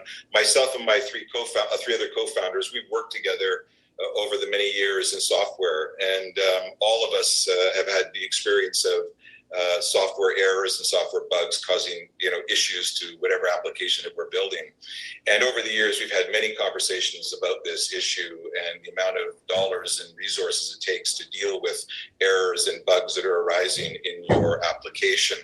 And we've after speaking about this many times with Marwan and Elliot and our team, is the same answer comes back every single time, is this is a manpower issue that we have to throw bodies at to try and solve this issue or tackle these errors within an application in order to stop these errors making their way all the way to the end user and causing a significant problem. And that could be everything from your application crashing completely, or opening up passwords by accident, or security, or credit cards, or anything in the, and you've probably just seen recently Facebook coming off completely online, and this happens regularly every single day, from something as well known as Facebook and all the way down to small little companies that are dealing with this. And the main source behind that is that software runs 24 hours a day now, 365 days a year. So these bugs are ever present. And so you're dealing with them with your engineering team to go back and try and find out where this bug is arising, what problem it's causing to the entire application, what different pages it's causing. And this is time, this is dollars. Over time, we know this, and there's a lot of research about it, that most companies are spending about 40% of their resources, dollars and manpower, looking at the errors and the software bugs that are causing any application problems. So it was with this, that we've been living with, and we're always looking at ways to try and make this better and more efficient. And there's been different software practices that have been tackling it, but it still comes down to a manpower issue. And as AI has started to come into the day-to-day consciousness of everybody, away from just, robots and Tesla and what have you, as to, AI as a service to a certain simplistic form of description, we looked at, can you apply machine learning and AI to software development, and how it looks at a complete application from its very birth all the way to how it's running up for the end user. And the answer was yes, because AI and machine learning gets better with the amount of data that it's looking at. And there's no more data than in the world of software. There's no more bigger market than the world of software. Software runs the world. The world can't exist without it now. And so this is a gigantic market space to be in, obviously, and applying machine learning to applications to find these bugs and critical errors prior to them, making it all the way to the end user is what we're doing here at Railtown. And so we're very, very excited to announce that, we've just commercially launched V1 of this, allowing all developers that are building specifically right now in V1 in .NET, which is a Microsoft framework of development. And so we'll be launching versions 2 and 3 in different languages as we move forward. But that is kind of a really a high level of what we're doing. And so maybe if Marwan wants to add to that, certainly I'd love to hear from you. Yeah, Marwan, please. Yeah, thank you. I think, Corey, you covered a lot of the points I wanted to go over. But, sorry about that. No worries. But software is getting definitely a lot more complex to build and maintain. And there's always this demand of software running 24/7 and wanting always newer features and newer updates. And you can take the approach of, I need a bigger team to address QA, deployments, all of that. And we've seen teams spending 40% of their time keeping on top of these of these bugs and errors over time. So what we are using AI and machine learning to tackle the issue of bugs, bug discovery, prioritizing the bugs and what the team needs to address to help them drive the product and focus on building great software, and let our AI layer take care of bugs, prioritize the bugs, and push the right information to you. And we're happy to be using Railtown to build Railtown. So we use our platform extensively to build our software, and it helped our team be more efficient and cut on debugging time as well. Well summarized, Marwan. Now, Corey, I want to jump back to you quickly because obviously taking a company public, it's no easy feat.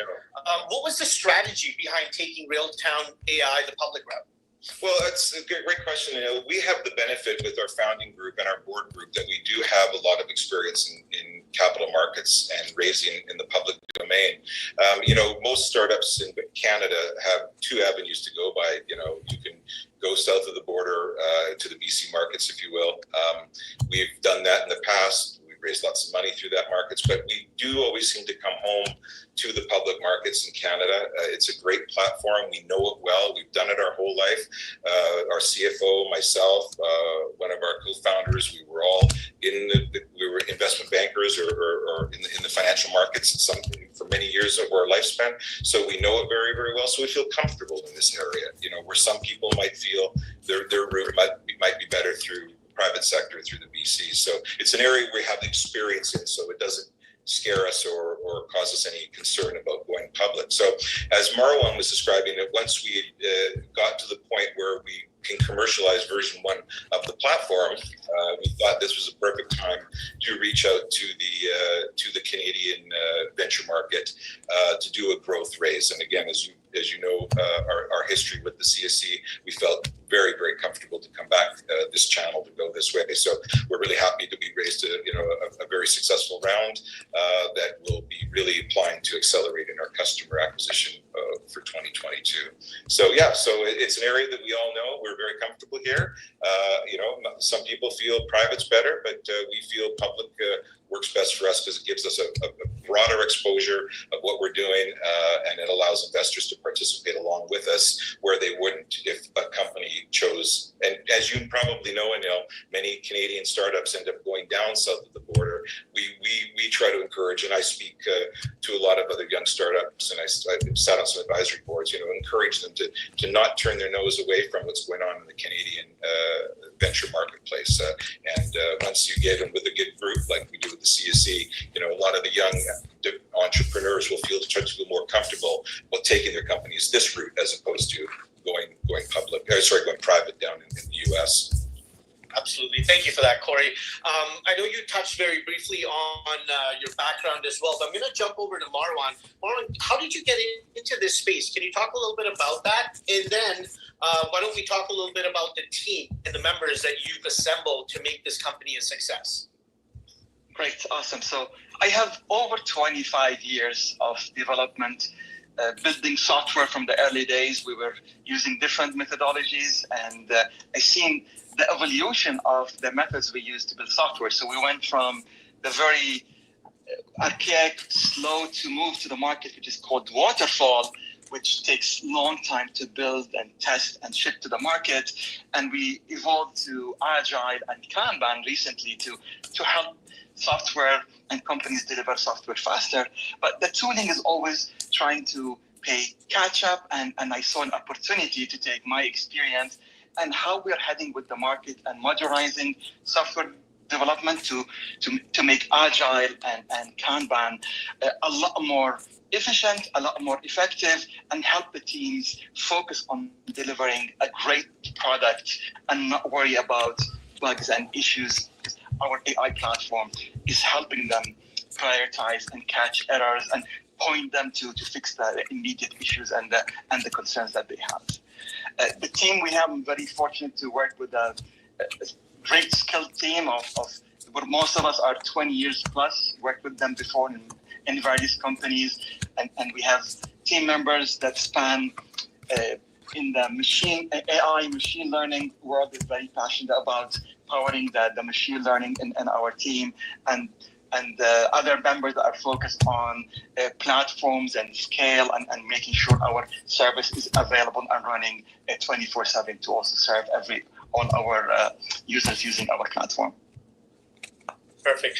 Corey, did you want to add something to that? I couldn't have said it better. We have, again, at the founding group, and I start with that because, great leadership like Marwan and our other co-founder, Dr. Elliot Bolton, provide, who's our AI scientist. They attract talent because they're both really well respected in their spaces. So under Marwan's background in platform development, large-scale enterprise software, which he's made his career at, and our other co-founder, Elliot Bolton, one of the most respected data scientists, they do attract a lot of talent to come and to want to work under them. So, and again, the passion of a project that we're building, software developers know all too well the problem in the world of real-time software development and errors and bugging and all the different tool sets that you need to address that. So they're passionate about trying to bring this solution to their marketplace. We always say software developers building services for software developers. So they know best what software developers need. So when you want to look at why is this a really exciting product, all you need to do is talk to our software developers because it makes their lives better and easier. And from a CEO or a CFO, you see the resources now being applied to productivity and not going back in time, dealing with technical debt, and a critical error that's stopped engineering completely for the day because they're trying to go and find where this error is coming from. So Marwan covered it really, really well, and it's just really important to note that with the team that we built, they do attract the type of people that want to be part of this solution. Yeah, Marwan, you did also mention how when it comes to this space, there's a lot of innovation and things are rapidly changing and evolving all the time. Now, what would you say differentiates a company and a team that you've assembled at Railtown AI Tech from some of your peers that might be in the same space? There are great tools and great companies in this space that are building great products. However, these products are focused on one aspect of the whole domain. Maybe they're focused on errors or error discovery, but another company is focused maybe on deployment and deployment tracking, and they're mostly, and their energy and their focus is on live production systems, where our tool is focused on the developer, and he's the center of our experience, making sure we increase his velocity. So we have our tooling brings a unique integration of ticketing, which is like what the tickets and the engineers are working on, the logs and the errors, and the deployment. We bring all of this data together and using AI and machine learning, which typically if you don't have this AI and machine learning layer behind it, you're spending lots of man hours trying to debug and figure the issues out. But we are using AI and machine learning to bring all these tooling together that allows us to surface errors very early in the development life cycle. We can even alert about errors from the developer machine before it reaches test staging or even a live system. We're able to group the errors together and provide them with the right cause for the error and how to fix it. And we avoid all these night time, engineers spending time over hours and addressing emergencies, because we're catching it as early as possible, and we're bringing all the systems in focus together. So we're making the job and the life of a developer much better and more efficient. Yeah, I think, Marwan, maybe if you can describe a complete ML pipeline, which I think is really important, because I think it's that bringing all of the different pieces of the development lifecycle that has to go from front to back. So typically, many layers have to be investigated when we're looking at the issue. So we're looking at tickets, who worked on what. We're looking at the build system, what was deployed, what server is deployed on, and also we're looking at the errors and the frequency of the errors and where they're happening. So our pipeline is monitoring all of these development stages and monitoring all the application. And as errors happen, we're able to detect them, categorize them, and provide feedback immediately back to the engineering team about this issue. And our system is learning continuously about the team and what they are doing. So we're able over time to help them improve their cycle and their efficiencies. Well summarized. I like how you broke that down. And I'm glad, Corey, that you asked for that sort of breakdown, because it kind of helps you visualize it a bit better. Yeah. Now, I know the companies. Sorry, no. It's to most people on the outside, they just use software, and you and I just click on, like we're using Zoom right now or anything, and we just expect it to work. But in the background, it's extremely complex. And as Marwan was trying to tie together, the very beginning of when an engineer picks up a ticket is where his role is today. You have to go and do this one build that's described in the ticket. It starts getting deployed to the entire platform before it finally gets to you and I, and it could be an upgrade to the sign-in button, or it could be anything. And in that entire pipeline is where all the issues start to happen, when something happens on the user's end and all the way back down the chain to wherever the deployment is. So it's complex, and it's a rabbit hole we can go down for an hour to get to, but to apply machine learning to that extreme long pipeline of development, it helps the machine get smarter and smarter along the way to recognize the issues at the earliest possible stage is what's the most important thing. Because if you catch them at the beginning, then it's easy for the developer to get on it right away. And Marwan was describing what code change may have caused that issue and fix it immediately. Now we can go right back to productivity.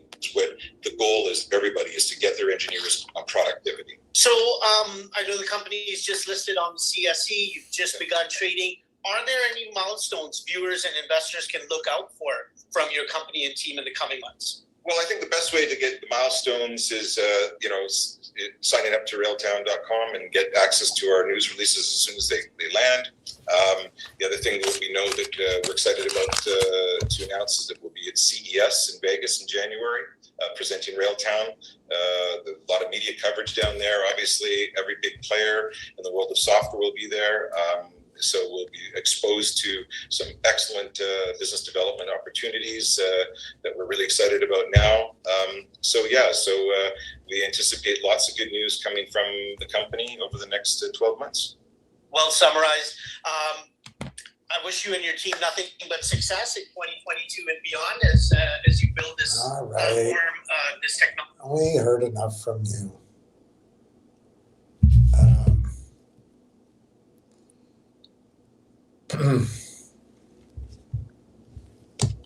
All right, it's 3:30. I don't have much guidance from you on what you're looking for further. I do want to point on a completely unrelated note. I want to point something out. And maybe this will be our future ideas, but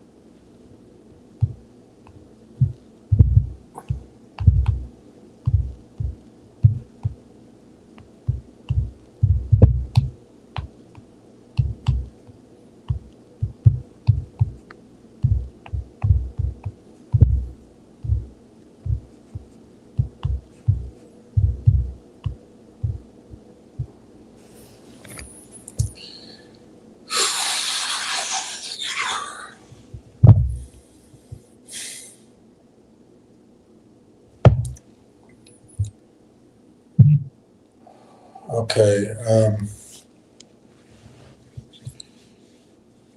D, Railtown, before I get to that, Railtown, I think, probably came from, I'm going to guess, R for real, AI for AI, and L for learning, real AI learning. But I don't know, maybe it's a Railtown. The symbol RLAIF is something like real language AI.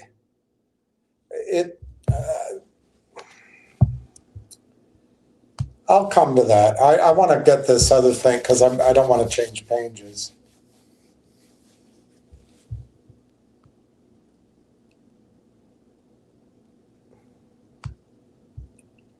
We're gonna seize Kaliningrad. Oh my gosh.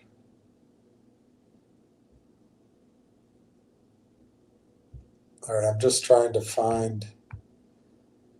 Every picture tells a story, don't it?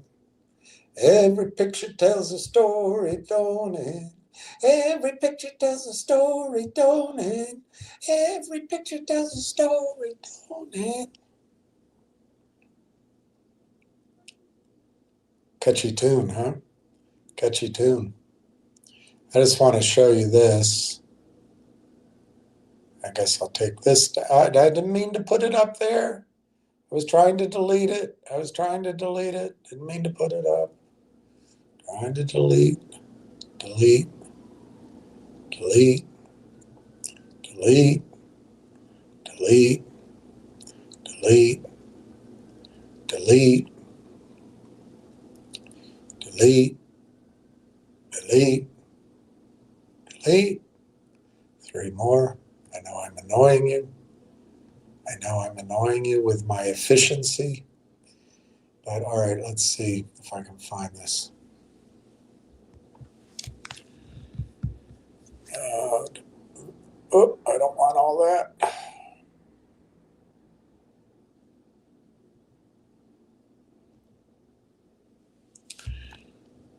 I don't want that. Okay, good. Take that down, take that down. I just want one thing. It's pretty easy. One more thing I wanted to show you. It's unrelated, totally unrelated. This is Guyana, and this chart is related to the article I'm just going to read you. But what I want, the reason this comes to my attention, I think you really, if you're a person who just, not yet. This is not an urgent thing. This is just something in your mind. But I really think there's only 2 oil companies you need to own. One is Exxon, the other is Chevron. In the big blue chip area. But anyway, what this relates to, shares of Chevron and Hess Oil climbed in the pre-market trading in New York after the International Chamber of Commerce in Paris rejected ExxonMobil's attempt to block Chevron's $53 billion acquisition of Hess. The ICC dismissed Exxon's claim that it had the right to preempt the Chevron Hess deal due to its existing stake in Guyana's Stabroek oil block. This is a huge adder to, it's gone from 0 to, I think, 500,000 barrels a day, on its way to 1.5 million, I think. I don't know if it says it here.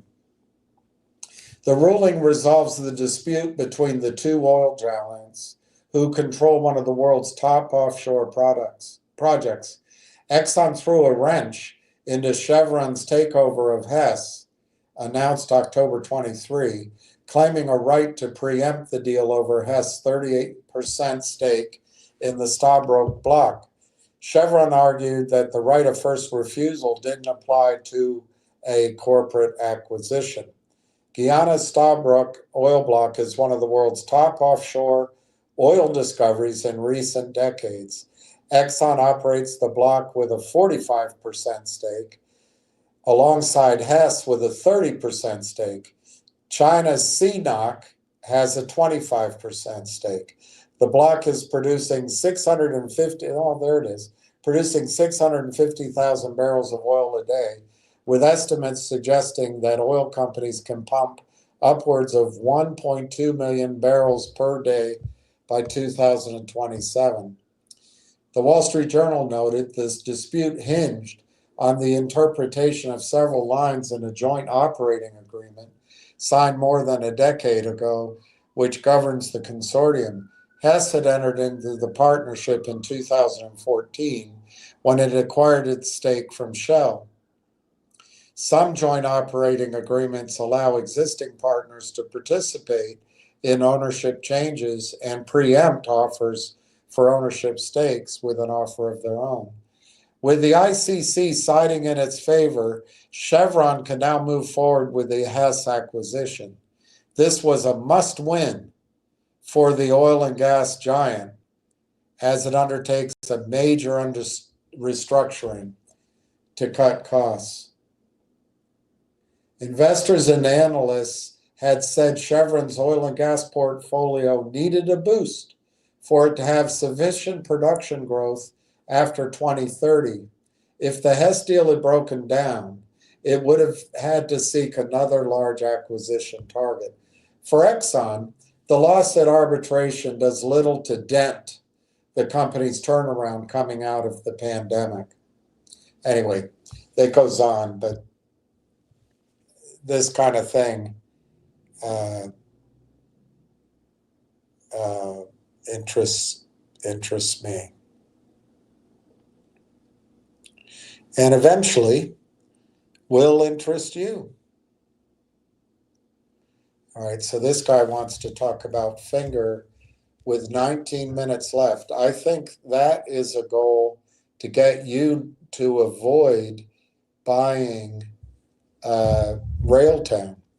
My suggestion on Finger is you go to Twitter, you search for Ham Short Killer, or you just search Finger, and I'm sure that there's recorded conversations and new ones to come, conference calls that he has, and you can get an update on Finger. But really, I really appreciate both the sincerity of your question and that you have interest in Finger.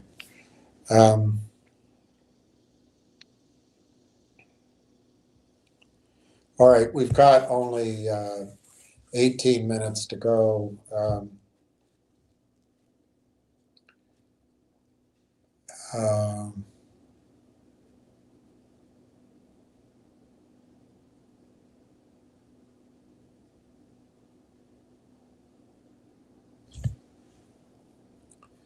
Railtown is down 2 cents at 60 cents. GME is down 25 cents. That's not a big deal. This other one, the CYCU, is down, and I think they'll walk that down. I understand the enthusiasm, but that is a captured stock. You can see many stocks with great news, great opportunities that are destroyed by financing. Finger is down 3 cents. G-Bucks is up 30 cents at 230. I think something's coming on Monday there And you can, again, go to Twitter to hear what Ham's saying about that. Let me see if there's any other.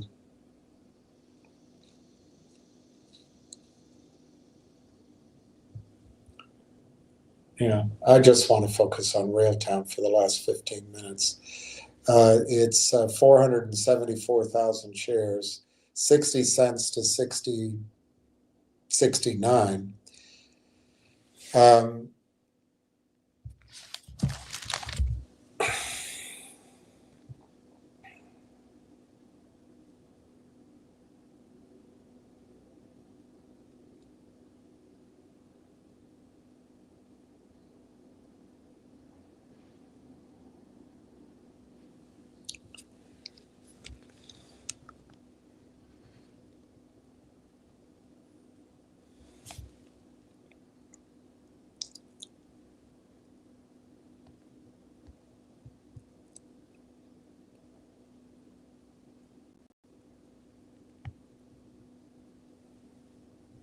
I'll try to, I've done this before, but I'll try to tell you what I'm talking about. And I need to remove this comment for a second. You have, in my opinion, this is the last 15 minutes you have to buy this stock under 61 cents. Have I been wrong before? Sure. So maybe I'll be here Monday saying that. Maybe a better way of stating it is you should treat the next 15 minutes as your last chance to buy this stock under 51 cents. This is the value curve of a typical company, whatever field it's in. But in technology, you have an incubation period. Now, in the case of Railtown, you see the incubation on the left here? In the case of Railtown, that's been a period of about 5-6 years. We are buying, if you extend that red line on a slight slope maybe, or just horizontally, that's about right. We're buying slightly up the friends and family round. But the point is, when you look at the totality of the graph, we're still down in the pre-IPO. We're still down in the VC round valuation. Why hasn't Railtown jumped to the growth where the arrow says growth? Because Railtown decided, I think it was a mutual decision, but they decided to combine with AI Partnership Corp. They're acquiring it, and it's even bigger. So this value curve, which I would have lived with just Railtown at its own, has expanded. It's probably twice the size of this vertically now. But the reason it is not showing at where that arrow says growth is because we're still stuck down here, because during the merger, the two companies cannot release anything without lawyers approving it, obviously, but anything really material about that deal until it's finished. And then the main backers, the main investors behind Corey and Railtown, they cannot invest because they know information, so they're precluded. The insiders cannot invest because they know information. It would be against the law. The backers of AI partnerships cannot buy for the same reason. The two guys that know the most about funding technology companies on behalf of Canadian retirement funds, they can't buy because they know information. They're all of the 160 companies, and they're all their investors, and their senior people can't buy because it is inside information. It's restricted. They can't buy. And then, of course, Canaccord can't pitch it to anybody when it's restricted. So we're still down here at this incubation price level, even though they announced this acquisition February 11th, and things are churning. The seas are churning behind the scenes. Things are happening. The whole macro marketplace is turning, as it said in the article yesterday, into a frenzy. Whether or not you believe that or not, that's what the article said. So it's being held down because the buyers can't come in. We don't fully understand it. And there is shorting, apparently. There is shorting. So I expect once the deal gets announced, I would pick the stock will go from the incubation price to the growth price in the middle, where the growth is really reflecting the entire curve. But I'm just saying where that arrow is, I think it'll do it overnight. It could do it in 1 hour. It could do it in 1 day. It could do it in 1 week. It might take a month. It might take a month and a half. But I think when you look back, it's going to happen immediately.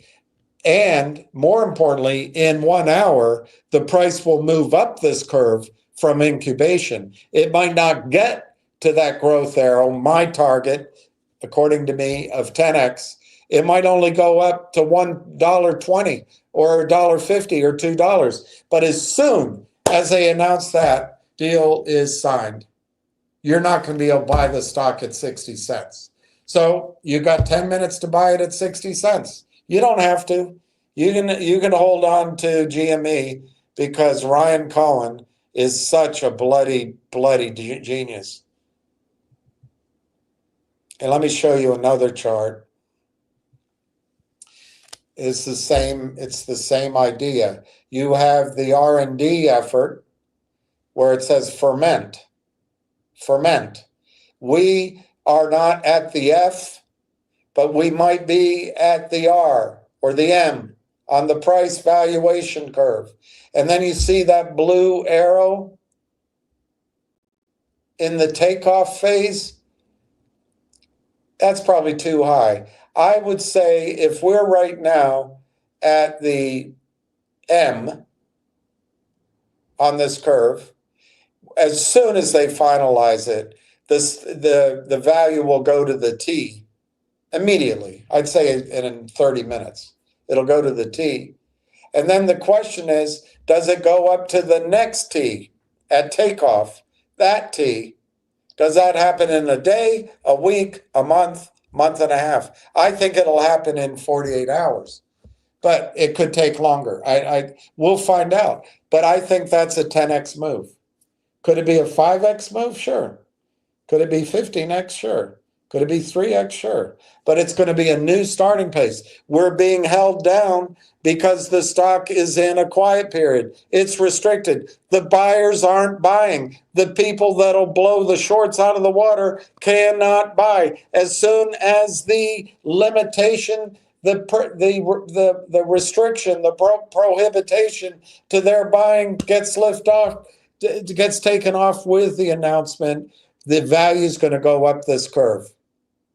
And I think this takeoff phase has been extended because they're acquiring the right, essentially, to buy 160 companies using the model of Constellation Software. So I think this takeoff phase is steeper and longer. And then at maturity, that maturity curve, and you go with that dot line, that's where NVIDIA buys them, or that's where Apple buys them, or that's where Tesla buys them, or that's where Microsoft buys them, or that's where Intel buys them, or AMD buys them, or Ericsson buys them, or China, CNOC comes in and buys them.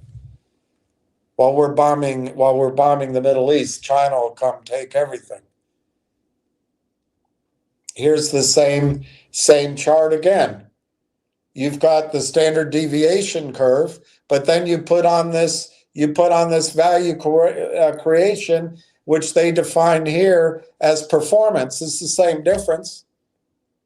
But instead of looking at this as performance, look at it as an investor.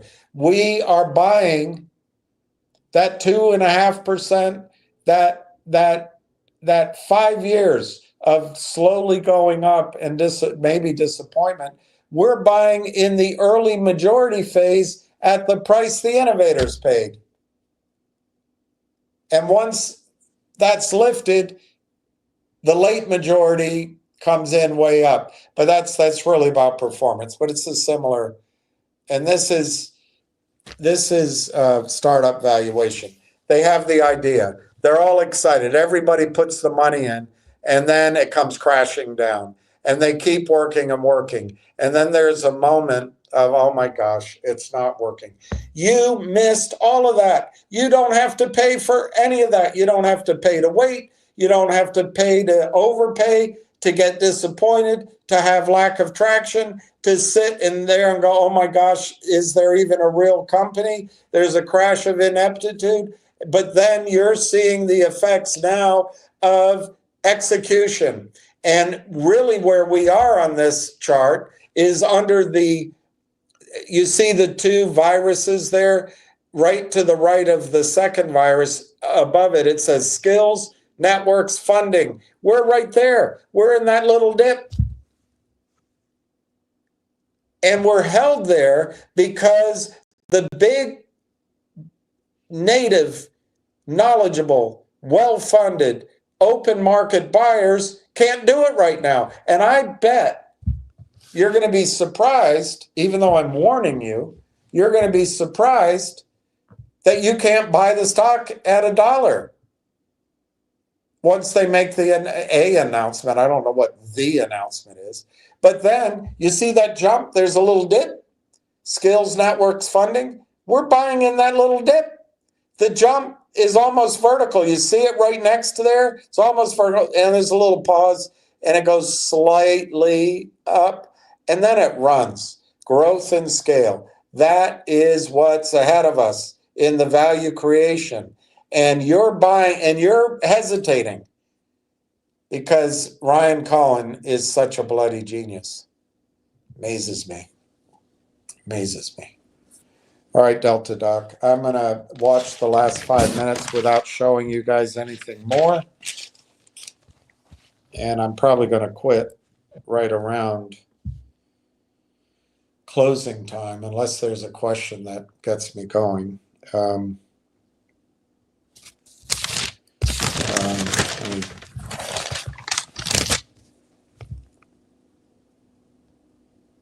Did you just bought some?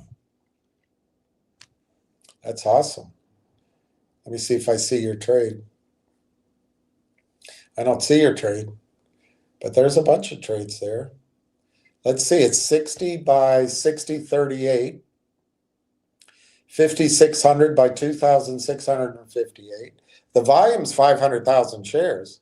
So what that means to me, two things it means to me. One is somebody short trading doesn't want to be short over the weekend in case some sort of news comes out next week. And another thing is maybe there's some buying because maybe there is going to be good news next week. But obviously, I caution you, I've been wrong. It looks like G-Bucks has something going on. And, there other stocks might do something in the meantime. But I wouldn't miss my place in this line for any investment. And that's a big statement because I would love to be in silver, for example. But right now, there's only one, I think, that I'm convinced you can get a 5x, a 7x, a 10x as it jumps up that value curve. And then that starts the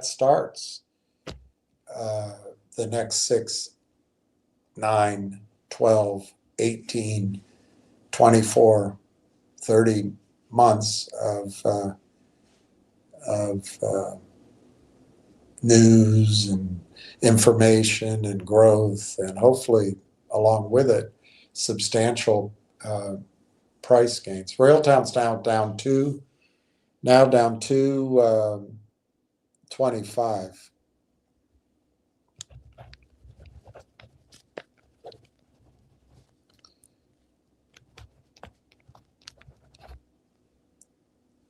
It's a province. it's a province. Take the train from Victoria to Lake Rail. Take the ferry rail and cross the lake to Railtown. Cool. Stay at the Rail Lodge. Let's make that a goal. How big is it, Mike? Maybe a bunch of us could do that. Take the train from Victoria to Lake Rail. Take the ferry rail and cross the lake to Railtown, and then stay at the Rail Lodge and enjoy some filet rail at the Rail Restaurant, listening to Funky Town.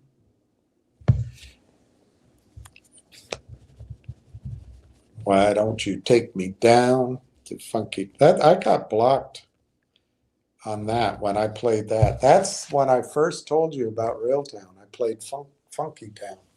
All right, 60 cents to 61.67, 1 minute to go. The volume is 507, very inactive. So let's quickly look at G-Bucks is closing up 23.6 at 224. Finger looks to be hanging in there, down slightly at 162. GME is down 11 cents, but man, got to be in that one. The other one is down, and let me see okay, it closed. It closed at, Railtown closed at 60.25. The bid now is 58.4. The ask is 62. They put the bid all the way down to 50 cents to scare you. They want you to think, oh, there's no buyers. Bastards. So it's 0.5005, and the ask is 62. But it doesn't trade after market, so they don't have any risk doing that. The last trade was 1,500 shares at 0.6025. Actually, most of the trades, no, that's not true. That's not true. So that was the last trade, 0.6025. Let's see how the rest did. Fingers of green in the aftermarket. It's up a penny at 164. GME is flat. And we can try to get some other, what's AMC doing? AMC's 354. ZJYL is 64.9. Next Strip is 378.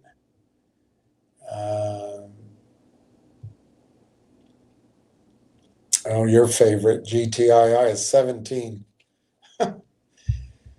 It's only 10,000 shares, but boy, I can't do it. If I had GTII, I would sell it and put it into rails so fast.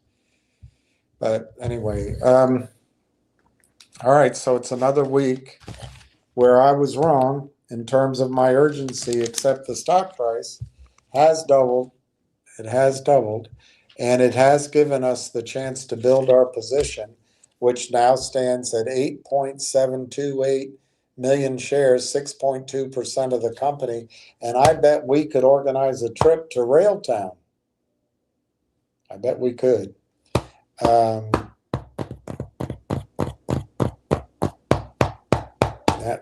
That would be a good idea.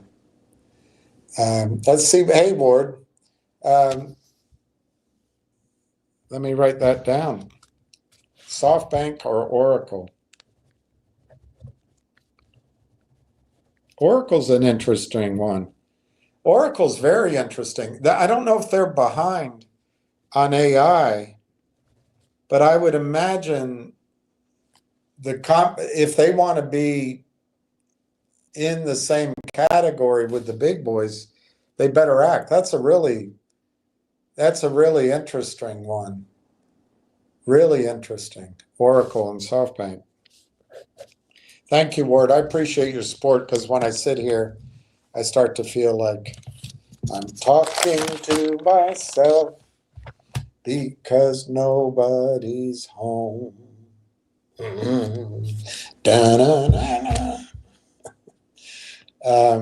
Let's see, any news on Railtown? No news on Railtown. Any news on Any news on Epstein? No. Any news on macro melt-up sends mega cap soaring? Who's been telling you? Who's been telling you? My target on the S&P, 8,500. Dow, 65,000. NASDAQ, 30,000. Russell, 4,000. Gold, 5,000. Silver, 120. And it could all happen before your kids go back to school, or it could happen in the first quarter. We don't know. But when it's over, things are going to change. And I'd like you to be in a position to benefit from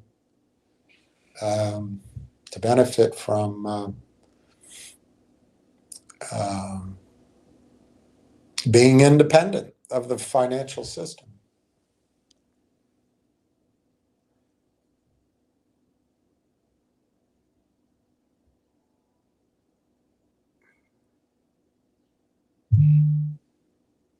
This guy, look, guys, this guy comes in here to be friends, but he wants to give you fear.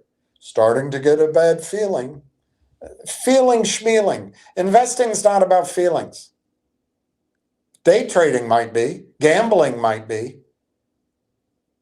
But this investment, it's not about feelings. It's about suppressing fear, uncertainty, and doubt. It's about giving up on the addiction to being a victim. And it's about sitting down with a pad of paper and writing down the pluses and minuses of the investment. You can risk it if you want to. Put odds on each one and then reduce it or increase it. But your feelings are worthless to me, Dirty Red. You're just here because you're a short. And you're just, please, people, do not let that enter into you. What he wants is if Monday they're able to open it down 10 cents, he wants you to sell. If Monday they open it down 10 cents, he wants you not to buy.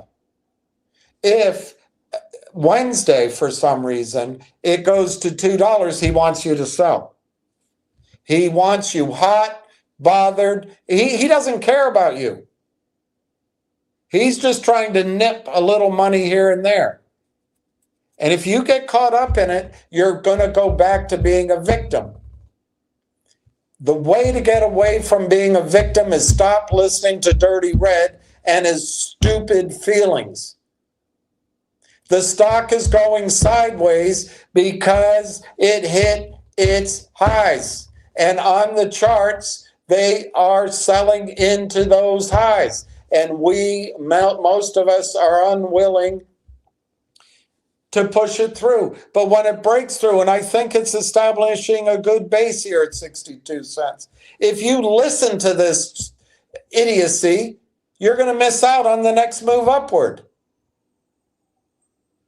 Anyway, he's just saying, yeah, right, just saying. Stuck in the weeks come and go. Guys, I don't want you trading every week. I don't want you trading every day. Oh, G-Bucks is up 30 cents. Something great's going to happen on Monday. It looks like something's happening. I'm not picking on G-Bucks. Oh, this CRCU, see me, see you. It's come down from $12. It went to $40 with bad financing. It went all the way down to 10 cents. It's at 40 cents. We got to get in. Got to get in. If you start doing that, you're going to lose your money. You're just helping them get rich. You're just helping them get rich. And they have the stomach for it. You don't. They don't care. You do. And they won't live with the results. You will. So please, Railtown is not weeks. It's not about weeks. Come and go. I thank God weeks came and went so far. Because we now, my friend Dirty, you now have to cover that many more shares of your I wish this weren't true. But this is the updated daily short volume on Railtown as of, I don't know, a couple weeks ago. 41 million shares. Now, that doesn't reflect if they netted some things out by the end of the day. But even if that's 30 million shares, you have a tough time ahead of you, Dirty Red. You know why? Because this kind of stuff works. This little, hey, I'm your friend, but I'm starting to get a feeling. Your money, you got to keep your money in motion. Keep hopping around so I, Dirty Red, can get a penny, get 5 pennies, get 20 cents. It's not going to work here because Railtown is at these prices because the buyers can't buy. When they buy, I don't know how much of this was added in the last 5 or 6 weeks, but quite a bit of it was. When they buy, Dirty Red, your paymasters, they got themselves a problem. So you can FUD all you want, but it's not going to work here, at least if I have anything to say about it.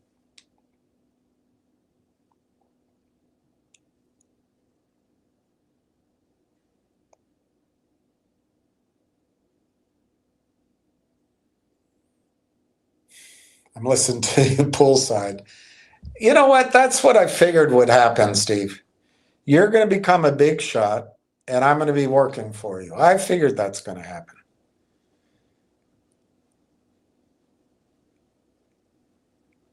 Do you want some? You want a drink with your hamburger?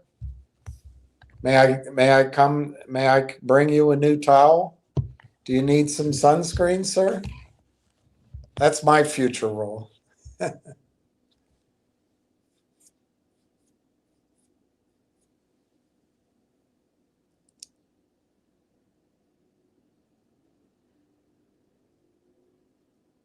All right. I'm sorry. That's it. That is it. Personnel. He went on to say that I'm getting this excited because I'm scared. I'm not scared. I'm a little worn out. I'm tired of the same games, and I really don't want you. I want you out of here. I want you out of this part of the market. And what if you just quit without trying to make a commitment to Railtown? If you just quit, took your losses, they won't care, and you got a tough life ahead, recovering. Believe it or not, depending on your age, 2 or 3 years from now, you'll be fine. But it won't feel that way for a long time. So what I think Railtown offers, and there's no guarantee. And look, G-Bucks might explode up, Finger might do, any stock, or use a different stock as an example. GTII might explode upward and you moved over and you go, oh my gosh. But that's just adjusting your portfolio. Maybe you could have adjusted it in retrospect a little bit more favorably. But the problem is there's a lot of risk there. It's all about probability. It's all about probability. Railtown has, I think, well, it's got several. I don't know if I should limit it, but I'll just pop off several reasons why I don't think Railtown goes down. It could. It says speculative right on the top of the research report. Right on the top of the research report, it says speculative buy. But you don't think these other shitty things are speculative? This is from a year ago. From a year ago. The base case target from a year ago. That's prior to buying AI Partnerships Corp. That's prior to having, I would imagine, first right of refusal to acquire 160 companies, doing 400 million in revenue in some sort of split. Well, I don't know. Well, it's exciting.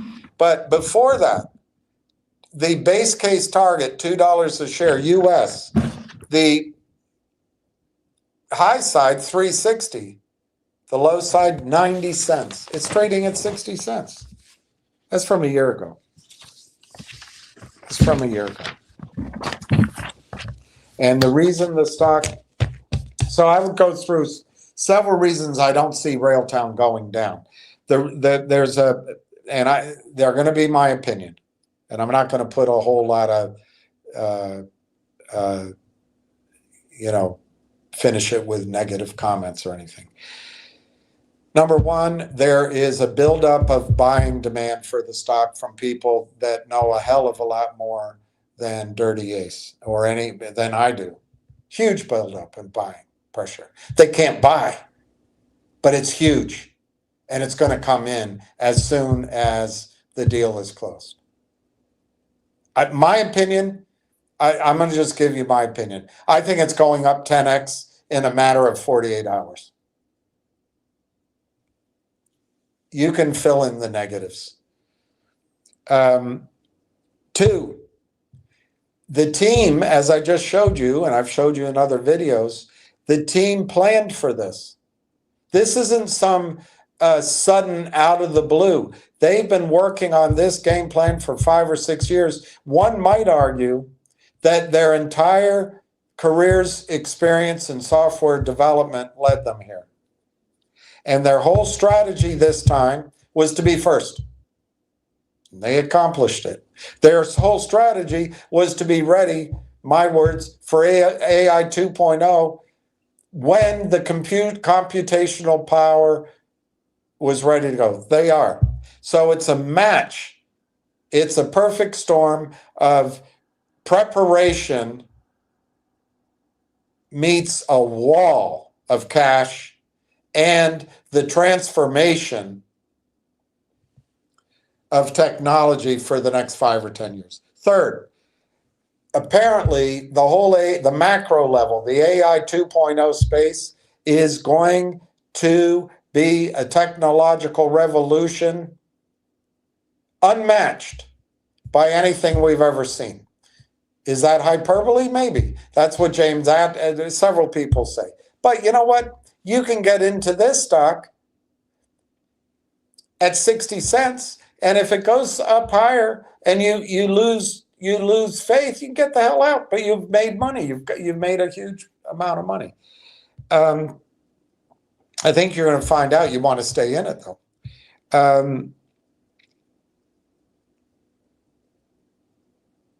I think also that the company has shown, even though the lawyers probably didn't want everything to be quiet, the company has shown the demand for Conductor. The product they created is percolating and popping up all over the place, regardless of this acquisition. So I don't see downside there. I see upside. And then finally, the acquisition itself, they already have revenue. A lot of it. They have 400 million in revenue, according to a post on Twitter. Those 160 companies. It's all about how much they pay for it, what's the deal they strike. But Railtown is going for sure from R&D to producing revenue, for sure, when this deal is completed. We just don't know how much. And I just don't know. I don't know why anyone would sit in GME for the next 8 weeks. GME will be flat. It might go from 23 to 28. But yeah, thank you. Right now I forget who said it, but you're right. Thank you very much. It looks like GME's worth $10 a share, not 5. But it's still trading at a huge premium just because Ryan Cohen is using you to help get his friends out of trouble in the short position. He's building up a bunch of cash so he can be rich forever. And you're just a shareholder. They'll give a mountain chart over 10 years, you'll be long gone. And I understand the hesitation because all these other stocks are hot stocks. I don't want you in this space for hot stocks anymore. It's coming to an end. It's coming to an end. It's a sign of the top of the market. But these guys are, they don't use their own names. They come in, they pretend to be friends. They come in angry. They come in just to make you not buy, make you sell when they can panic down, make you sell short your profits, and then hopefully you start listening to some other story that someone in their group's getting paid to promote, and you put money there and you help them, their computers. That money is the catalyst or the STP fuel injection that gets the computers to drive it up. They do something with one of their buddies they go to temple with, and the next thing you know, they cross a deal with another buddy that they went to the same school with, and then somebody else is a friend married to the wife of the attorney, and then the guy that taught you all, Stevie Cohen or whoever it is, you pay him his cut, and everybody stays out of jail. And you just keep it going. But they need you because we're the suckers. You know what it says on our forehead? Goyim. It says Goyim. That's what it says. And you might not like that, but that's just how it is. You're not going to win. You're not going to win. So Railtown is the escape. And so I gave you reasons why I don't think it's going down. I think when it cracks out of here, it's $6. That's my call. The rest of it's a little more speculative because the reason it'll jump out is because of the suppressed demand by the shorts, and also because the buying just isn't there. And these guys recognize what's coming. This, by the way, it's a very small group of men that do this, but I think they justify it because it's okay. The rest of us don't matter. I'm not talking about an entire religion or an entire people. I think I'm talking about maybe at most 50 people that collude, and then their attorneys. I don't think it's that many people. But man, they have it down. They have it down. Might be 100 people. They really have the system down. And the only way to win is get away from it. It's the only way to win. And then when we have some money, we can go in and try to change it. But right now, all of your energy, I actually, if Adam is serious, and he may well be, I don't think he's going to get a chance to buy Railtown at 60 cents on Monday morning. But I could be wrong. Like I said, I've been wrong. But GME, if it goes to 30, he'll be up 20. It's a significant amount. He'll be up 25%. That would give him more buying power. But for Railtown to be up 25%, which could be Monday morning, trades at 90 cents, and it, I don't know. It's just it's a little confounding to me is all. We have a pool, so it's not a big deal, Uncle Bill. Trying to keep the kids out of the house. Oh, wow, you got great kids. Got great kids.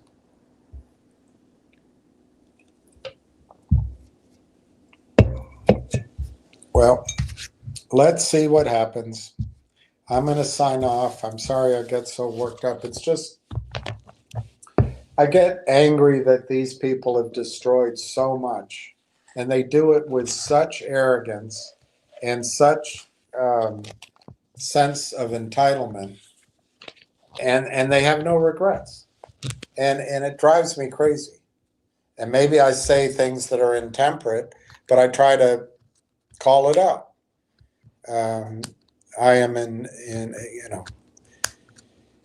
if I saw somebody else doing it, I'd call it out that way, but I don't. And it's just incredible. You don't understand. They're taking your money and they're not paying taxes on it. And they do it over and over and over again. And then some idiot comes on here, oh, I'm starting to get bad feelings. Take your feelings, nothing more than feelings, and go away. Investing is not done on feelings. Where investing is done with a feel is if you studied it, you know it, you've been in it a while, or it's an industry you understand, or even a new position. If all of a sudden the price gets wrong, and prices go wrong both ways, but if all of a sudden a stock opens down in a crash, and you're oddly, sometimes when you do it, you're the most nervous you've ever been, but your gut is just screaming, that is the wrong price. I have to buy it. That has to be bought. Sometimes that's a feeling, but buying Railtown right now is not about feelings. Anyway, I'm going to check to see that we're not at war, and then I'm going to sign off.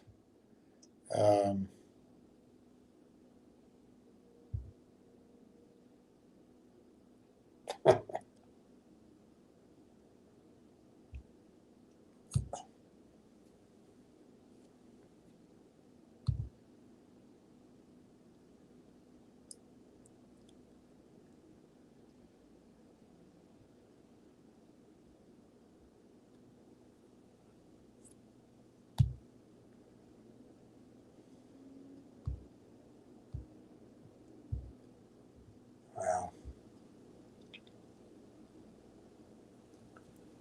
Trump administration dumps huge tranche of Obama documents while the world waits for Epstein files.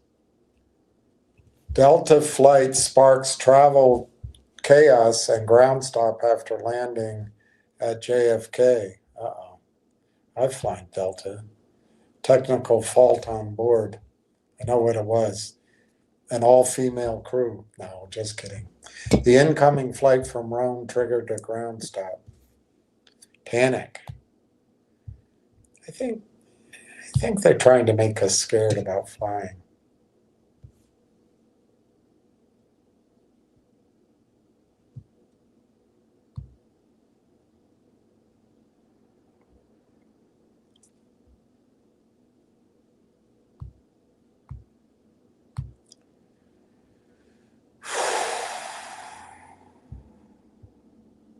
I don't see any. I don't think we're at war.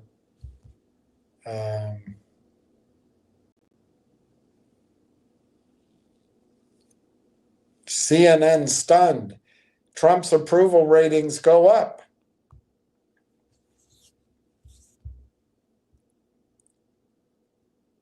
Uh-oh. The founding member of the Congressional Black Caucus passed away at 94. I admired the Black Caucus, the Congressional Black Caucus, as it's called, during George W. Bush's, that's not the only time, but during George W. Bush's immaturity, they were one of the only stalwarts against those idiotic wars. I went down to the Hill and watched. It's too bad, but he did live to 94.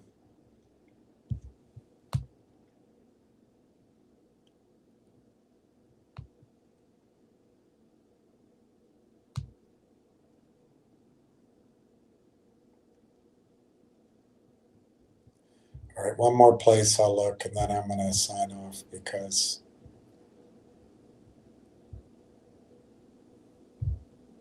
it's been a long day.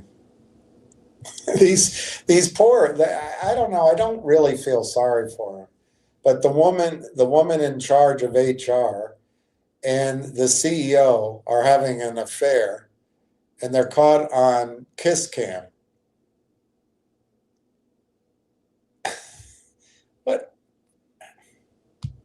What are they thinking?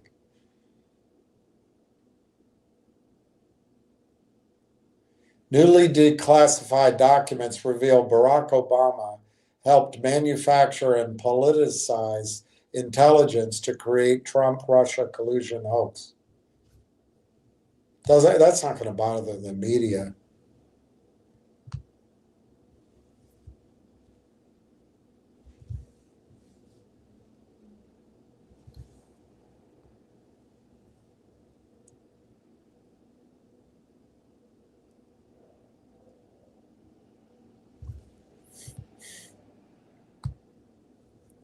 I like the cane sugar in Coca-Cola. It's so much better for you than high fructose corn syrup. It's not great, but it's so much better. Sugar is dangerous, but high fructose corn syrup is.